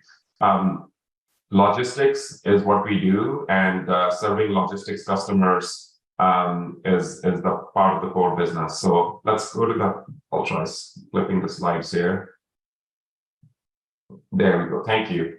So in terms of global footprint, Prologis is publicly listed on New York Stock Exchange. Numbers move every day. We have been in S&P 100 for the past several years. I think as of this month, we are in S&P 50. So in terms of business, it's all across these continents and covering over 200 billion of assets under management. So the other stats that we're more proud of is rated as the most sustainable real estate investment trust with our energy and sustainability practice, and serving a lot of these customers. Some of the logos, the big ones, as you see here, 5,800 customers globally, including Amazon as one of our biggest customers, FedEx, DHL, Walmart, Home Depot, UPS, others. So that's in terms of scale. Let's go to the next slide. Thank you. So we work closely with utilities, and I talked about my role, which is really partnership with utilities and customers to accelerate deployment of our clean energy and electrification solutions. I want to orient the discussion on what does that look like and how big of an impact it can have. So if you think of a current logistics warehouse, typical electricity consumption is about 4 to 6 kilowatt hours per square foot per year. That's what you see in these buildings. Boxes come in and boxes go out. They come in from shipping ports, they are stored or they're transported across the country, and they go out in trucks or medium-sized delivery vans for last mile delivery to customers. The load is typically flat, and it's about 4 to 6 kilowatt hour per square foot per year. Now, as we think of electrification and electrifying all the transport vehicles, whether it's heavy-duty trucks, medium-duty vans that come in and out of these warehouses, that load will go from that 4 to 6 to almost 30 kilowatt hour per square feet per year. So that's a 7 times increase in energy consumption at each one of our buildings. If we were to think of electrifying even just 30% of our portfolio, I think our goal is to do much higher, but even with that 30%, then that total energy consumption becomes 2.5 times. So when we map our footprint of Prologis buildings across the US to some of the bigger utilities, we see there's a huge overlap in the footprint and how much energy we consume today and how that will scale up as we think of future with electrification. So point is partnership with utilities, access to energy, and hopefully deploying some of that on-site to have as much local clean energy as possible is part of the solution here. Moving to the next slide. So, sorry. This map shows quickly, so SCE is on the line, East Bay Community Energy is on the line. They are part of 11 utilities we work with in California with our 809 large buildings, slash warehouses. We are spread in 22 states across the US, and we partner with over 47 different electric utilities across our footprint on both power access, clean energy, and transportation solutions. The largest market is California for us, followed by Texas, Illinois, and Florida. So with that, I want to share with you what does that relationship look like from Prologis with the electric utilities. So there are really two sides to that relationship. One is of being a large customer to the utilities we work with. That includes getting power access to serve our on-site customers in our warehouses. Also, as we electrify, that load goes up 7 to 8 times. So getting that much more power at these buildings. Many of our customers are Silicon Valley hyperscalers who are interested in data centers, and at data centers, the energy is over 100 times. So having that key customer account established with utilities, having that strategic relationship with the C-suites and working teams on both mobility side and clean energy side, power access, interconnection is really important for this business. We are also a clean energy provider to some of the utilities. So buildings where we can generate excess clean energy, we want to be a partner in that electric sector decarbonization journey, and also providing resiliency to the grid with the distributed energy resources that could be deployed at our buildings. So it's a two-fold relationship. Lastly, I'll just show one slide here that shows a successful project and a partnership with Southern California Edison and Commerce, California, where this is now up and running, operational with the electric trucks, Class 8 electric trucks, and chargers that are up and running every day. So this was a great partnership with the SCE Charge Ready Transport Program. As Romero presented the program, we were able to work with the utility and really simplify the product for our on-site customer who was in the building. So they didn't have to go through a lot of the technicalities and economic risks, since they are going to be in the building for about 3 to 5 years. Average lease in these buildings is about 3 to 5 years. It makes sense for the owner of the buildings to invest in this infrastructure that's going to last for a couple decades or longer. So it's really simplifying with no upfront costs, co-terminus with their lease, and a simple dollar per kilowatt hour service model. Work for them, work for us, and it worked with for SCE in this partnership under the Charge Ready Transport. We have done a similar project at a non-Prologis building at Santa Fe Springs in California, which also went live and is up and running and operational. So I guess my last takeaway message here is definitely partner with the utilities and wherever you are in the footprint, work with them early, understanding how to get all this infrastructure deployed. But also you can call Prologis, and since we partner with all the utilities across our footprint, we'll be happy to deploy some of the EV charging infrastructure, even if it is not our building. So with that, Brandon, I think the last slide has my contact info. Feel free to reach out, and I'll be happy to connect you with our technical teams on the mobility side who partner with the utilities and understand the process in every detail, or the commercial teams as well. Thank you. Back to you, Brandon. Perfect. Thank you for that. Let me go ahead and start off with a question, since we're talking about that building space, and we hear this pretty consistently. We did, CARB did a series of infrastructure workshops late last year and earlier this year. And one of those is, what if a fleet doesn't own their property or they're leasing the property? What is that process? Can they still go, with zero emission technology? What's that sort of way to get permission? So from a Prologis, I guess, perspective, would you have a customer contact you? What would that process be for someone? Yeah, absolutely. So most of our buildings, we do not own the fleet. We own the building. We have leased it to an e-commerce customer like Amazon or FedEx, who actually has the delivery vehicles and owns the operations and in that building for a finite number of years. So this is where I think simplifying that partnership, working with the electric utility, in this case SCE, where we can partner and Prologis could be one strong partner versus working with several different customers in different buildings. That simplifies it for SCE or PG&E, same story there for different projects, or ComEd in New York or ComEd in Chicago. And then from a customer perspective, it's really reduces that commitment, even if they need that access for, I think Romero shared the 10-year commitment. Even if they are in the building for 3 to 5 years, they don't have to provide that long-term commitment, and they can just have Prologis do all the work and upfront cost to do it on the customer side hardware. The utility partnerships comes in on the utility interconnection side of it, and together we can simplify and deliver that solution. Ramiro, do you have something to add to that?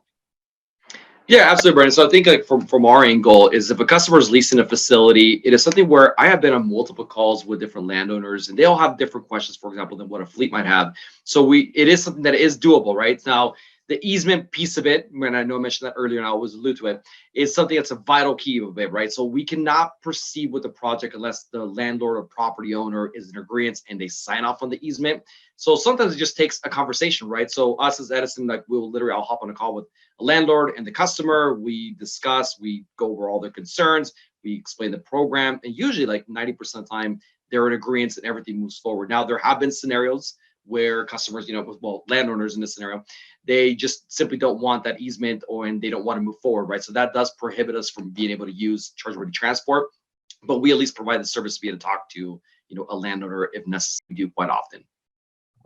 And one thing I can tell you guys, how common is that? I mean, is that a big barrier, or are you seeing people overcome that? Now, I will say a good 90% of the chances is that we could overcome it, right, with a good conversation. Sometimes the customers, they come to us, say, oh, we talked to the landowner, they're ecstatic about it. It's perceived as, increasing value to the property as an example. Other times, some are skeptical, want to learn more about it. Now, the way that the program is written, right, it is something where, let's say, for example, customer XYZ is leasing and they go into charge-ready transport and they leave in 5 years. So at that scenario, even though there's a 10-year program participation agreement, it can get transferred, charge-ready transport. The actual agreement could get transferred to the next lessee coming in or to the property owner, him or herself. So that is a possibility, right? So that transferability.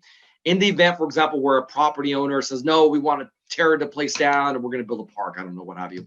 In that kind of adverse scenario, the customer of record could potentially be on the hook for a clawback. So it doesn't actually follow the landowner, the actual, the liability, if you will, would actually fall on the property, on the program participant, is the way that would work in that scenario. Let me ask this related to buildings before we move on a little bit is, are there sort of, I don't know if, say, a fleet, a fleet manager or an owner operator understands all that terminology. You have wires coming in, you have a meter, and then you have sort of their building side, but they pay attention to. Are there any sort of specific typical upgrades that people need to be aware of that might be on the utility side or on their own site side? I'll sort of just put that out there.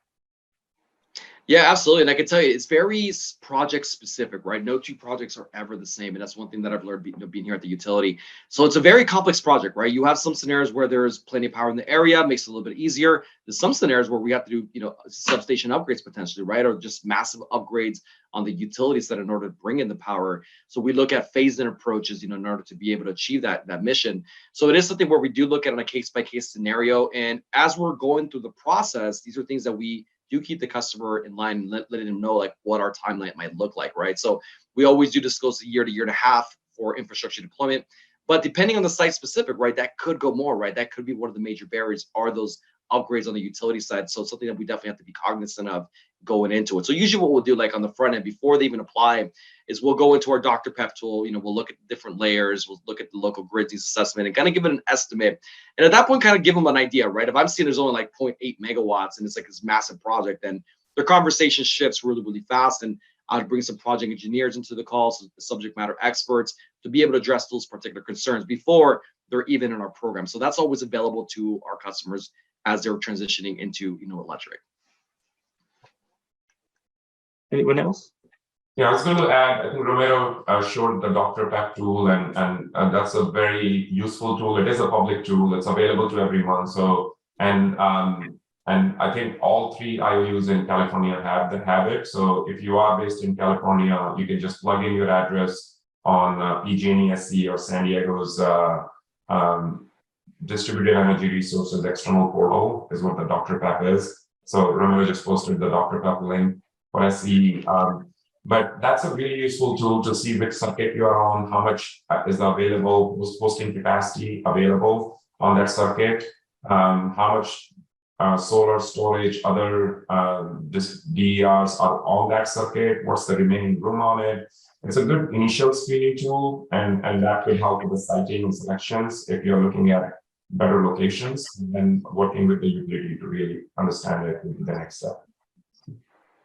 Yeah, and just to add on, if you are up here in PG&E's service area, that's their ICA map, their interconnection capacity analysis map.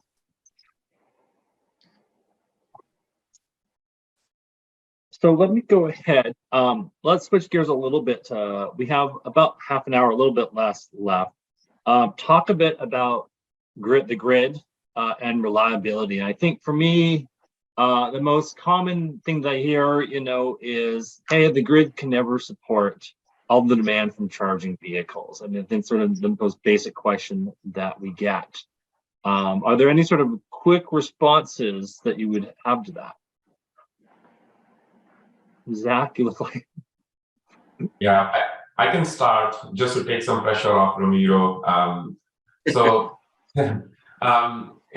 I spent 17 years in electric utilities, and at Edison, I was fortunate to both work in grid modernization as well as power generation and energy procurement, all different functions.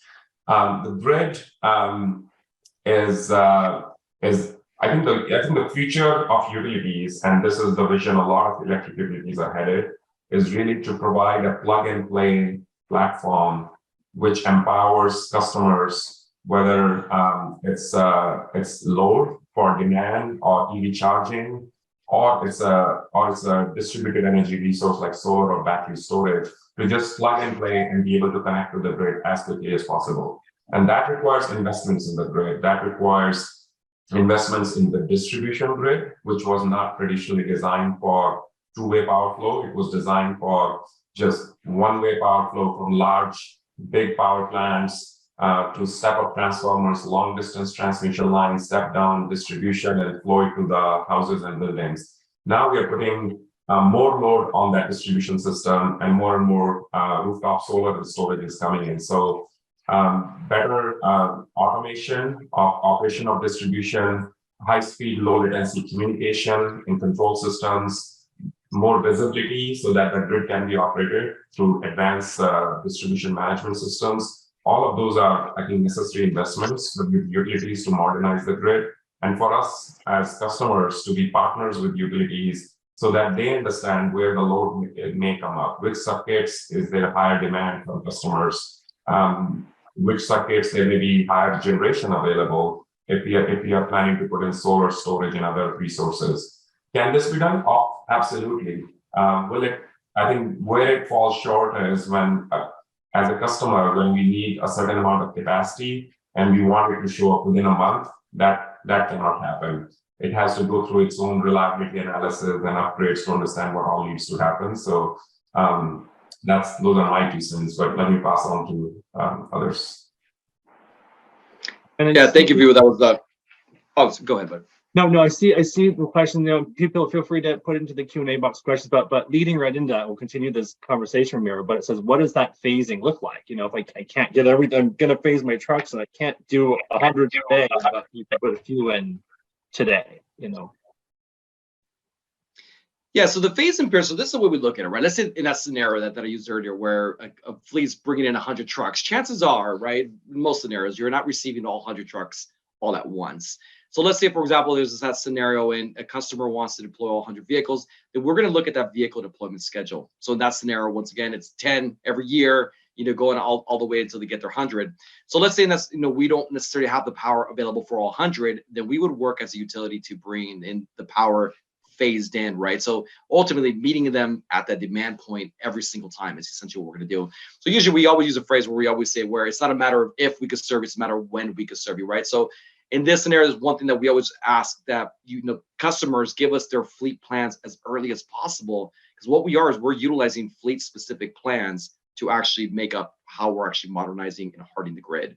I can tell you there's $5 billion worth of investments that are going into the grid annually, and we can't just get a dartboard, right? Say, oh, we think it's going to go there, right? So like if we know where the fleet's actually deploying, that's going to help us so much more, and ultimately help the end user, right? That's what we're here for, is to provide these solutions, right? So it's that utility fleet engagement is key, and then the other one's going to be like the utility and dealer and OEM engagement, right? That's like a whole other conversation. We need to have like, we need to be like right in line after like approval of a vehicle. Yes, they're going to go electric, contact your local utility company. And that's one of the things that we're trying to push and say, hey, what customers are you working with and how could we be of assistance in order to avoid the scenario where you get a truck and you have nowhere to charge it, right? Nobody wants that. It doesn't do anybody any good. So that would be how we would phase in the vehicles, right? It's really just knowing what that demand is going to look like and then us working together to bring the power at the appropriate time. I think one thing I would say, hey, we can get you temporary power, right? We can get you online. Most of the utilities can do it pretty quick. It's getting in permanent solutions and upgrading substations and lines and things that can take a long time, right? Correct. Okay. Let me sort of ask this. When people look at the power safety power shutoffs, the PSPS events, and everybody in the state is in a little bit different situation, of course. How do you handle, well, what do you say to fleets? Either Zach, maybe, what do you say to somebody who approaches like, hey, how could I possibly go electric if you're going to turn my power off? Yeah, it's a great question. And I mean, if the electricity were to go out, if the grid were to go down, gas and diesel pumps aren't going to work either. So, it's a question that has been around for a while and is not necessarily new just to transportation electrification. But, that's one of the things that we at EBCE are thinking about in terms of, what we do as a company in bringing in, solar and wind energy and different things like that. So, part of in thinking about electrifying fleets and bringing resiliency to that is, solar and deploying solar and battery energy storage systems as well. So, hopefully, mitigating the impact on the grid in that way of, when here in California, we have, excess solar on the grid during the day, deploying solar and battery energy storage at these types of facilities as well to capture that energy during the day when there's an excess, and then deploying that electricity to the vehicles at night when the sun isn't shining, right? So looking at a lot of different ways to mitigate the impact to the grid of transportation electrification. And then, also in this kind of example where, we can see where PSPS events are occurring, where there's high fire threat districts, different things like that. If your fleet is located or your domicile is located in one of those facilities, then yeah, you may be more concerned about PSPS and that question. And so what we're trying to do to help bring some more confidence and more resilience to those types of fleets too, is looking at where we can deploy, publicly accessible DC fast charging hubs, particularly for medium and heavy duty vehicles. And, maybe in areas that are less likely to have PSPS events, less likely to, not in high fire threat districts where power could get shut off. So, putting those in locations, and this is what we really need to talk to fleets and independent owner operators about and get their feedback on is where does it make sense to deploy those hubs of fast chargers that they can use when that maybe their power gets shut off at their depot facility, or in instances where we know that fleets at their domicile locations just don't have the physical space, or maybe the grid is too impacted where their fleet is to deploy all of the charging infrastructure at that site that they would need to fully support their fleet. Are they going to have to rely on fast charging along their routes or in different locations where they're stopping on their daily use cases? So trying to figure out where does it make sense to deploy those fast chargers just to bring some more resiliency to the fleets that are trying to electrify. Yeah, I was going to add quickly that I think for Prologis buildings, this is where we see this, we have to play on both sides of equations. Both as serving the needs of our customers, partnership with utilities for the energy demand, but also deploying and providing as much of that as possible locally through solar energy. So we have over 400 megawatts of on-site rooftop solar now at our buildings, and declared a public commitment to deploy a gigawatt or 1,000 megawatts by 2025. We pair a lot of that solar with storage to shape the output of the solar when it's most needed.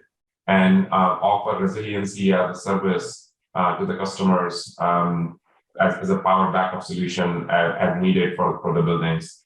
I think the idea of charging hubs in non-high-fi threat districts where PSPS probability is low is also another one where there should be charging infrastructure available as a backup option.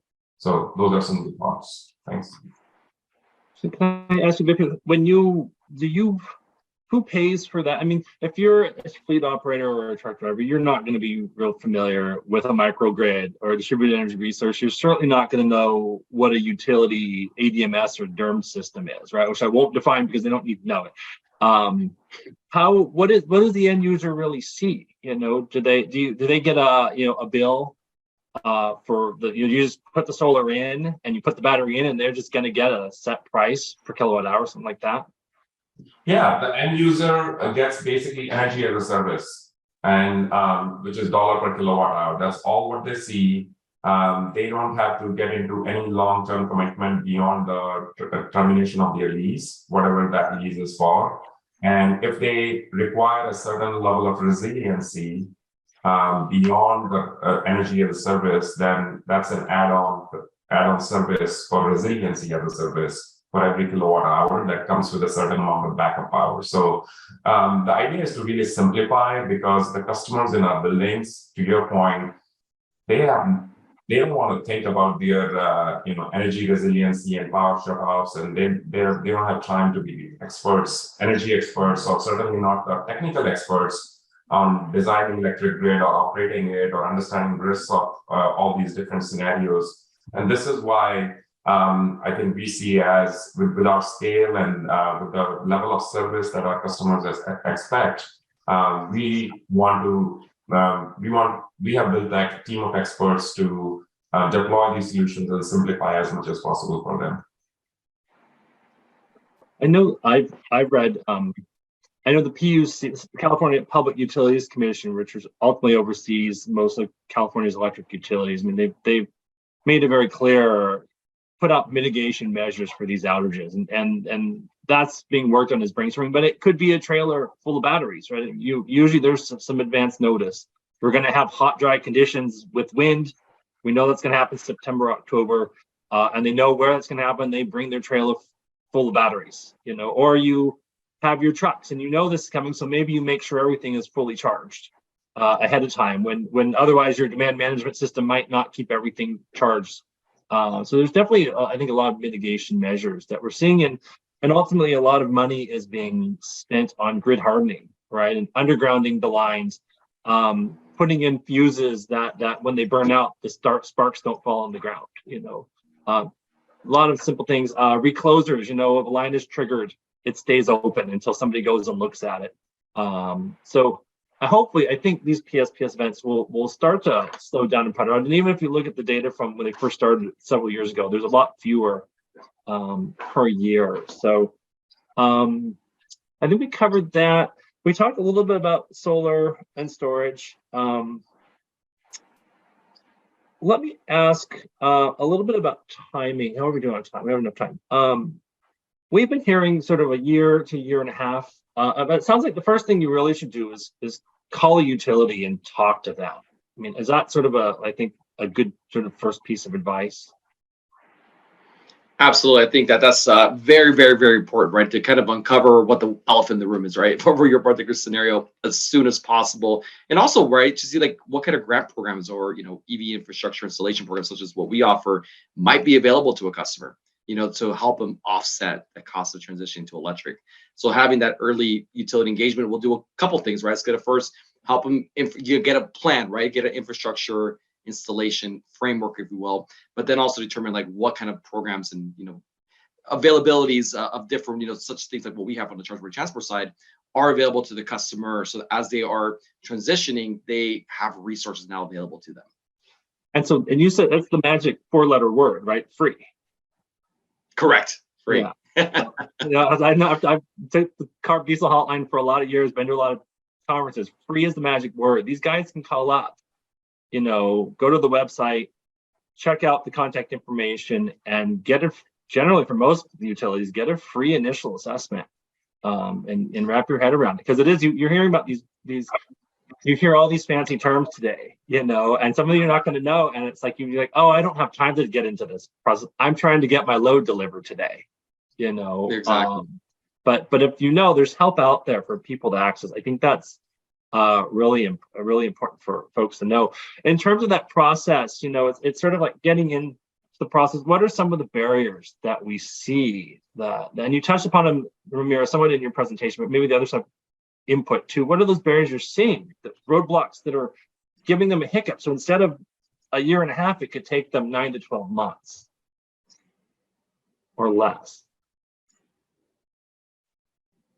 Yeah, I mean, I can touch on that a little bit as well. And I like just in some of our projects at EBCE where, we're trying to deploy DC fast chargers, we run into some of those barriers as well. And some of those include, just the placement of the equipment that's needed to support the charging infrastructure, right? If you need to bring in a new transformer and the switch gear and all of that, and just a lack of physical space is a real issue sometimes in certain locations, and can often be the case at fleet depots where space is already utilized to a maximum extent. Doesn't necessarily give you that flexibility of bringing in charging infrastructure and the to the meter infrastructure that's needed to support that. So that's something that we've seen and something that we've heard from fleets that we've offered this technical assistance program to, where we've had the consultant team go in and look at their domicile locations, and it's determined that they just can't really fit the infrastructure. So some things that we've done to work around that are bringing in like mobile chargers, but then also assessing what the feasibility is of that fleet to actually charge on their routes or at the locations that they're stopping at. So again, utilizing fast chargers to the extent possible there. So that's definitely a barrier that we've seen. And then, the timing can just get really thrown off when you have a barrier like that, in terms of, just getting that kind of across that first major milestone of figuring out where to place the infrastructure. So that can definitely add a lot of time to the process. So to the extent that you can work with your utility up front to, figure out if there is going to be that barrier, and start to think about solutions to that ahead of, actually submitting an application to get an assessment done and things like that, could help expedite that process, I think. Does a fleet need to hire an engineering firm or a consultant? What are your guys' thoughts on that? Or can they do this on their own, or the resources available for success? I think that really depends on the intensity of the fleet deployment itself, right? And I think that's one of the issues that I see too, is where they're a customer, right? Or I call customers, but a fleet, they might be getting different information from different places, and everybody tells you something a little bit different. So you really kind of have to determine what's going to be the best option for your fleet, and look at your end solution, and then you want to kind of back into it, right?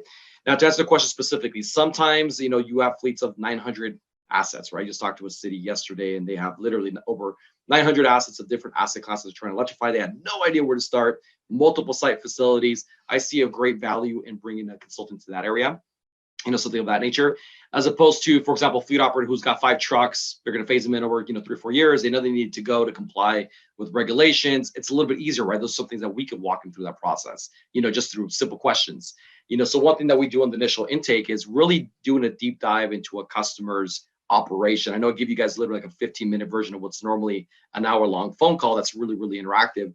And by the end of it, really the goal is to say, okay, based on the scenario that you told us and based on the program, here's where you should start, whether it's EV Rent a Study or grant writing or CR or any of the program, right? And then kind of pushing them down that path of electrification as to what we feel is the best for them. And sometimes, it's so intricate where, like the scenario of the 900 assets, right? That's going to be something where that would be a value, because the customer might not be making the right decisions. And those are things that as utility, we wouldn't be able to help them make that decision. Vipul, did you have something to add to that? Yeah, I was going to jump in and say, if this is the first project for a fleet owner or operator, it's good to not go through the learning curve yourself. and engage with someone who has done this, whether that's an engineering firm or, I'll promote here Prologis mobility team again. I think they do a fabulous job very quickly as soon as they engage with the customer, whether it's in our building or not, to help them understand what the opportunity or what the project could be and how to work with the local utility, how to plan for it, and what could be some of the roadblocks to get ahead of them. But if it's something that's, the fleet owner or operator have done it at a few locations and they have established that process, it becomes easier after a while. Thanks. Perfect. Let me ask, we heard a little bit in the infrastructure session about permitting and that sort of process. And I know there's definitely time when you look at those, that part of the Charge Ready presentation had permitting in there. Any sort of commentary? I mean, what is an authority having jurisdiction? How can those be a roadblock, and how can you avoid slowdowns out of permitting department? I can take an initial stab at that. I mean, an authority having jurisdiction is typically, the local government jurisdiction that your domicile location is within. So either the city or the county. And in terms of permitting and going through those agencies, there are a couple of regulations in place that in California that have helped expedite the permitting processes for those permitting agencies and the AHJs. So AB 1236 and AB 970 are the two kind of main ones there that are put in place and are meant to expedite the permitting process for installing EV charging stations. So, the Governor's Office of Business and Economic Development, or GoBiz, has a great website and resources around that, where you can actually look at a map and see if the jurisdiction that you're within is in fact streamlined and up to date and streamlined with AB 1236 and 970. And basically what that does is it kind of limits the timelines that those permitting agencies have in order to process an application and respond to a permit application. And it also requires them to write ordinances that streamline that process as well. And post permitting checklists, basically, that are kind of the step-by-step things that you need to do in order to get permitted and streamlined. And it limits the amount of review that gets done. It limits that to basically just health and safety checks. So again, you can go to GoBiz. Their website on that is a great resource. It'll show you if your jurisdiction is streamlined or not, and then from there you can link out to what the process is for going through that permitting process with your permitting agency in AHJ. Perfect. You guys are getting low on time. Any sort of, hey, what are the most common things the building department is going to throw back? Any quick thoughts? No? Okay. One of the things I wanted to point out in terms of timing, and we heard about this in the other session, the CPUC has a proposal out to require electrification. I believe it was 125 business days we heard earlier. So there's definitely work on speeding up some of the timeframes for this. Any kind of rural considerations? We talked, the PSPS events definitely impact rural areas, although certain urban areas. Are these programs available for the more rural areas of the state? And we had some questions earlier from folks up in the Eureka, Mendocino areas as well.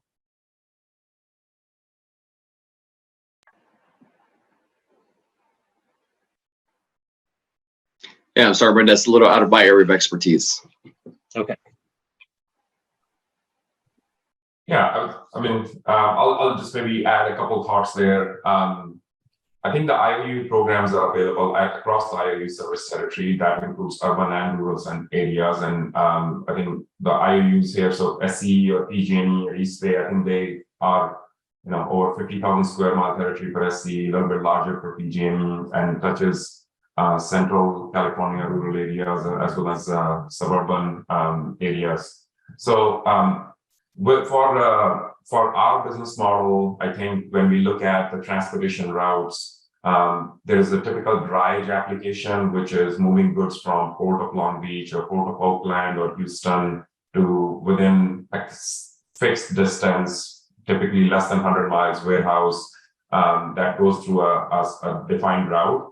Then there's long distance transportation and there's last mile delivery. And within that long distance transportation use case, the concept of charging hubs and providing that along the highways, I think that's where you'll see more projects which may not be in a dense urban center simply because land will be cheaper and hopefully power is accessible in some of those rural areas. But that's I think that'll be part of the future solution, and where these programs have to reach out to enable hubs so that the electrification can work for cross-country goods transportation. Perfect. Thank you for that. And then I'm sort of going rapid fire, because we'll turn it back over to Bruce in another couple minutes. One last thing, we had a question about grants and wanted to ask a little bit, how do these utility programs typically interact with other infrastructure programs that are out there? The main one right now is called Energize, but there's also Cal EVIP 2.0 that's supposed to open in the next month or two, which is potentially another several $100 million per year. Yeah, absolutely, guys. I can tell you, we have a great relationship with CalSTART. I talk to those folks at CalSTART on a weekly basis, and definitely do sync up with their Energize program and how that works with our Charge Ready Transfer program. So yes, we're definitely in the know. We do disclose and give customer information in regards to all the available grants that are out there, including the CalSTART Energize program. So it's something that is stackable with our programs, which is great. So that makes it a little bit easier. And then, of course, we do give customers access to our grant writing assistance services, which would be the Carl Moyer program currently, and the Volkswagen mitigation program, both those requiring a scrap. So that would be something. And if somebody wanted to embark on the HVIP route, then we refer them back to their approved dealer that is able to assist them with the HVIP program. And I know, I'll let you speak in a second, Zach. Our website, the CARB truck stop website that Bruce talked about earlier, we have a pretty good list of most of the major incentive programs running at the moment, because some open and close, some are open all the time. You definitely want to take a peek at that. We covered grants incentives, I believe, on day one of the next stop events, which is why we're not going into any detail today about it. But Zach, go ahead. You actually hit exactly what I was going to say and refer people to. So, yeah.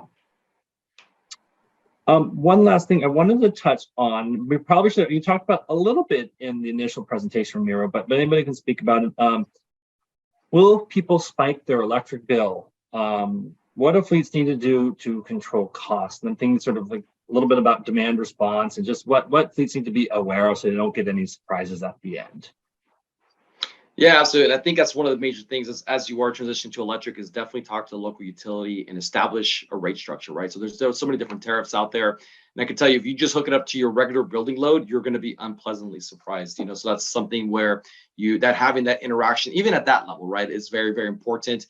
And then also, like, if you do that, right, if you are hooking up to your current EV load, building load, and you might be okay for that first initial deployment, but what's going to happen like the second or third or maybe fourth deployment? At some point, you're going to grow out of it.